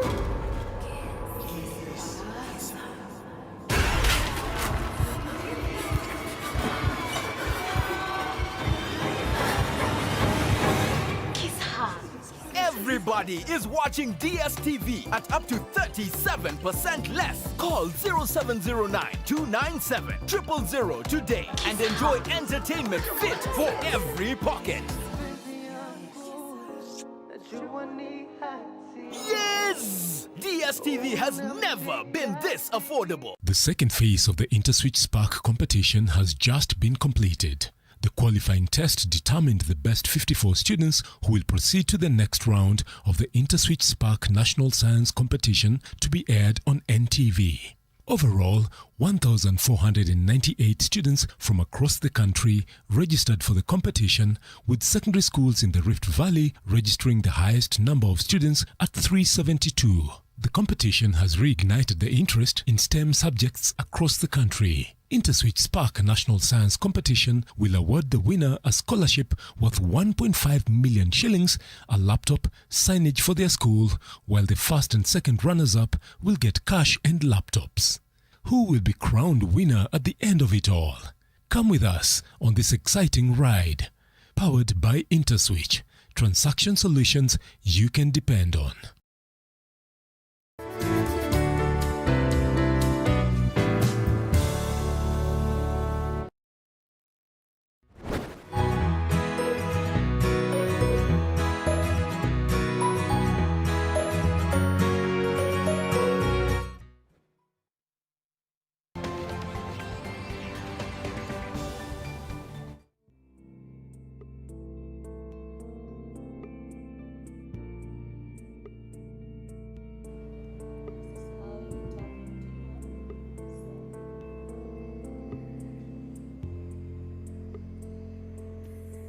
Drop everything that doesn't serve you here and slowly bend your knees and bring your chest to life on top. Just drop your hands. And for my mama, just open your legs a little more and let your belly go in. And just swing from side to side.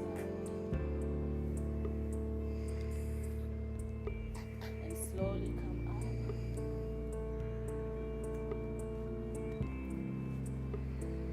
The position we started. And get a back stretch.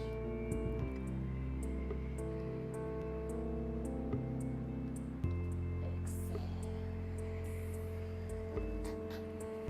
Welcome back to NTV. Today, my name is Gladys Gashanja, and yes, we still continue with our conversation on yoga and its benefits. So far, so many great lessons and discoveries about yoga. And of course, if you have any questions, you are free to call in. The numbers where you can reach us on will be at the bottom of your screen, because I can imagine many people who didn't even know this existed would wonder how they can tap into it and the benefits it comes with. So now we have a fresh set of faces in the studio, and I'll start off with Dorcas Murunga, right? Yes. All right, you are a yoga instructor, right? Yes, I am a yoga instructor. How long have you been doing this? I started doing yoga 5 years back, and I started because of I wanted to lose weight. I was overweight, up to 100 kgs. Wow. So I wanted to lose weight.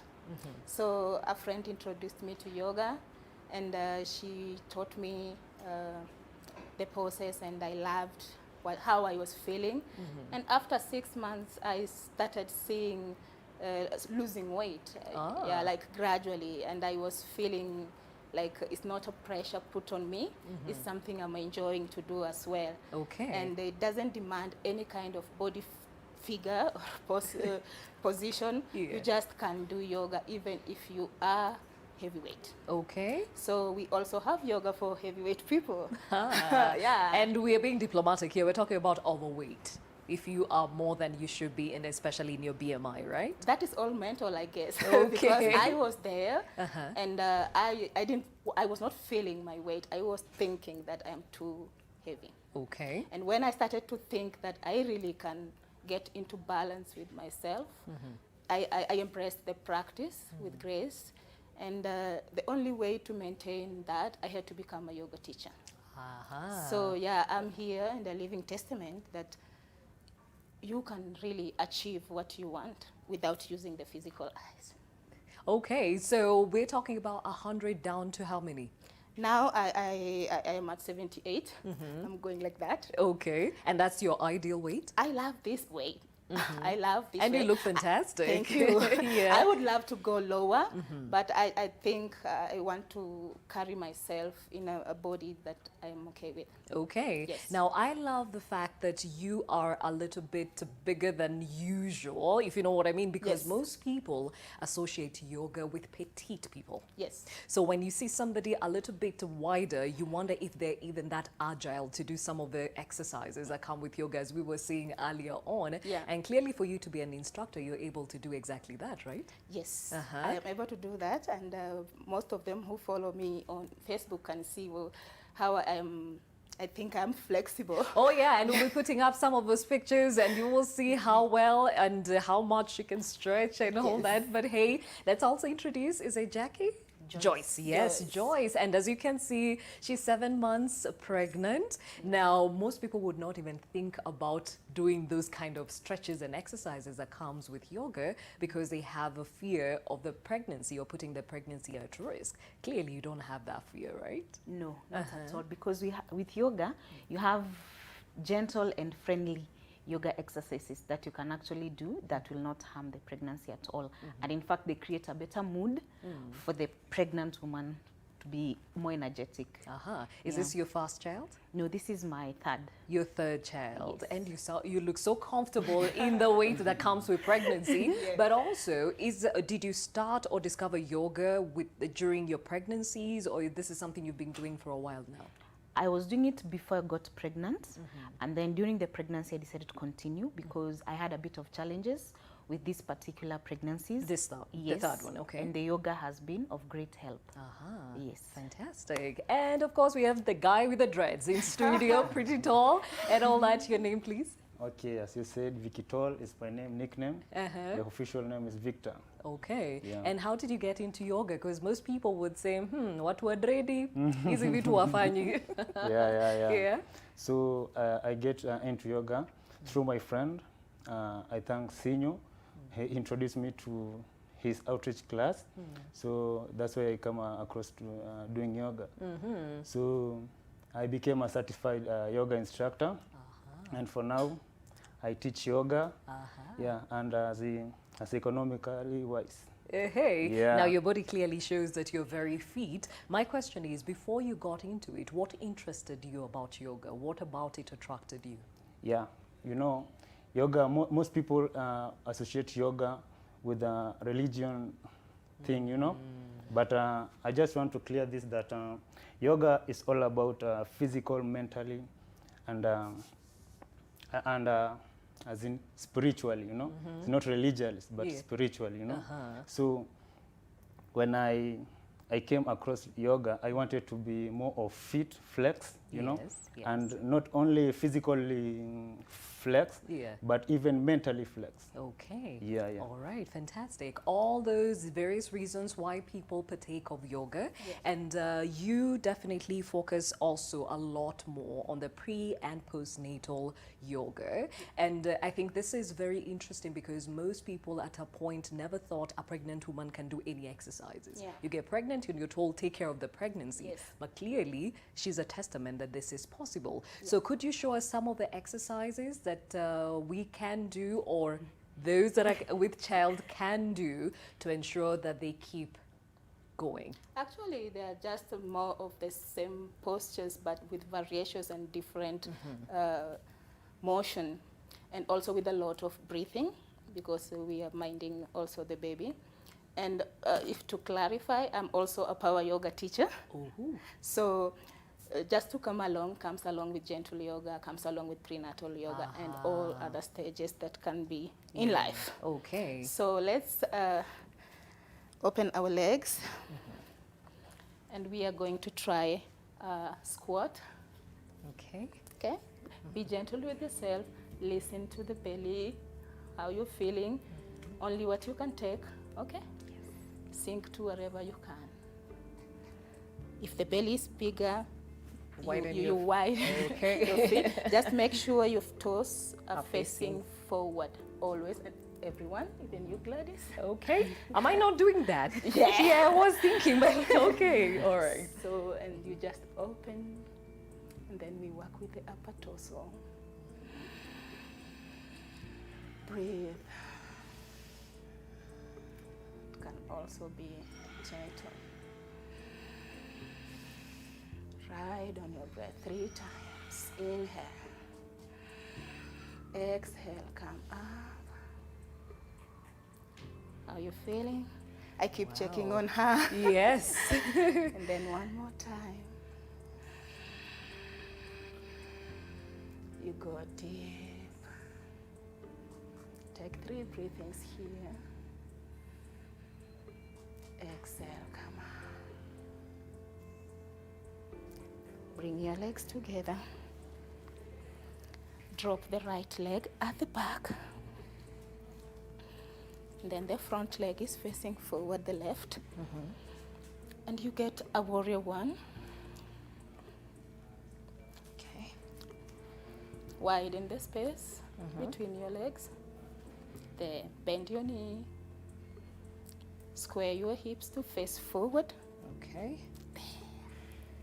Lift your hands.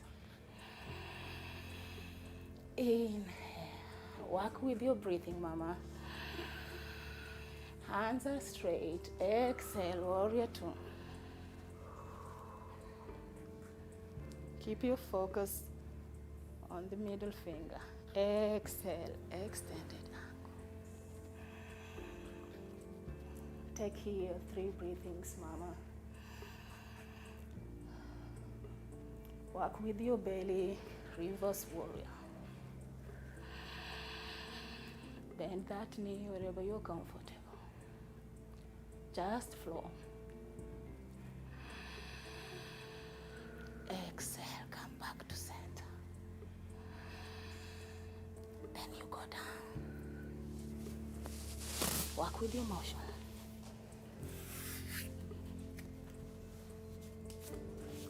Then you go to 4 points of support. Catch your breath here. We are going to have cat, cow movements. Curve your upper part. Inhale. Exhale. You're going to have 5 of these. Inhale. Look up. Exhale, curve down. One more time. This is very good for your spine, Mama. Exhale. Then when you're ready, just take a breathing on a flat level. Be gentle. And slowly we are going to add alternate hand to alternate leg and make your sole to face the ceiling. Straight leg. Tighten your glutes, Mama. You're working with the core here. Lift that leg up. It's a straight leg, Gladys. Okay. Inhale deep. Exhale, release. And then the other side. Alternate leg to alternate hand. Inhale deep. Exhale. Only your breathing. Exhale, release. And in this time, you take a child's pose. Mama, watch your belly.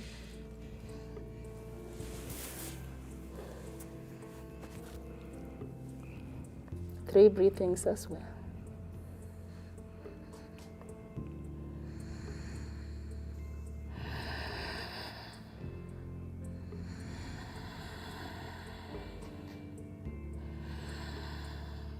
Then when you're ready, come back to 4 points as well.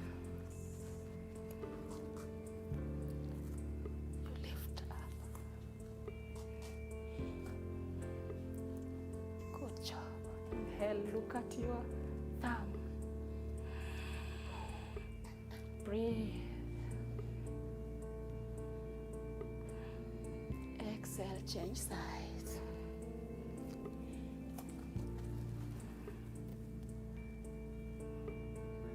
We are moving the upper body now. Exhale. Child's pose.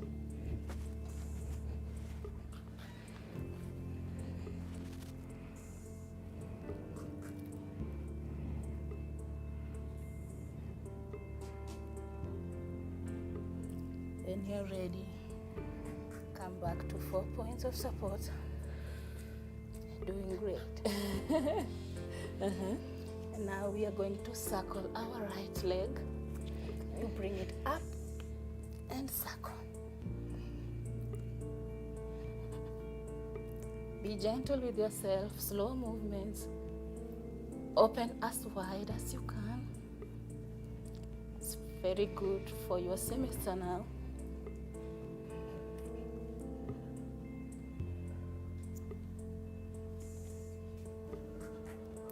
It's a hip opener. Wow. Bring the heat onto your hips. Yeah. You're Feel feeling that. it? Oh, yeah. Okay, let's change sides. Ooh, good. You're doing great. Yeah. Okay, so same thing. Want some water, Mama? No, I'm okay. Thank you. Good. Okay, let's go. Open. Just bring your knee up like that and in. Up and in. Up and in. Exhale. Wow.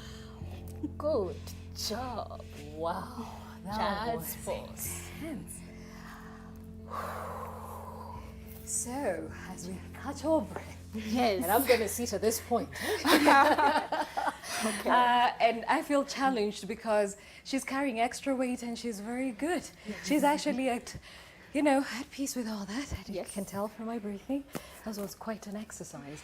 So, I guess at this point, the question would be, what are the benefits of what we just saw, especially for somebody who's carrying the core weight?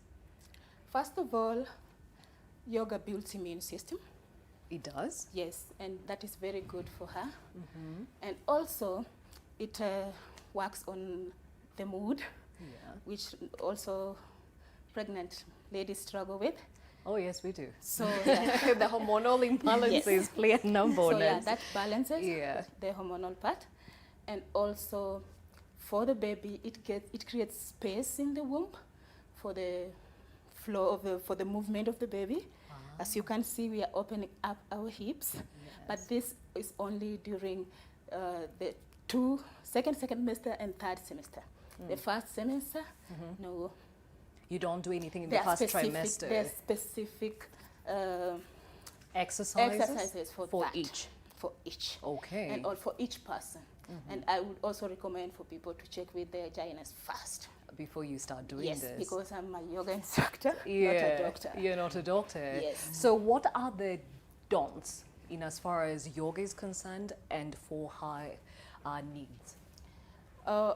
First of all, we have to check if she has any issues with health issues before we start yoga with her, anyone.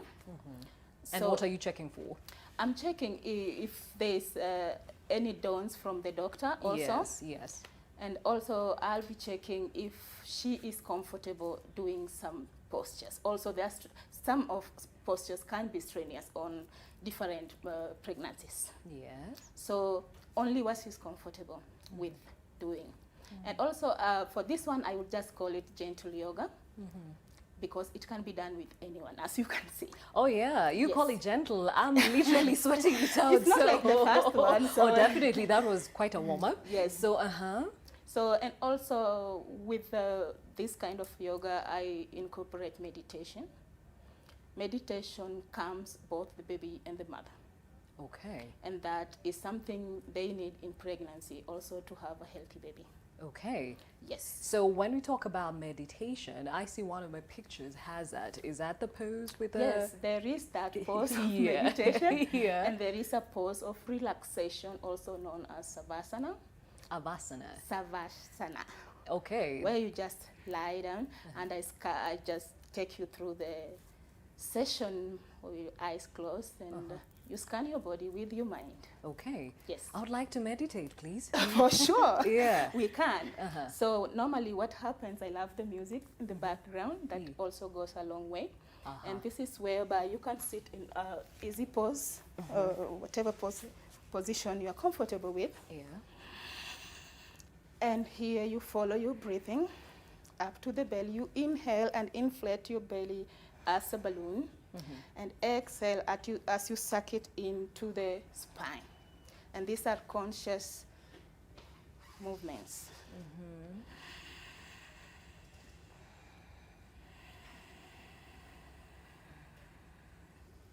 You can put your hands, So do you need the music at this point? Yes, Okay, I do. could we have the music? Please. Please. Okay. You sit up tall. Relax your forehead.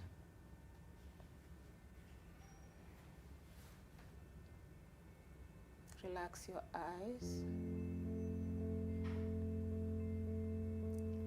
Relax your jaws. Let your tongue sit on the palate. Tuck in your chin a little bit. Let your shoulders relax.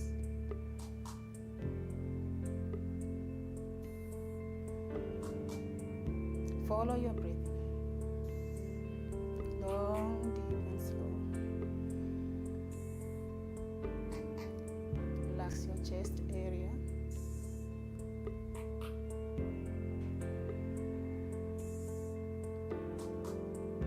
Relax your belly.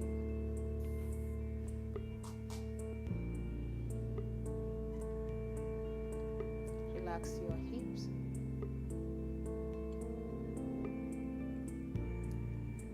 Bring your awareness to the lower back. Elongate your spine by sitting tall.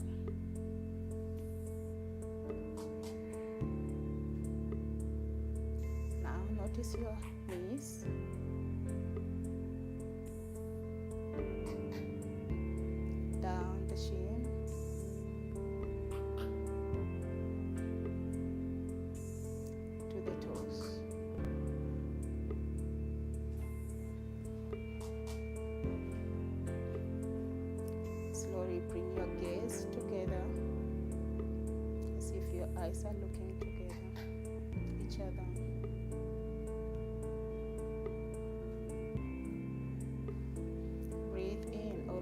back to your breathing. Inhale.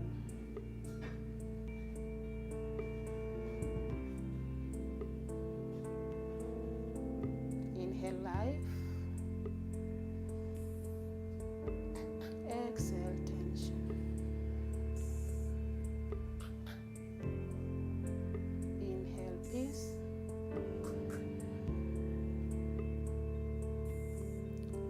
Exhale tension.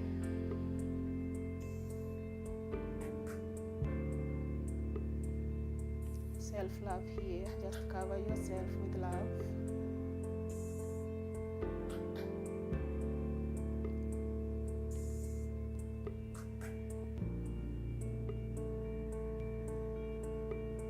You're breathing again.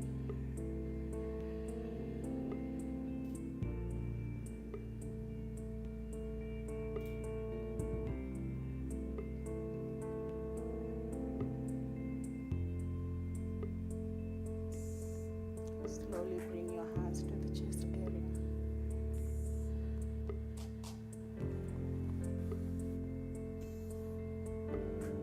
And set an intention for you and your baby. A loving intention. All for your day. And all for yourself.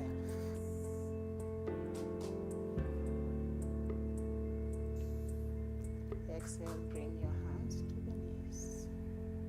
And slowly and gradually open your eyes.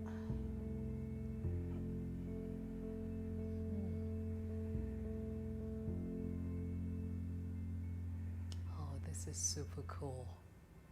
Like absolutely super cool. Now, just listening to the instructions you were giving, it sounds a lot like the conditioning of a mind. For example, when you say release your lower back, what are you exactly explain the connection? Well, it's just to be aware of your body, aware of yourself, and bringing awareness consciously to where you want it. Mm-hmm. You can command your mind excuse me, to serve you. Mm-hmm. So when I do this meditation is when I feel stressful, when I feel angry, when I feel anxious. I deliberately take 10 minutes to do this, which is not easy because coming to the breath, it goes shallow as you go out. Yeah. So you always have to come to your breath to guide you through. And through this meditation alone, you can easily tap into your own power.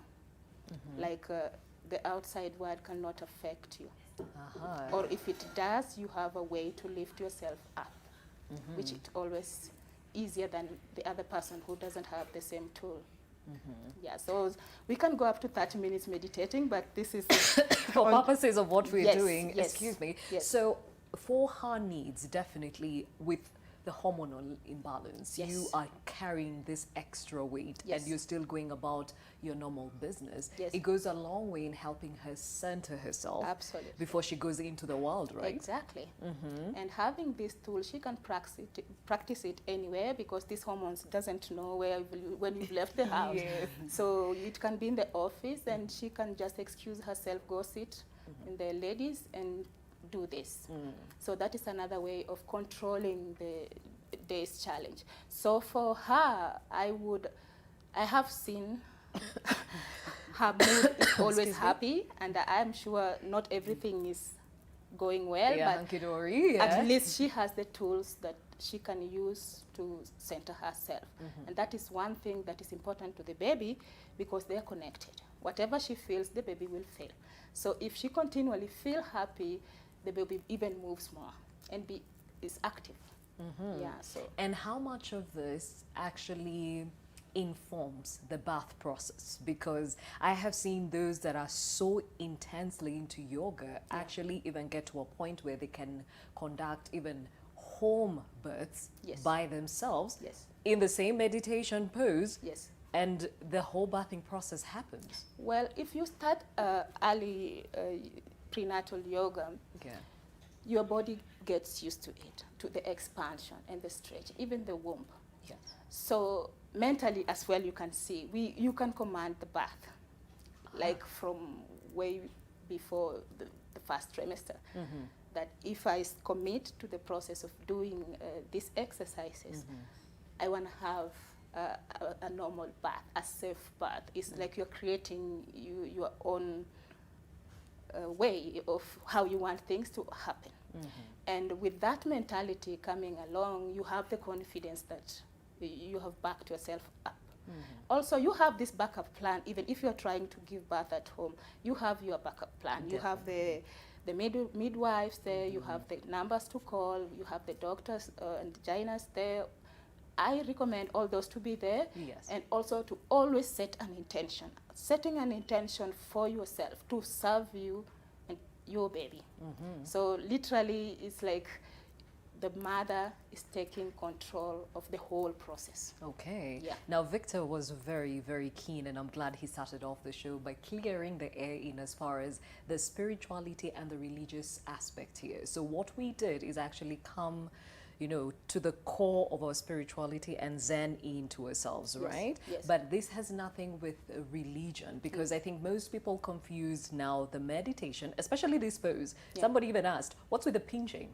What's this? It's a mudra whereby the nerves here are connected to your brains. They're going straight to your heart as well. So they send signals. When you touch them like this, you are igniting them to activate them, to send peaceful signals to send to you. Okay. That's got nothing to do with the religion. Or calling on some spirits No, or gods. actually speaking on the matters religion, Yeah. this can really better you to be a very better Christian or better Muslim or better whatever you are. Why? Because it focuses more on yourself. Yeah.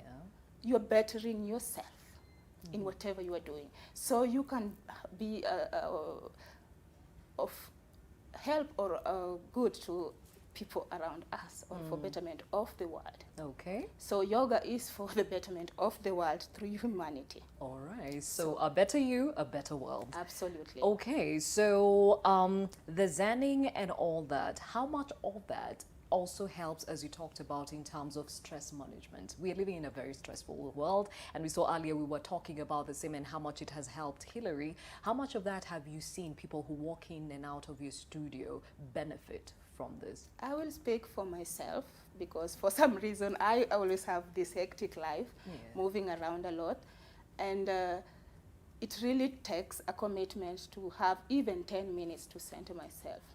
And as we have done here, I'm sure you feel the difference already. Oh, yeah. You cannot come out of here and be reactive. I used to be very reactive, like violently. But these meditations have really brought me to my awareness that I really don't have to be reactive. I just have to go within me and tap into my own peace and not depend to outside peace. Okay. Otherwise, be the peace. So you said you can't always have a mat and a space where you can just zen in on your own. So if you are in a volatile situation and you really need to call yourself to attention. So if I ever say somebody doing this, they're literally calling themselves to attention. Or can I use summoning that yourself? Yeah. Well, when you have the tools and you know how to use them and when to use them, and it doesn't have to be a show off. Yeah. It doesn't have to be only in this posture. Yeah. You can be in any posture and visualize yourself in this posture. And then the happenings start. It's amazing. Okay. It's really amazing. So for me, what happens if even I see a chaotic situation and I want to bring like peace to that, other than being there physically, I visualize peace around that situation and bring my mind to attention that it can happen and it usually happens.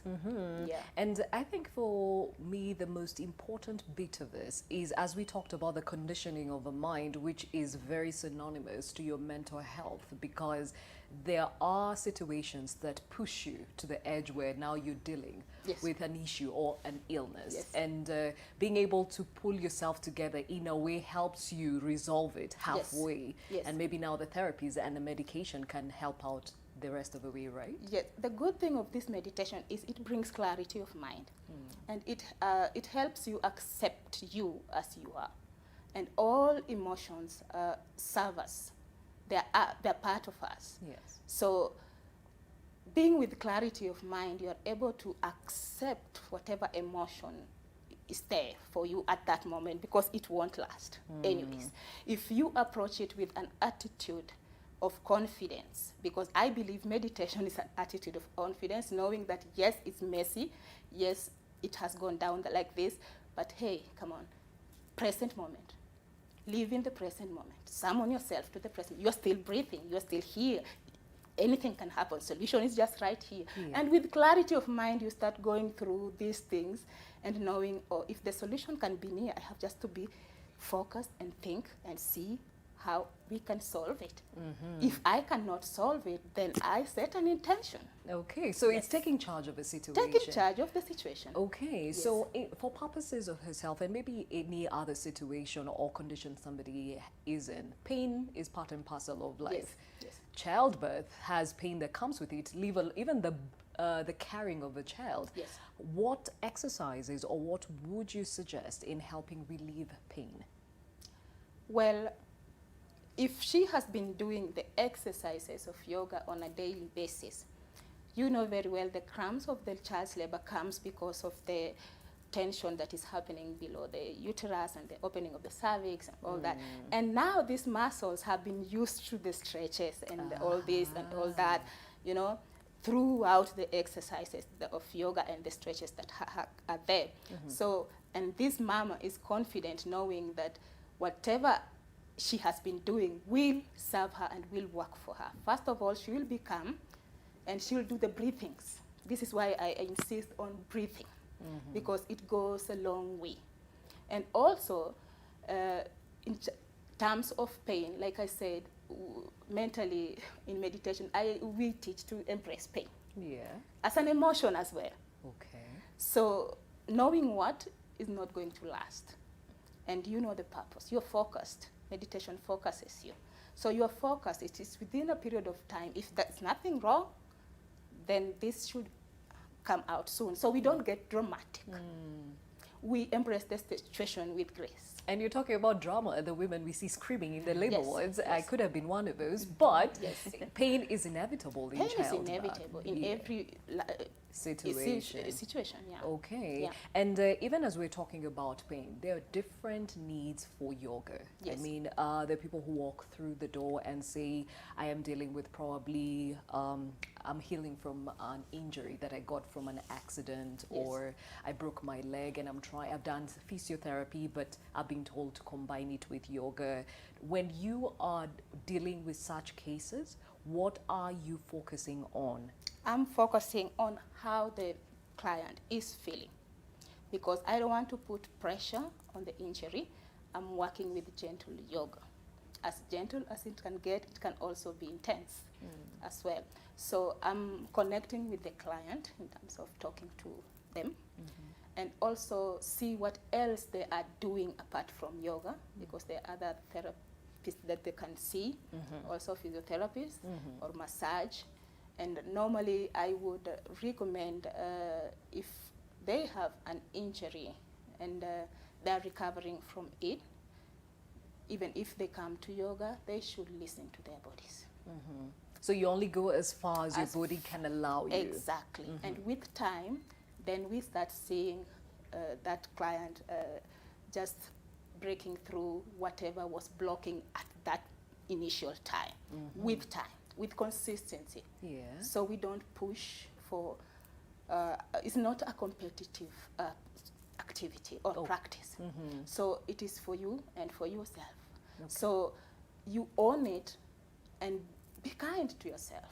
Okay. Yes. All right. So definitely right now she is at the prenatal stage of things. Yes. And soon she's going to download. Yes. They call it that. Yes. She's already a mother of Yes. 2. Yes. And there are exercises that Yes. come now with post-childbirth. Yes. By then your body is very fragile now Yes. because you've gone through this process and the bones are going back. Yeah. So what do you focus on, and some of exercises probably you can show us that we can do for that part of the season? Sure, I can show you some postures that we can do. Yeah. That goes along from prenatal to postnatal. Okay, so she can still join us? She can still join us. Okay, fantastic. Okay. So let's just straighten our legs and shake, shake, shake. And slowly just bring your legs together, lie on your back. Okay. Oh, because of the Yeah. thing? Oh, Okay, no. But I think it's on your side now. It is? I think so. Okay, I might also not be able to go all the way because of the microphone, but so yes. that is Supta Baddha Konasana. And for you, you'll take just a side lie on your right.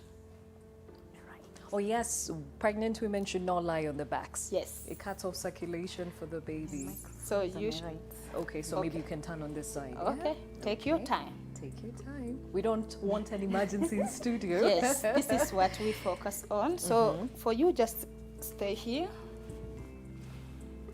Okay, maybe you with can your join back her on straight. this thing. Yeah, I just had to change that. Victor, you can join us now. Okay.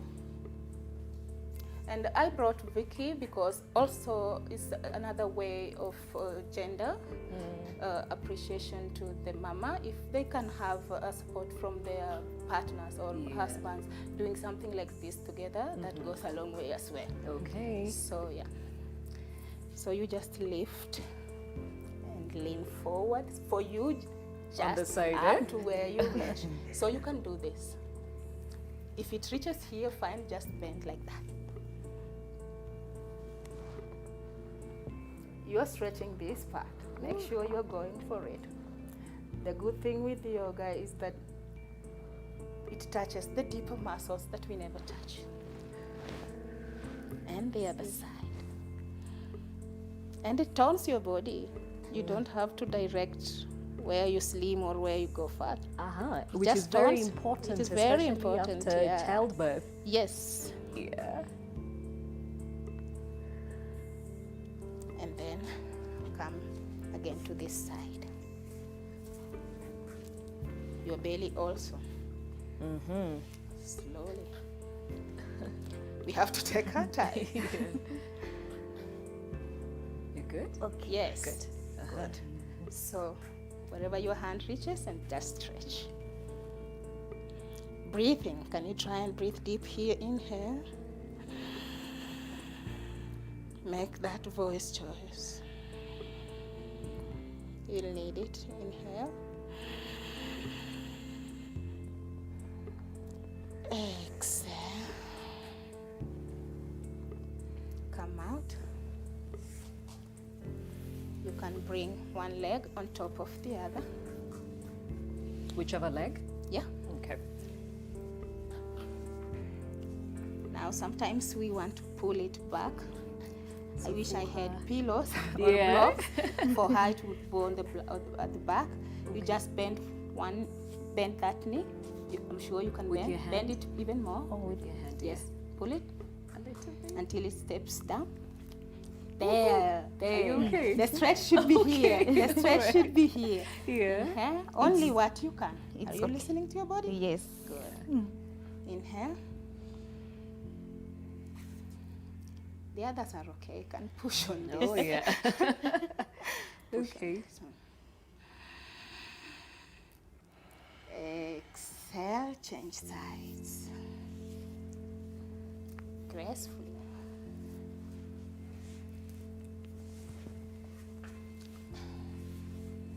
Up to where you can. Okay.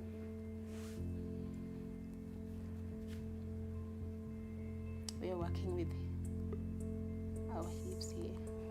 Inhale deep.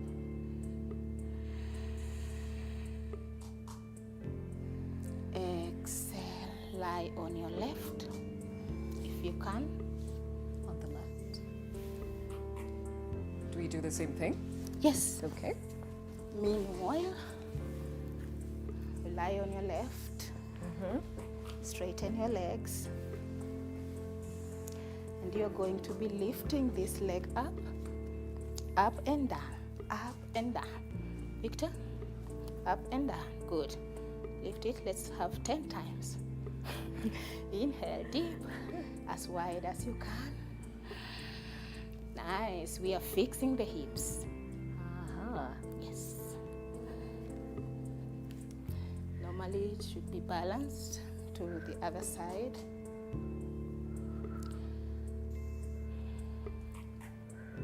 And then on that last one, you bring it to the side. There. Even more. Yes. Can you lie completely with all your body? You can use support as your there. So here we can also get into spinal twist. I'll come and just adjust you slowly. There. Good job. How do you feel? Much better. See? How far am I supposed to go? So you just bend this and come this way. So you can go deep. Okay. Good job. That is spinal twist. So normally we go to both sides. And what's the benefit for this? Oh my, you're fixing your hips. Your hips? And relaxing your self as well. Okay. Follow your breathing.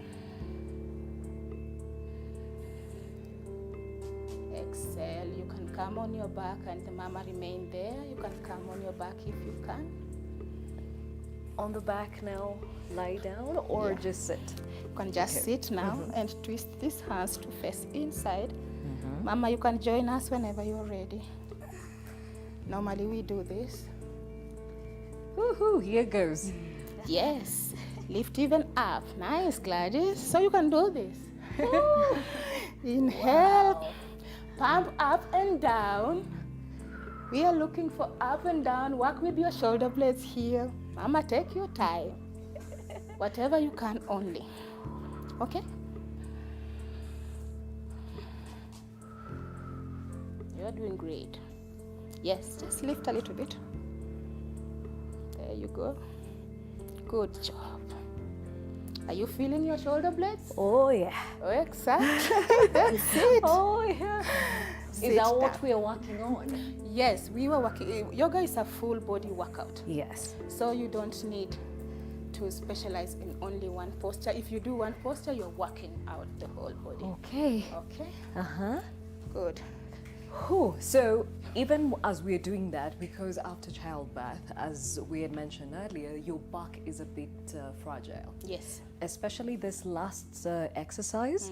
Is it still okay? Well, for me, for people who have done CS, I think they have to take a time off first before going to come for exercises. Yeah. Any kind. Until they heal. I will give them around a month or so after delivery. And they start with slight one. But for normal deliveries, this goes to the spine. Aligning the spine, the lower back, and also working on your hips, of course. Okay. Everyone is worried about the belly fat. Yeah. So stretching out like that is stretching that belly. So it doesn't create more space for fat to grow. All right. Yeah. Okay, and just even with the pictures that we've been seeing running on the screens. I haven't been seeing. Well, it is interesting that you do this with all people, all and sundry, you know, I mean, children. Yes. Pregnant women, Yes. after birth, old, young. What are the benefits of starting this when you are young? Wow. I like to teach kids because I have kids of my own. And I have seen what yoga has done to me, and I wished to have known it even earlier in life. So now I don't want my kids to miss it, and any other kid that I can reach to miss it. It brings them to calmness for the kids and everybody. And I like happy people because yoga also stimulates the serotonin gland, whereby you just find yourself happy. The happy hormone. The happy Yes. hormone, yes. And also I would specifically continue with the kids. There's so much going on in our lives that I think kids are not part of it, and they're affected. So I have noticed kids who are living in violent families. So I would want something that would bring peace to them. And I have witnessed kids that have been abandoned. And I would like them to know they are enough the way they are and wherever they are. Okay. So these are the kind of things that push me to want to work with all ages. So I'm still learning other types of yogas to see if I can tap into other age groups and other things as well. I'm working with the yoga for trauma. That is really calling me. Yeah. And I'm for that because I've just realized here in Kenya there's a lot of trauma going on, whatever it is. Yeah, in different ways. Yeah. So it's good accompanied by counseling as well. And this one I can give it out on request. Yes. Okay, and even as we close, I think it is important to understand when we talk about yoga, people hear yoga and they think it's this expensive thing that I cannot tap into. So as it is yoga, those people, yes, not for me. Yes. Give us an idea of how much this costs a session so that people can understand what kind of an investment it is. It is a good investment because it creates employment for the youth, as you can see here. Yeah. We teach. And personally, I charge 2,000 per hour per person. Okay. And with a group, it's a different negotiation. So it goes down according to the group of 10 and above. You mentioned an hour, so you are supposed to do this for just an hour per day? Is that what you're saying? Yes, that's what I do. That's a recommended time to do yoga at it can one go setting? up to 1 hour, 30 minutes, and depending with the meditation time also is incorporated there. Yes. It goes long up to 1 hour, 30 minutes. I think that is the most.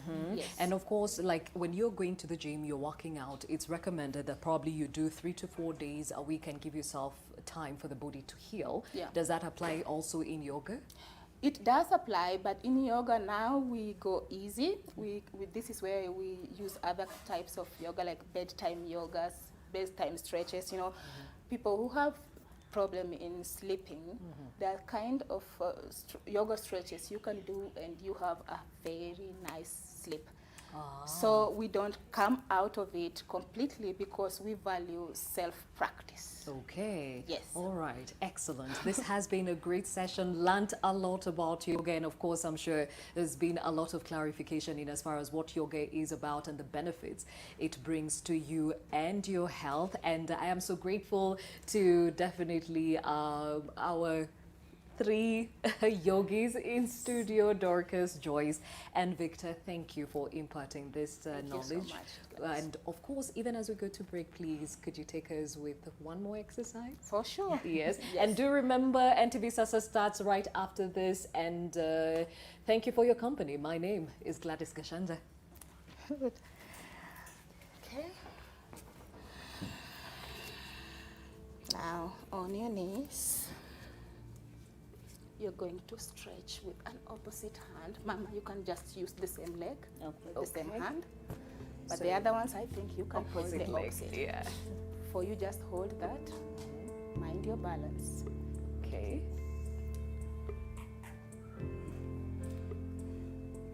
Always had a smile, Mama. Exhale, come down. Same thing? Yes, to the opposite leg. Okay. Open the chest completely.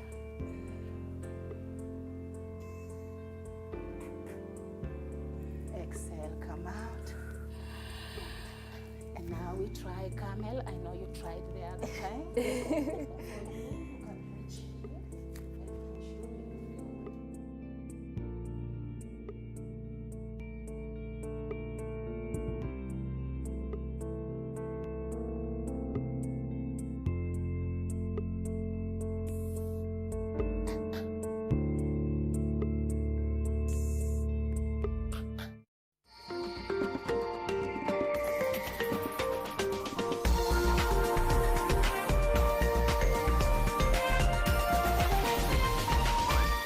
This is NTV.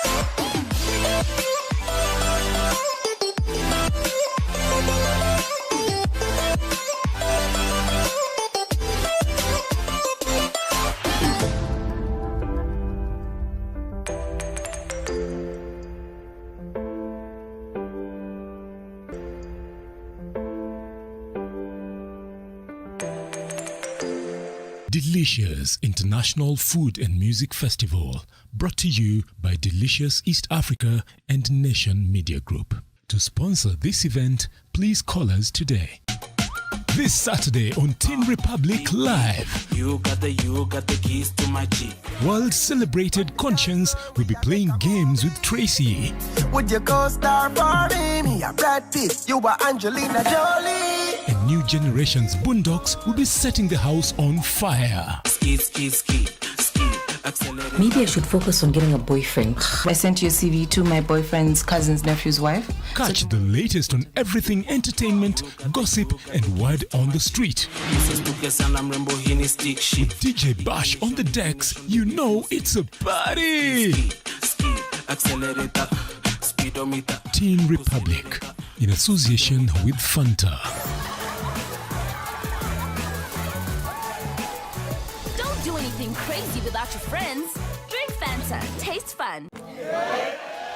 Mheshimiwa anayepita mbele yako ni Senator wa Meru County. Honorable Mithika Linturi, and as you can see, he no longer has anything to hide. So saa 9 usiku tunachukua visu, kila mtu anaingiza kisu hapa. Asubuhi unajua kisu ni baridi buda. Kwanza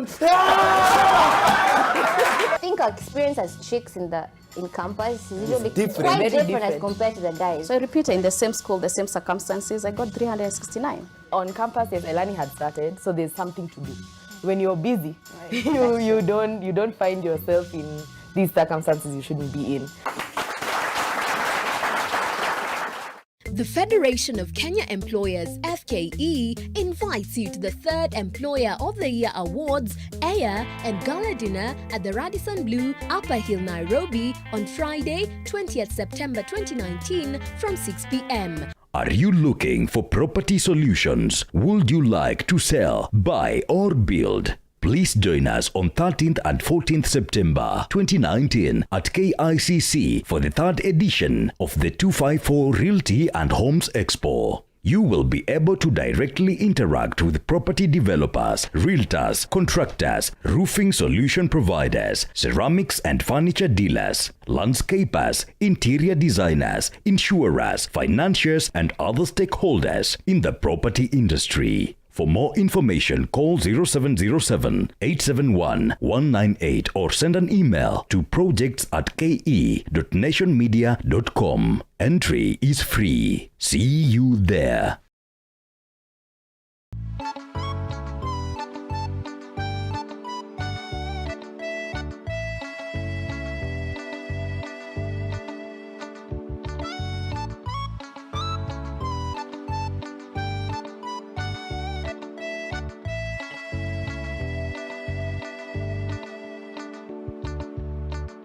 Introducing the new salad oil with a spout for easy use. Comes packed with omega-6 and 9 and vitamin A and D, and at a price that doesn't dent your wallet. Leo utakula nyumbani. Salad, siri ndio hiyo.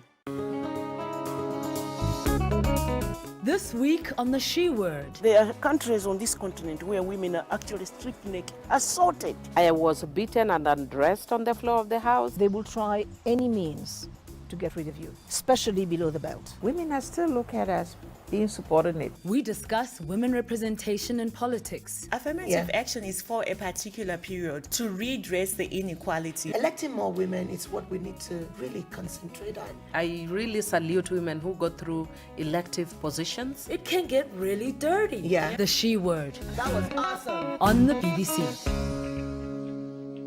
Welcome to Turkana University College. Turkana University is a center of research, innovation, and technological development. Apply now for our January, May, and September intakes. Turkana University, the cradle of knowledge.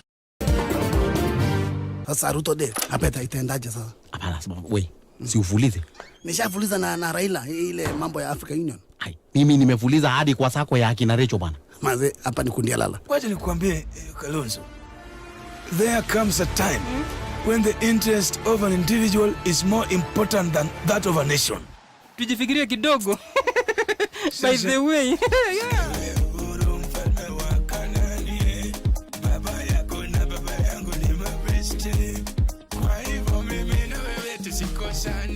And I'm here to report the Mwananchi how the Galana Kulalo project has fared so far.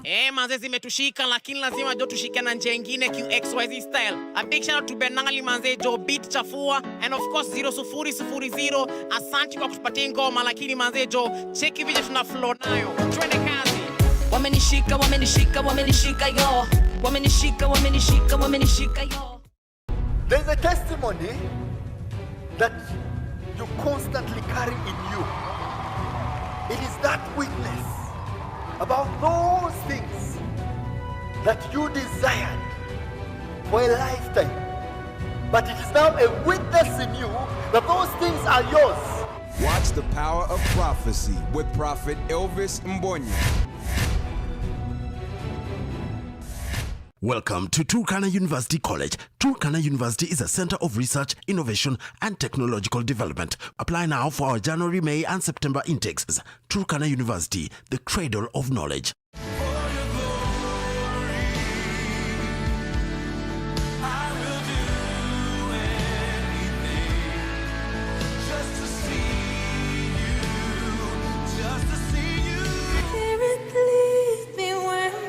Trust is without borders, and we walk upon the waters wherever you would call me. This is a move.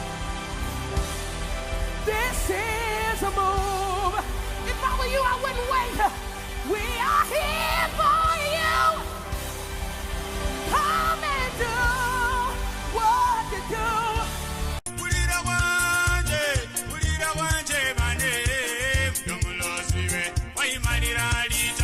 Hakuna kitu umeacha huko jikoni, tupanguze ile laana. I think one of us ate ugali, but I think you ate chapati because you are trying to impress me, so you called it something else. Kumbe ni mtu wa ugali. Unapata mwanaume ameenda date anakaa 30 minutes kwa menu, alafu anaoda chai. Oh my God!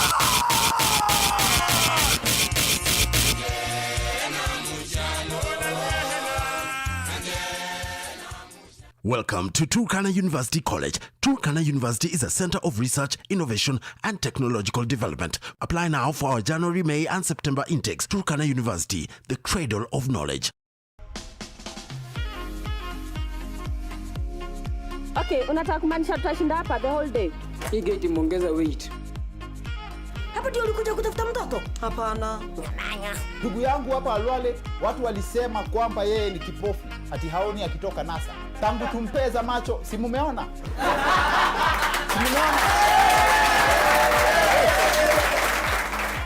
Mimi nachukua napeleka yote kwa typing kwa computer. Unajua computer? Mimi najua tu charanga. Unajua wakale kwa runway wakasema ladies and gentlemen introducing Jepto.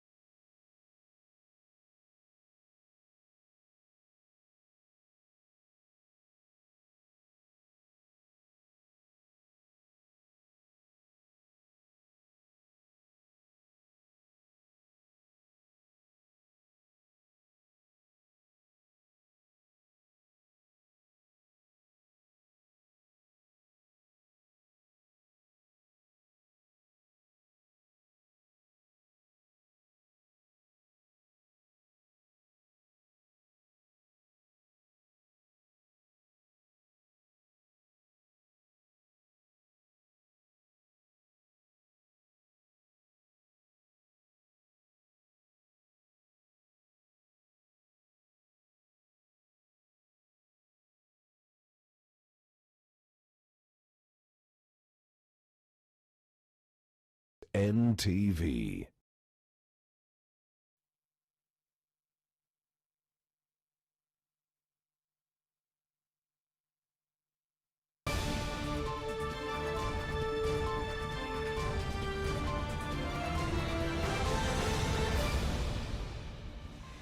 Na barabara kabisa, Ijumaa ya kwanza mwezi huu wa Septemba, popote pale ulipo na kukaribisha kwa moyo mkunjufu kwa NTV. Sasa mimi nafahamika kama Jane Ngoiri. Furaha ilioje kuungana na mwanaspoti Joshua Makori ambaye alikuwa amenitoka kidogo, amekwenda Korea Kusini, lakini ninaweza hakikisha kwamba amerejea peke yake studioni.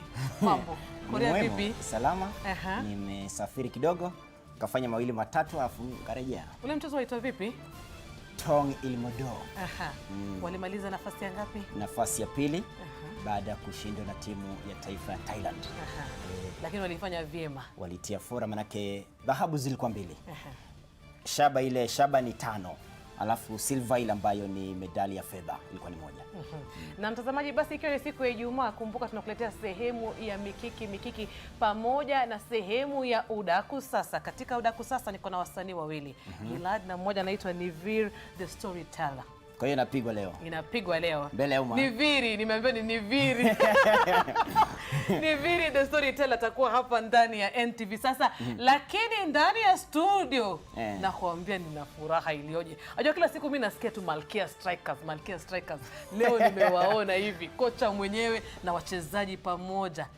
Na nani yuko hapa ndani mwingine? Hapa kuna unawaona ni coach Paulo Bitok. Huyu ni coach mstaarabu. Ndo amechukua mikoba, ndo amekwenda kule Morocco Rabat, amenyakua taji lake la kwanza upande wa Malkia. Hawa wengine ni kina nani? Maana yake naona pale kwenye runinga. Pale anaitwa Masi Moimu, yuko Sharon Chumba na yuko Edith Wisa. Coach mwenyewe ameniambia mimi natosha. Hii height yangu. Anasema kwenye runinga inaonekana mfupi hivi, lakini ameniona akaniambia natosha. Kwa hiyo kwa hivyo hapa kandarasi kikusha mimi naingia kwenye tusidanganyane. Kwa nini? Sawa, urefu huko. Lakini sasa urefu wewe uangalia wapi? Urefu ni huko, mbona waniangalia sijui wapi huko?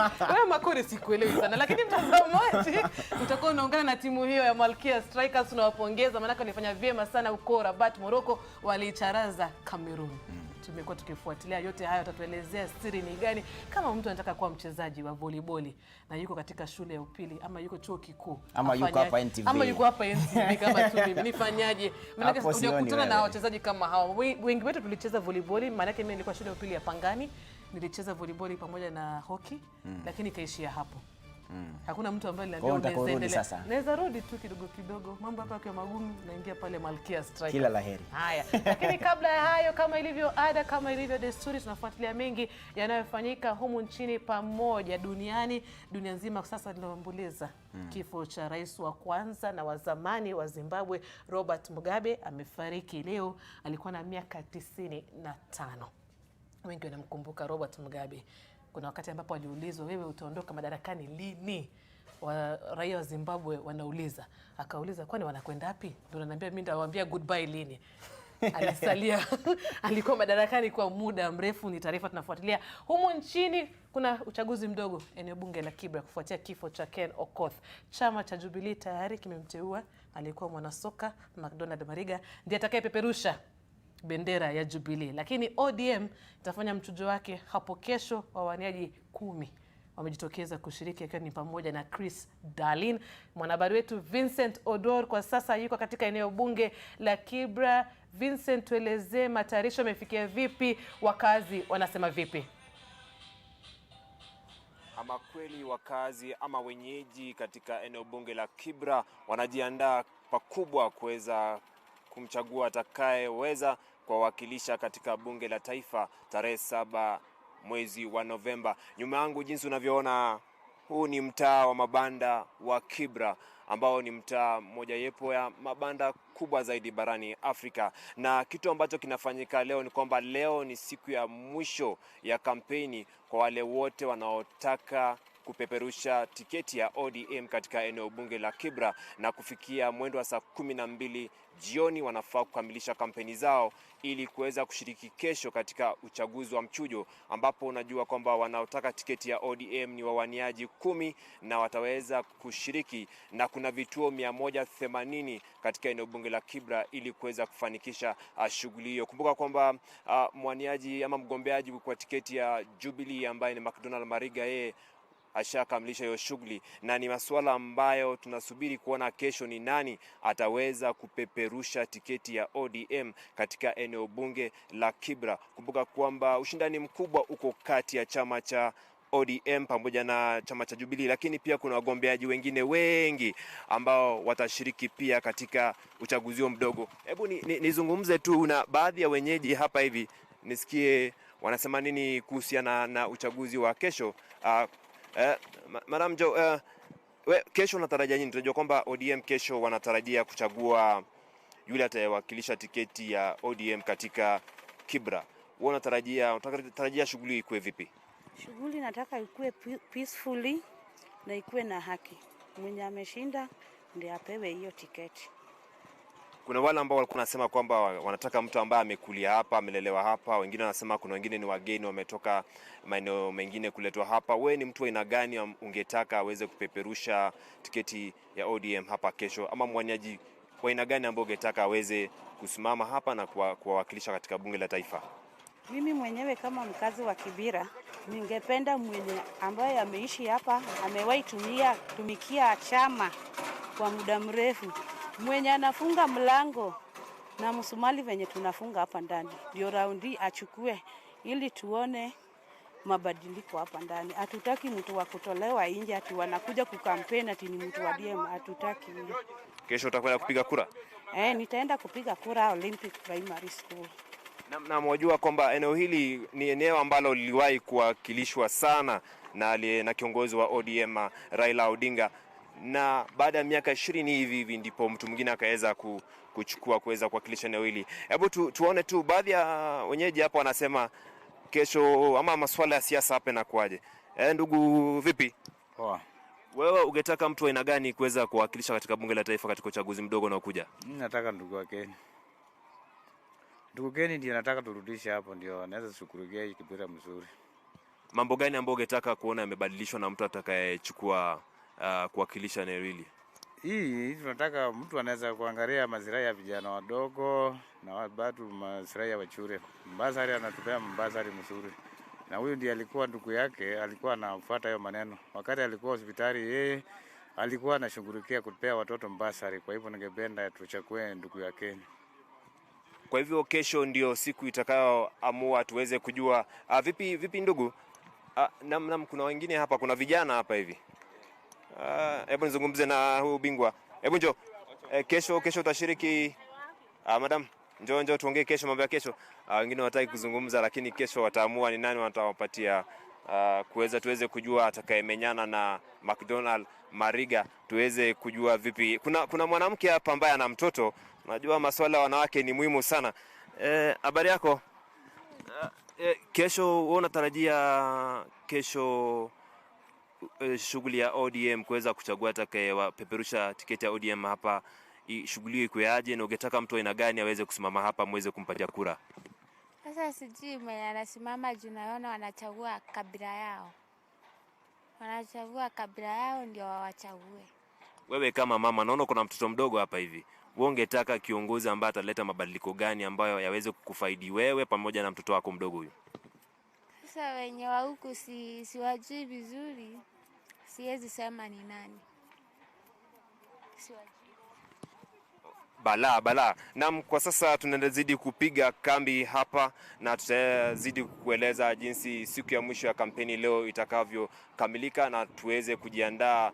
Manake wenyeji wanajiandaa kushiriki katika kesho uchaguzi wa mchujo ambao ni wafuasi au wanachama wa chama cha ODM. Manake kumbuka kwamba ili kuweza kushiriki katika uchaguzi wa mchujo kesho ni lazima kwanza uwe ni mwanachama wa ODM, alafu pili lazima uwe na kitambulisho ili kesho uweze kushiriki katika huo uchaguzi wa mchujo, kuweza kubaini atakayepeperusha tiketi ya ODM katika uchaguzi mdogo ambao utaandaliwa hapa tarehe 7 mwezi wa Novemba hapa katika eneo la Kibra. Kwa hivyo kwa sasa tunazidi kupiga kambi hapa, na kwa sasa nakurejesha hadi studioni. Na mshukran sana Vincent Odora akiwa katika eneo bunge la Kibra. Bila shaka ni taarifa tutafuatilia, na hapo kesho tutakuwa katika eneo hilo kufuatilia atakayechaguliwa kupeperusha bendera ya chama cha ODM katika uchaguzi mdogo ambao utafanyika Novemba tarehe 7. Katika mtandao wa Twitter wengi wameanza kuzungumza. Andre anasema nimefurahia sana kuona Malkia Strikers na wapongeza kwa kazi nzuri ambayo wanafanya. Lionel Digo anasema Malkia Strikers kila saa wako tu juu tu sana. Wanajua kupeperusha bendera yetu, hawatuangushi. Alafu Githogori Eunice anatazama kutoka Londiani. Anasema asante sana kwa kualika Malkia Strikers. Kuna vijana wengi ambao wangependa kujiunga sawa wasichana na timu ya volleyball. Tutajua vipi? Swali ambalo nilikuwa nimeuliza hapo awali. Mwisho kabisa Paul Nyaga anasema hongera sana kwa kocha Bitok, aendelee na kazi nzuri anayofanya. Mwenyezi Mungu atambariki. Ashabarikiwa. Nafikiri ni kuongezea tu zile baraka. Sisi tunaendelea kumuongezea baraka. Sasa nataka kukupisha uanze mahojiano, tusikize siri ni gani wanafanya. Mimi nataka kujua wanafanya mazoezi mara ngapi kwa siku. Na kando na kuwa katika timu hii ya Malkia Strikers, kuna hustle nyingine ama ndio the real hustle? Kwa hiyo maswali mawili muhimu. Lakini upande wako. Pia wazee wako. Wanakubali. Hilo la tatu sasa hilo la tatu. Sawa. Nitashukuru sana. Uko vizuri. Haya. Mimi naondoka na kupisha. Wacha mimi niende aste nifanye mambo yangu. Amekuwa katika makala ya 12 ya mashindano ya bara Afrika ambayo yalifanyika kule Rabat, Morocco. Timu ya taifa ya mpira wa volleyball upande wa kinadada Malkia Strikers ambao kiukweli leo hii wamekwisha kutenga muda wao kufanikisha mikiki ndani ya NTV. Sasa nusura niseme NTV jioni, manake sio kitambo nimekuwa na kocha mstaarabu Paulo Mwite Paul Bitok hapa ndani ya NTV jioni mikiki leo hii. Aliniahidi kwamba kabla watu yangatua ndege ya Jomo Kenyatta lazima hapa NTV kwendo chagua nambari 1 kuja kufanikisha siku hii ya leo. Wakiwa kule Morocco walifanya mambo makuu, lakini kule Misri walikuwa wameshindwa na hii timu ya taifa Morocco seti 3-1. Ikawa kwamba safari hii wakasema narejea nyumbani na taji na tunalitetea rasmi, manake walikuwa wametamba mwaka 2015 wakiwa kule Kongo wakafanya mambo yao. Safari hii wamerejea nyumbani na taji, wamerejea nyumbani na medali. Inafurahisha, inaridhisha. Haraka upesi niwalete ndani, amekaa pembeni kabisa, si mwingine isipokuwa ni kocha wangu Paul Bitok. Karibu sana. Asante sana. Nimefurahi kuwa na NTV leo asubuhi hii. Kabisa. Tufanye mambo yetu. Sawa, tuendelee. Amekaa karibu na kocha wangu hapa ni Sharon Chumba. Karibu sana. Asante sana. Mara nyingine. Muhimu sana. Asante. Amekaa kule mwisho kabisa ni Edith Wissa. Karibu sana. Asante. Nashukuru kuwa hapa pia. Yuko karibu na mimi hapa sako kabako, huyu ni nahodha mwenyewe Masi Muhimu. Karibu sana. Nataka tuingie moja kwa moja kwa shughuli nzima siku ya leo ambayo ni siku ambayo muhimu sana kwa volleyball hapa Kenya. Tuanze moja kwa moja na kocha wangu. Makala ya 12 ndio umerejea kutoka Rwanda, umekuwa Rwanda zaidi ya miaka 10, umejenga Rwanda na umerejea nyumbani na umeanza kujenga tayari na taji. Makala ya 12 ilikuwaje? Haikuwa kazi rahisi. Kumbuka nilipewa hii jukumu ya kuwa kocha mkuu wiki 2 kabla ile mchuano wa All African Games, na ilikuwa kwanza kuelewana na wachezaji, kujua mbinu yenyewe walikuwa wanatumia kama inapatana na yangu, lakini yote tuliweza kufanya kwa ile wiki 2. So nilishukuru sana wachezaji wangu, walisikiza ile maagizo, wakasikiza ile system nilikuwa nataka itumike na iliweza kufanya kazi nzuri. So sisi tulirudi kama tumefurahi, tulienda tukijua Cameroon ni wazuri sana, wameweza kutushinda kwa miaka 4 iliyopita tangu tuwe kwa ile Olympic qualifiers, na sisi wote tulikuja na furaha. Sharon, wewe kimaoni yako kama mchezaji ilikuwaje?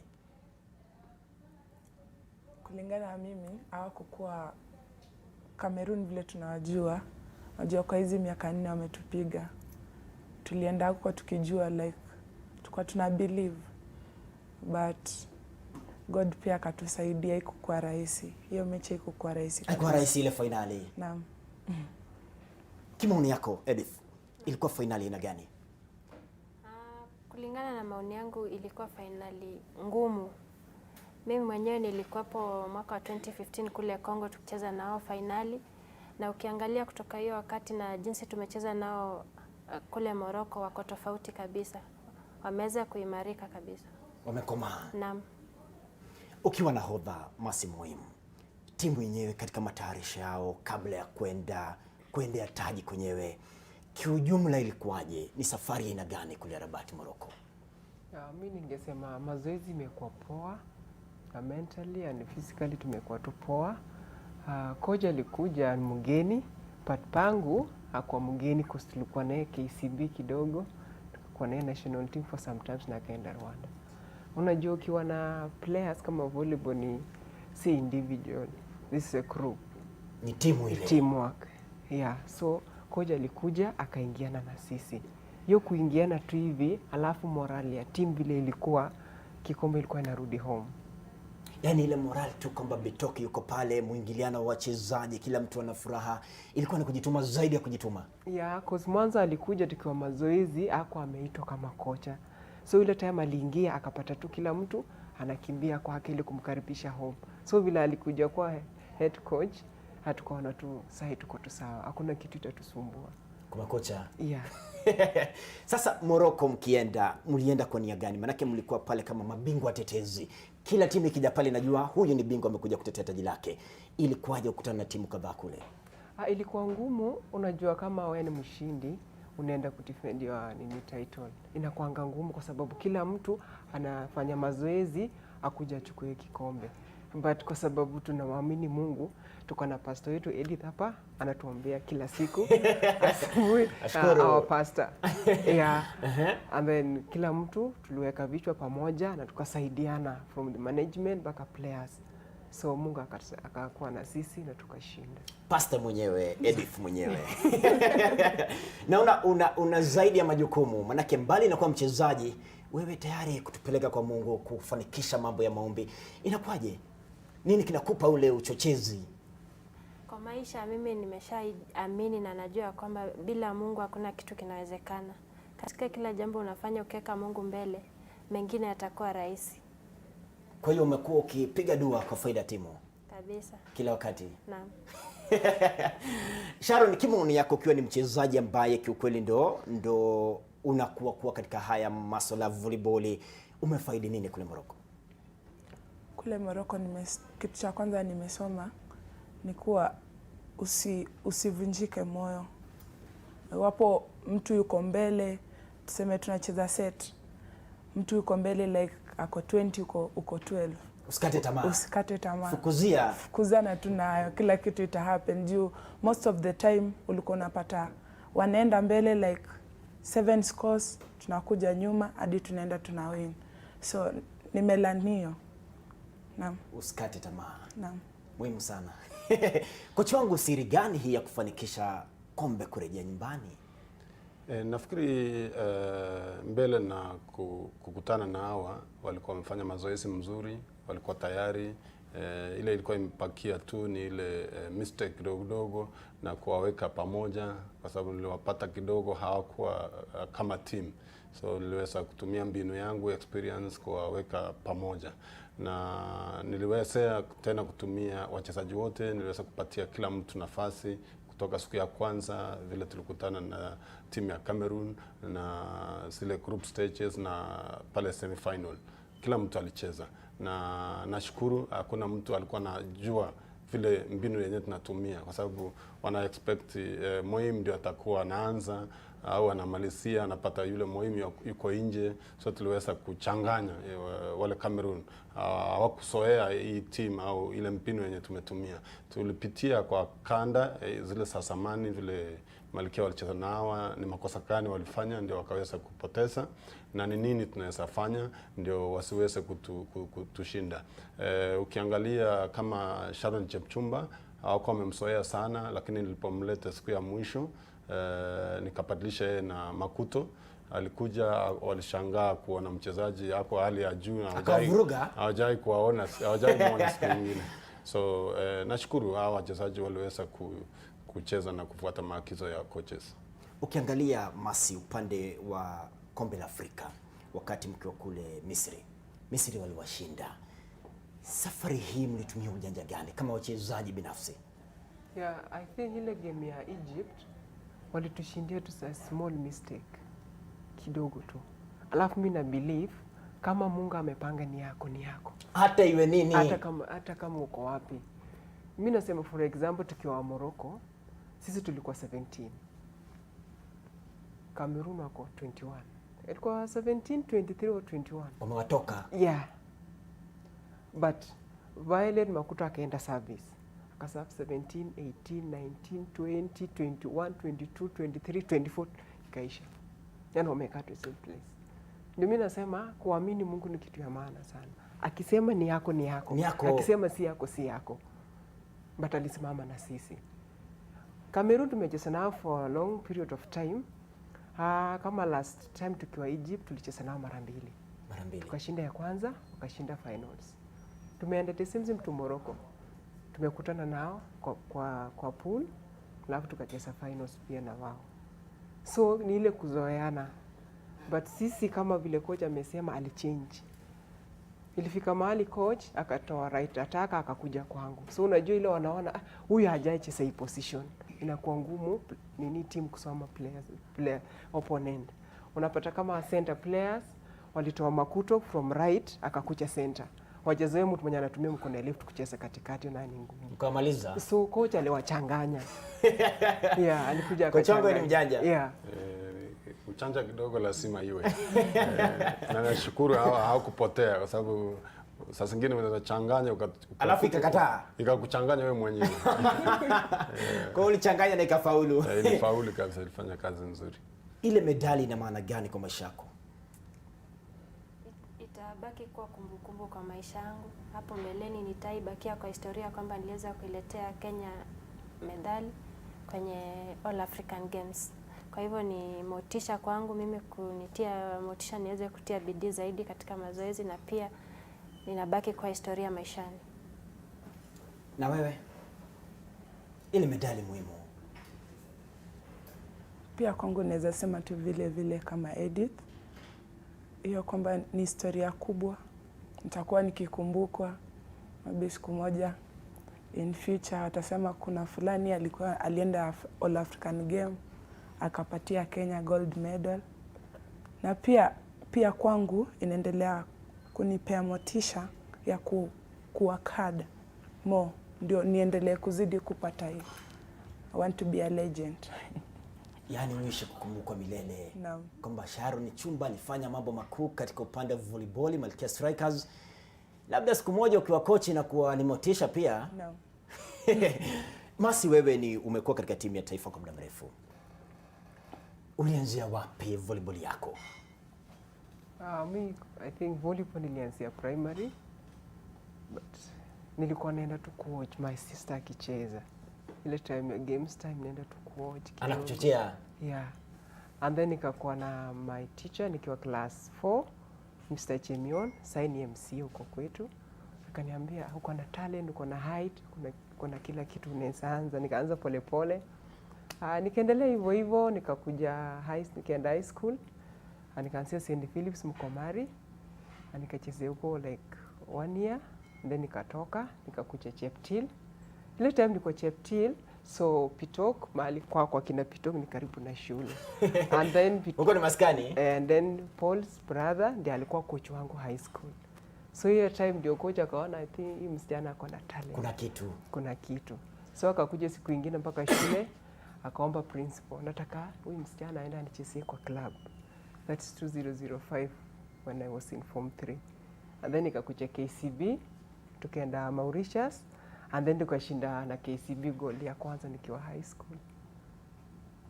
Ndio hivyo umeingia timu ya taifa. Yeah, and then the same here nikakuja Nairobi tena nikacheza senior team kwa Nigeria, iko Cup of Nation bado tukashinda gold. So hivyo nikaendelea. Manake wanawachochea wengi kina dada wakiwa kwa nyumbani wanasikia starehe wakikuona Masi muhimu. Wanasema pia angalau siku moja waje kuwa kama wewe. Baadaye utawapa ushauri. Edith. Hii volleyball iliingiaje kwa damu yako?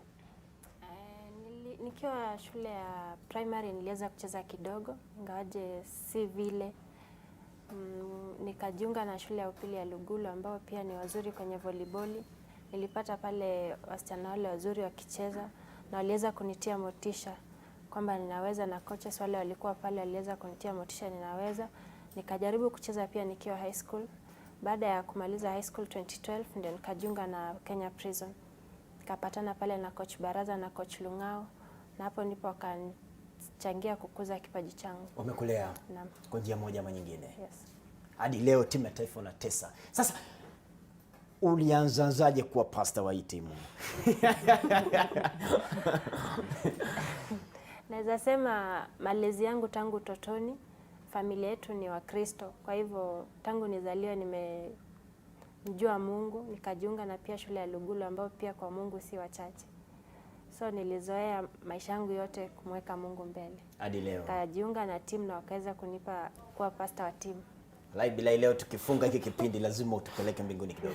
Haina shida. Itakuwa starehe. Sharon, wewe uliingiaje? Mimi mwanzo nilikuwa nacheza football, nilikuwa goalkeeper. Jina langu wa soka? Naam. Lakini kulikuwa na mwalimu mmoja, mwalimu wangu wa primary. Alikuwa anapenda sana kunipeleka kwa field ya volleyball. Anajaribu kunifunza, nashindwa, natoroka, narudi football. So nilipochukuliwa Tartar, nilikuwa naenda kucheza football na pia nilikuwa naenda kusaidia watu wa volleyball. Mimi bora nisimame tu hapo nipige mpira na nitoke. Lakini saa kuna neighbor wangu mmoja anaitwa Lelei, alijoin prison. Aliniona niko na height, alikuwa anasoma kwa Ndanze. Akaambia mwalimu wao kuna msichana yuko na height lakini hajui kucheza volleyball. Mwalimu wao akamwambia kama ako na height, ni mrefu, ni mzuri, mlete tu mimi nitamfunza. Kajoin kwa Ndanze form 2, nikaanza kufunzwa volleyball. Mara yangu ya kwanza kucheza tulienda Rwanda. Tukakutana na coach akiwa huko akiwa analea huko. Akiwa na timu ya Rwanda. Angalau sikuwa najua kucheza lakini niliwekwa tu for exposure kwa ile timu ndogo. Niliporudi nilijikaza. Hapo nilikuwa form 3. Nilijikaza, tukaenda tukacheza, bahati mbaya tukapigwa na Soweto. Hapo hivyo regionals. Nikiwa form 4 tukaenda kucheza nationals. Hapo hivyo nilikuwa nimejikaza wedhe, nilikuwa na ile hamu ya kujua volleyball. Hapo hivyo tukacheza nationals, nikakuwa MVP. Ikaendelea kunipea morale. Tulipoenda East Africa tukakutana naye tena. Tukapiga wasichana wake.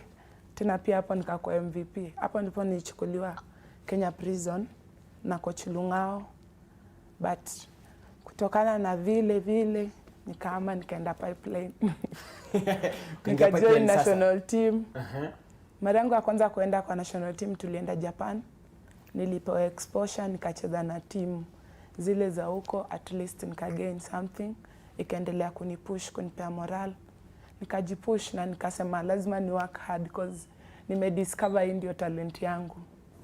Nikaendelea ku work hard. Sasa hii nimefurahia, tumeenda Morocco. Nimerudi na gold medal. So I want more. Mungu ni mkuu. No. Na hivi sasa ako na barua kutoka kule Turkey. Mungu akimjalia ataungana na timu kule Istanbul. Kwa hiyo sasa anaenda kimataifa?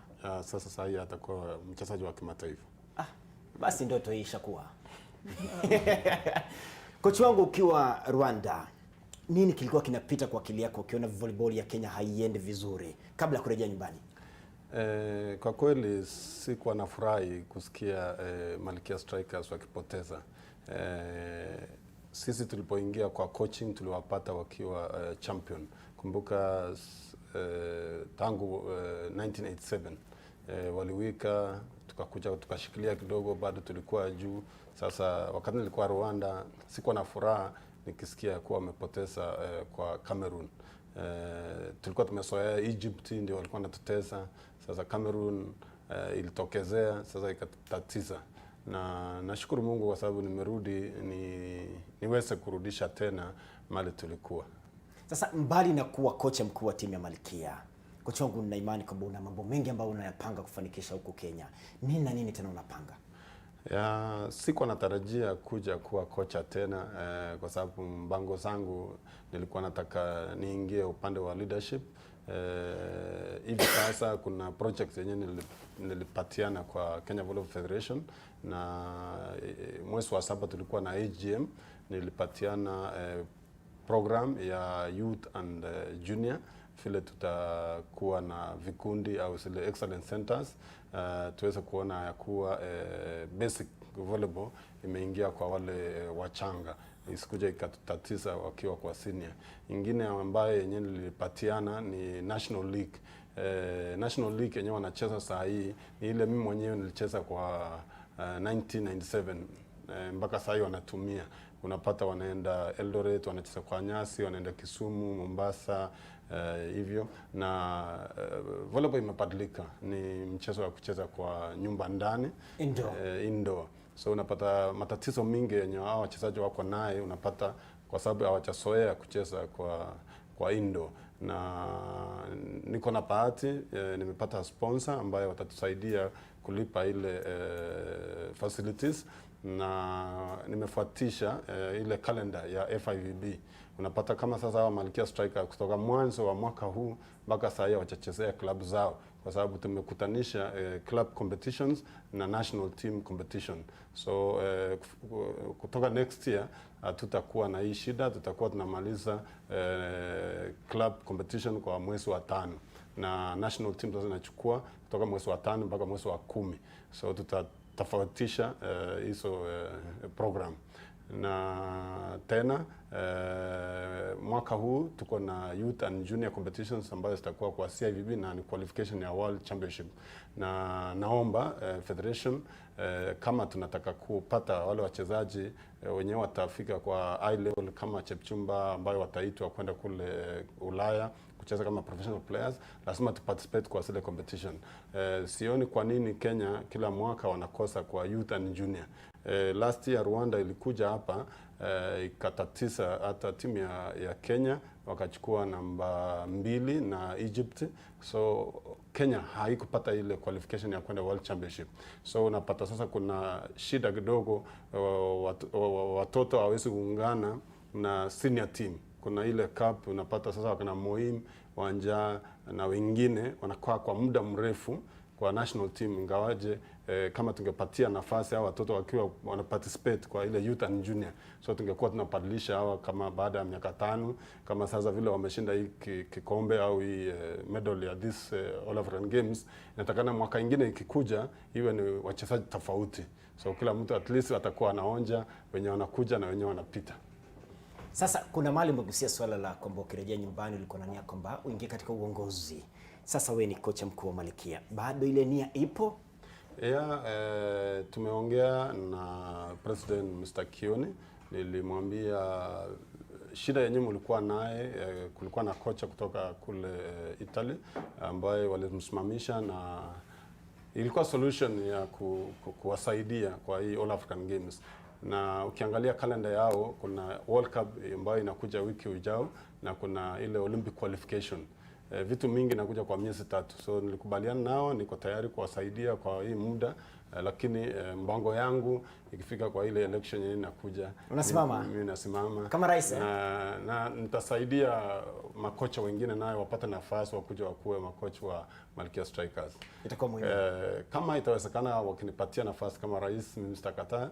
Wakinipatia nafasi nyingine yote, kama so long as niko kwa ile team ya Kenya Volleyball Federation, naamini ya kuwa experience yenye nimekuwa kule nje, nimecheza kule Tunisia miaka 4, nimecheza kule Croatia miaka 3, nimekuwa Rwanda miaka 10, nilikuwa na project ambayo ilifaulu. Nikikuja kukutanisha zote zile, naweza kusaidia nikiwa leader. Itakuwa muhimu, ipo siku.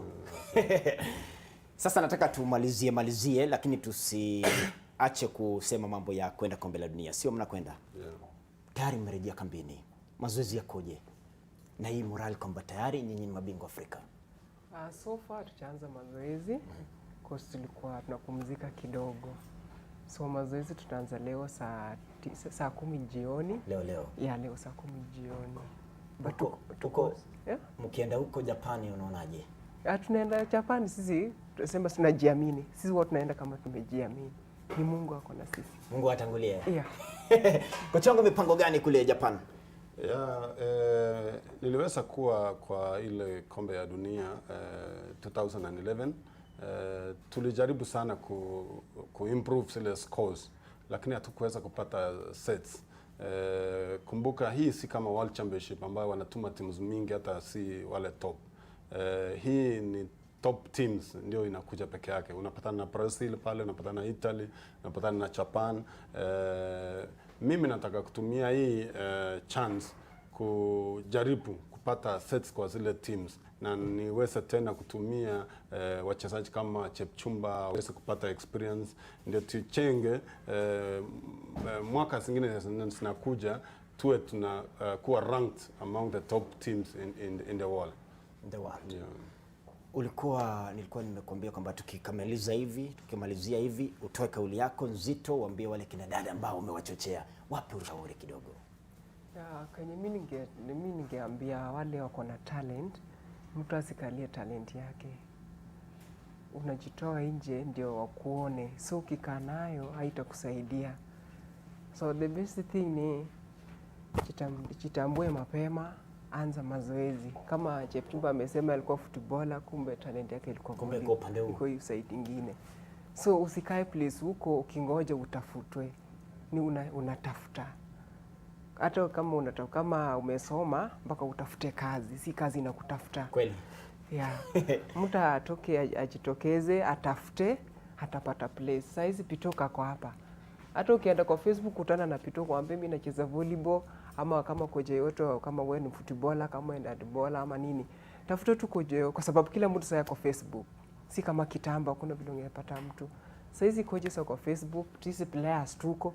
Ukiniambia mimi muhimu, hata mimi naitwa Masi muhimu kwa Facebook. So ukitafuta Masi muhimu utanipata.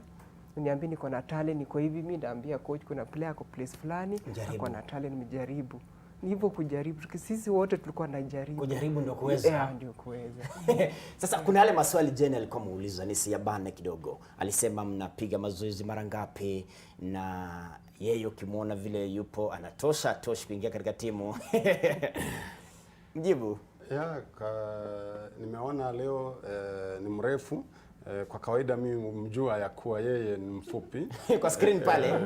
Lakini ukiangalia ile kiatu amefaa, sijui kama tutapata kiatu kwa sports kama ile ndio mwesheshe yeye fika ile height ya kuruka na kufika kwa ile net. Kweli.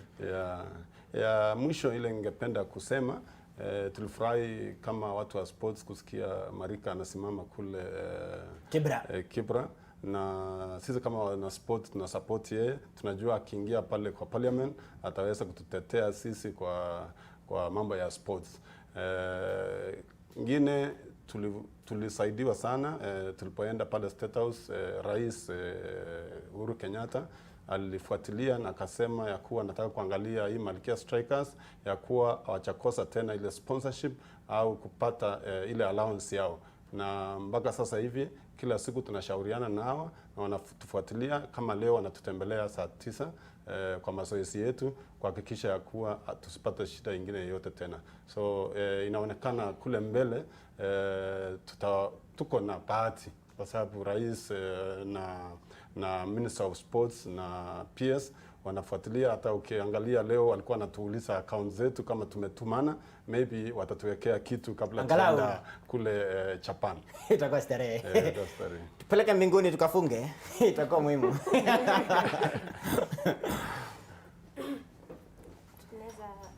Simame. Kwa vizuri. Jane yupo? Niko hapa. Basi pia wewe makinika. Unasikia kocha anasema mimi niko juu tu sana. Alikuwa anaulizia height yangu na makoris, mimi niko sawa hapa. Lakini hicho kiatu kitoa Jane. Nikitoa niko bado sawa. Narudi chini. Hakuna. Lakini kocha sasa wasiwasi manake anaweza kucheza hapo. Kuna mmoja hapo filani anasema Malkia Strikers ni Malkia kweli, anasema 100% hapo, na kuna mwingine pia alikuwa amesema kwa wanapaswa kutambuliwa vilivyo kwa kazi nzuri ambayo wanafanya. Twende mbinguni. Tuamini na tuombe. Baba yetu uliye mbinguni, tunakushukuru wakati huu mchana sasa Jehova kwa umbali umetufikisha. Kwa uhai umeweza kutupa hadi umbali huu, Jehova tunasema ni asante. Tunakushukuru kwa kipindi tumekuwa nacho Jehova, kwa watangazaji wetu pamoja na kikosi chote cha NTV. Tunakabidhi mikononi mwako ya kwamba uweze kuongoza katika kila shughuli zao za kila siku. Hata timu ya Malkia Jehova tunaikabidhi mikononi mwako utakapojipanga kusafiri kule Japan. Tunaomba uweze kututangulia na uzidi kutuongoza. Uhimidiwe, upewe sifa kwa kweli ni Bwana. Ni kwa Yesu na mimi nimeomba. Amen. Yes. Nafikiri maombi ya kuingisha kwenye timu. Tuko vizuri. Tuko sawa kabisa. Nasikia nimerelax. Naona ananicheka sana. Uniamini ama ni nini? Ni viatu. Una position ya libero. Ama ule wa go. Go mokia.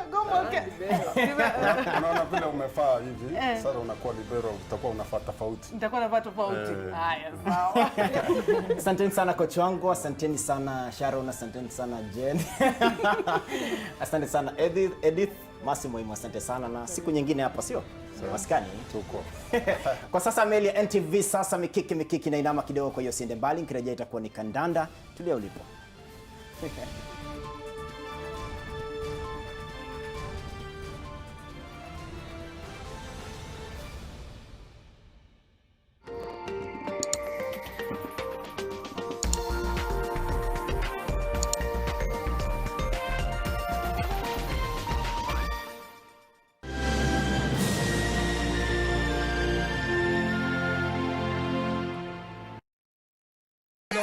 Fresh from Kingston, Jamaica. Come at me wine in your hole. Let me spend a little time in your hole. This week on The Trend, the king of dancehall, Conscience, How many girl them turn up on a log song? yeah, will be here fresh from Kingston, Jamaica.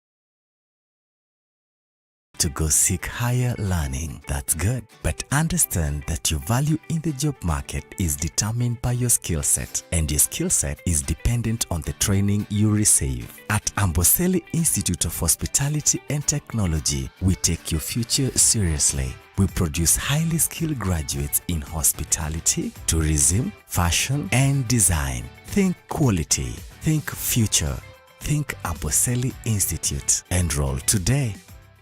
NTV continues to bring you great entertainment, news and sports shows. Stay tuned to NTV. For free-to-air set-top boxes and digital TVs, please ensure your aerial is pointed for optimum picture. Then, rescan your set-top box to refresh the channels. When search is complete, scroll until you find your favorite channel under the name NTV or ADN NTV. Choose channel 91 on GoTV, 271 on DSTV, 106 on StarTimes, 13 on Zuku, and we're also on Signet. NTV, turning on your world. There's a testimony that you constantly carry in you. It is that witness about those things that you desired for a lifetime. But it is now a witness in you that those things are yours. Watch the power of prophecy with Prophet Elvis Mbonye. Welcome to Turkana University College. Turkana University is a center of research, innovation, and technological development. Apply now for our January, May, and September intakes. Turkana University, the cradle of knowledge.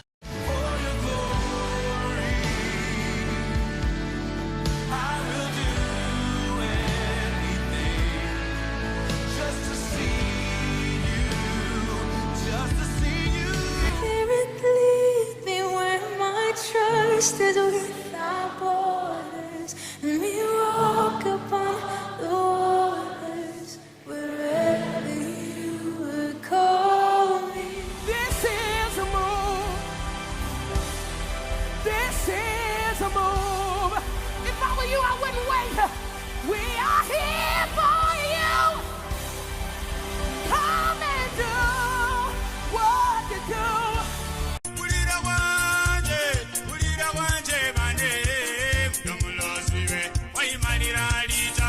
Hakuna kitu umeacha huko jikoni, tupanguze ile laana. I think one of us ate ugali, but I think you ate chapati because you are trying to impress me, so you called it something else. Kumbe ni mtu wa ugali.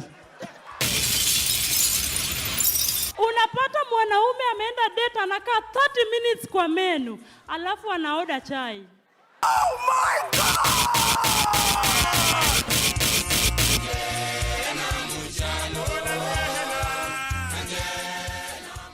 Welcome to Turkana University College. Turkana University is a center of research, innovation, and technological development. Apply now for our January, May, and September intakes. Turkana University, the cradle of knowledge.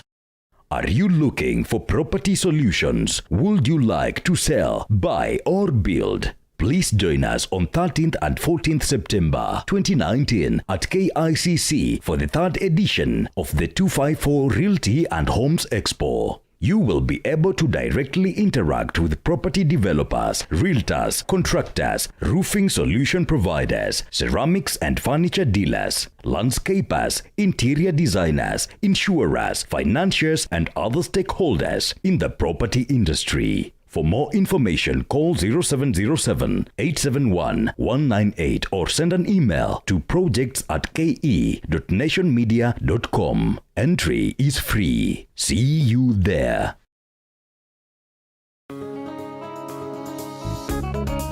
This week on the She Word. There are countries on this continent where women are actually stripped naked, assaulted. I was beaten and undressed on the floor of the house. They will try any means to get rid of you, especially below the belt. Women are still looked at as being subordinate. We discuss women representation in politics. Affirmative action is for a particular period to redress the inequality. Electing more women is what we need to really concentrate on. I really salute women who go through elective positions. It can get really dirty. Yeah. The She Word. That was awesome. On the BBC. Welcome to Turkana University College. Turkana University is a center of research, innovation, and technological development. Apply now for our January, May, and September intakes. Turkana University, the cradle of knowledge.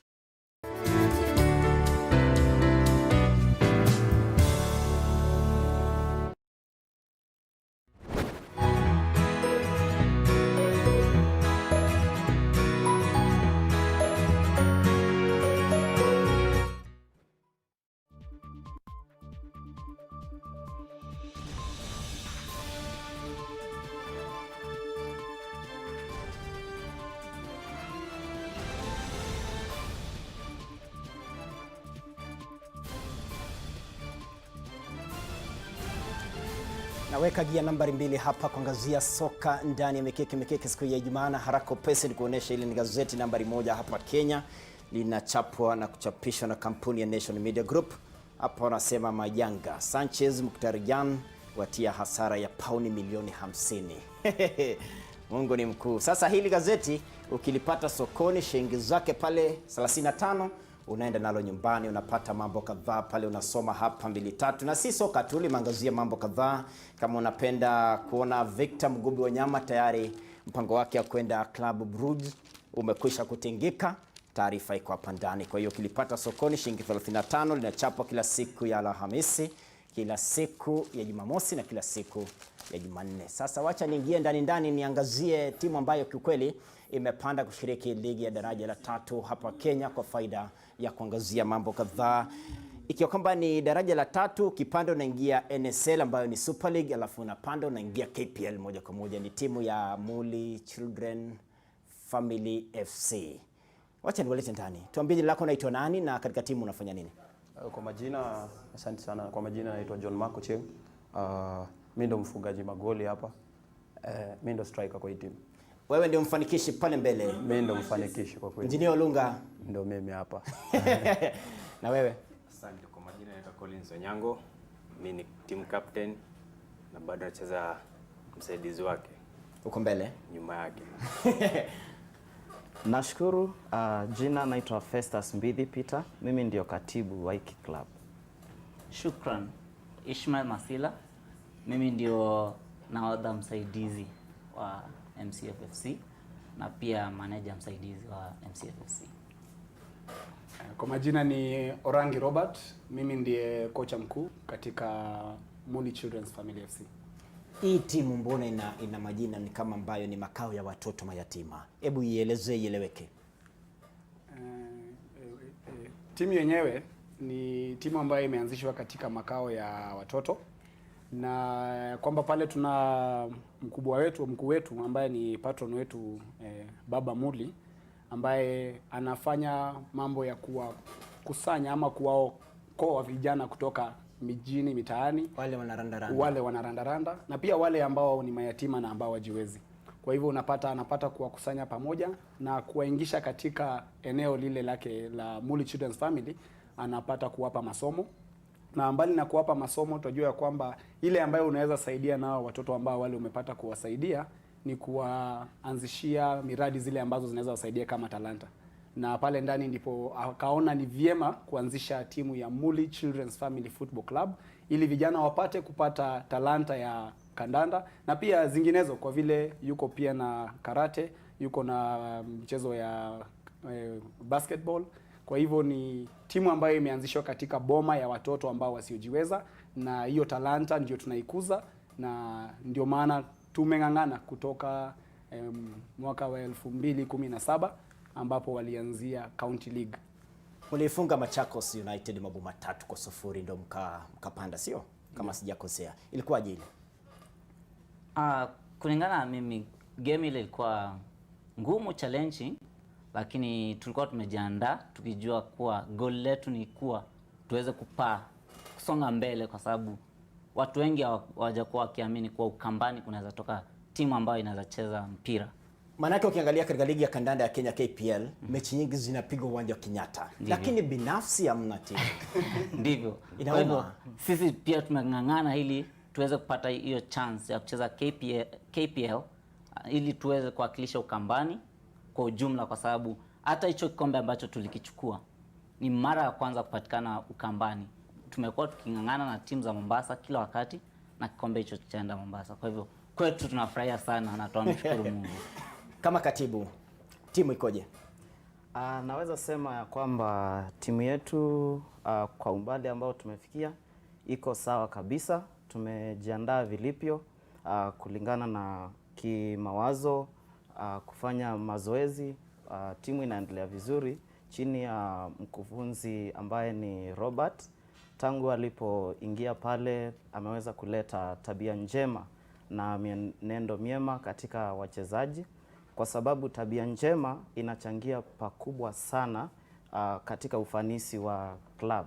Kwa hivyo kulingana na maadili yetu ya Kiukristo, tumeweza kusaidia wachezaji kuelewa ya kwamba ni vizuri wamweke Mungu mbele na pia watie bidii katika mazoezi yao ya uwanjani. Hawa wachezaji wametoka katika makao ya watoto mayatima? Ama bado mnasajili nje ya makao? Tuko na wachezaji ambao wameweza kukuzwa kutoka pale mji wa Muli, kama Collins Onyango ambaye ndiye captain wa timu.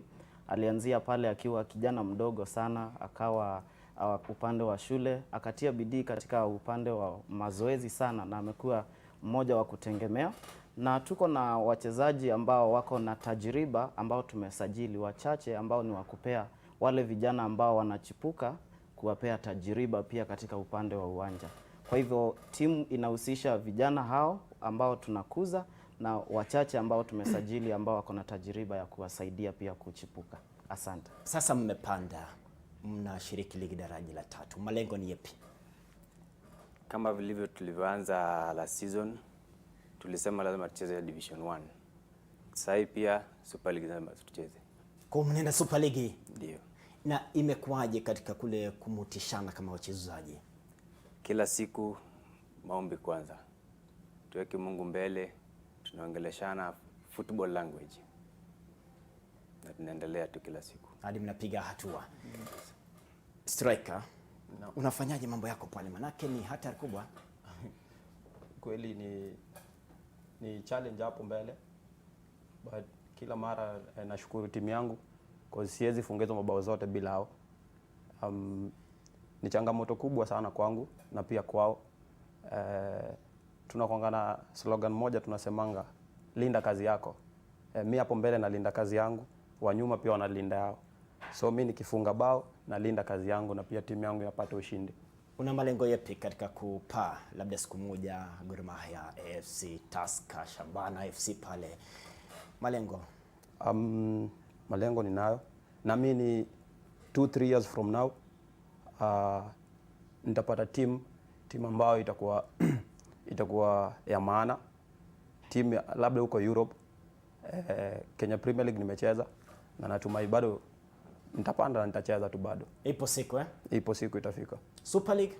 Super League pia tutafika hapo. Hiyo ni lengo yetu ya kwanza.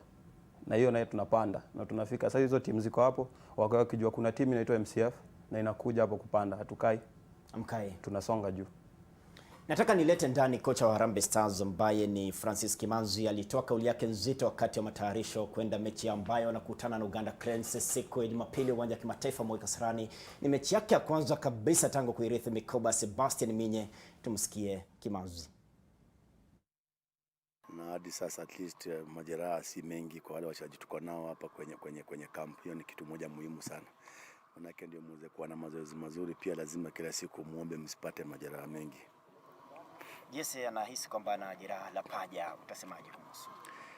Tulikuwa tumemwalika na mmoja wachezaji kawaida tunawaalika siku 14 kabla kuingia kwenye camp na siku 14 na maanisha wachezaji wengi wanacheza mechi 2 ama wengine hata 3 kabla kuja, kwa sababu ya sheria za kupewa nafasi kwa vilabu vyao ama kujulisha zile vilabu vyao. Na mechi yake ya mwisho kapata jeraha, hata kucheza mechi tena, kucheza dakika 90, dakika 80 70 hivi akatoka. But hiyo ni kawaida, ukiwapatia barua waje na wafike wote, pia kuna bahati, manake pia ni team sport na majeraha pia yako pale. Kwa hivyo yuko tulimwalika, kitu muhimu lazima tushukuru mtu kutia ile bidii ya kufika hata akiwa na jeraha, manake ni muhimu. Tukimuona hapa tuna madaktari na wamefuzu kabisa kumtibu, pia sisi tunamwangalia akiwa pale. Nafikiria ule umoja ni muhimu. Saa zingine akiwa kwa kiwanja ni zaidi, but akiwa pia na jeraha na awe nje pia tunashukuru. Coach, mechi yako ya kwanza tangu uchukue nafasi ya kuwa kocha mkuu kutoka kwa Minye, morali ikoje kambini na Wakenya tarajie nini kikubwa? Mwanzo kwa wale vijana tumeita vijana wengi wageni, wale wako hapa nyumbani na wale walikuwa wamepata vilabu hivi majuzi kama kina Cliff Nyakea kuondoka kwenda Misri. Nafikiria kwangu ni muhimu sana kuwaona, na ni muhimu ukiwa umepewa, nasema ni kuendelea, tunaendelea kwenye kazi. Nafikiria tu ni promotion unapata pale, kwa hivyo hamna wasiwasi mwingi wa kuwa timu, sababu ni mechi ya kwanza. So unajua ni michuano ya kitaifa, kila mechi unataka upate alama 3 ama mechi mzuri na upate some positive results, lakini saa zingine tunaangalia muundo wa ile klabu uko vipi. Sasa tunaangalia timu yetu na wale wachezaji tuko nao. Nafikiria nataka kuwaona sana Sunday kwa sababu ni wageni na mechi ya kwanza kutoka tayari nianze kuwaongoza. Nafikiria itakuwa mechi nzuri kabisa na Wakenya watarajia mechi nzuri, na pia ni mzuri tuone vijana tujakuwa tukiwapa nafasi nini wanaweza tupa.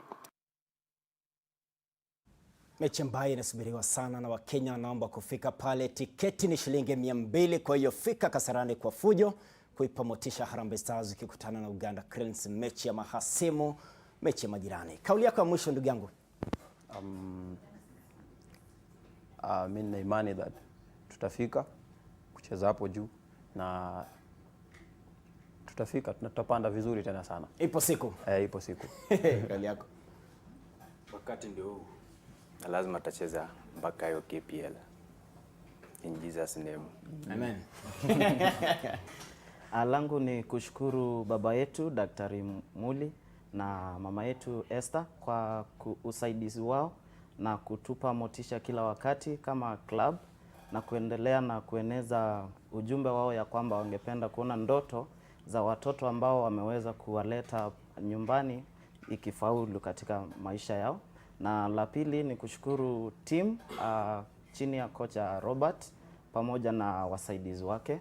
Tunashukuru sana kwa umoja na tunaombea ya kwamba tutazidi kusonga mbele pamoja hadi tuweze kufikia hata daraja la juu zaidi ya Kenya Premier League. Itakuwa starehe muwe na timu ya maeneo mashariki. Kabisa.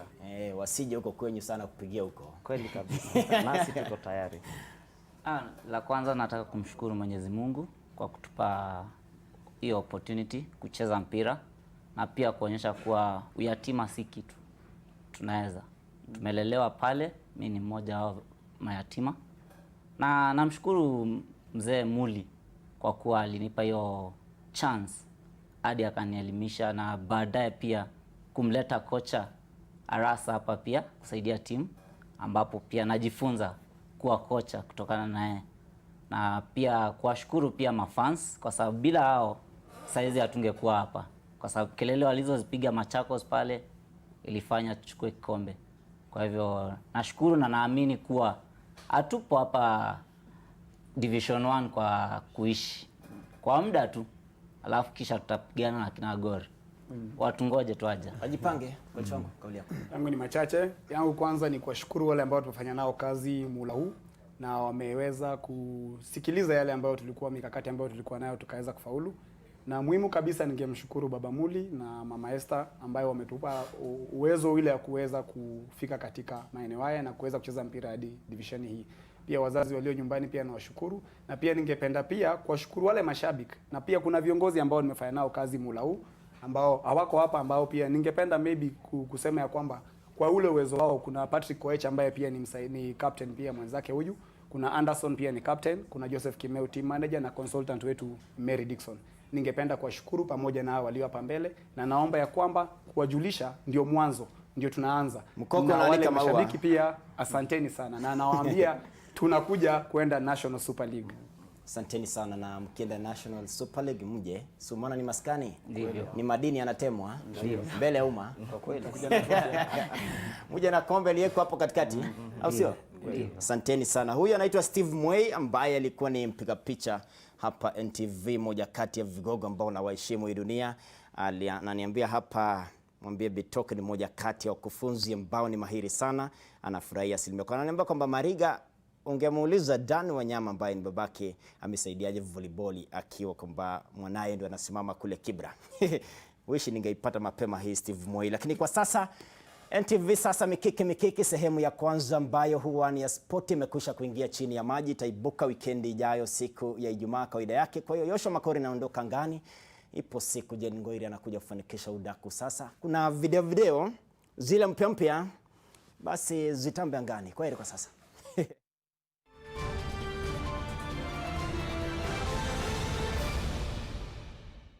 Niambie tuwakomeshe vishadai, wavimbe wateseke.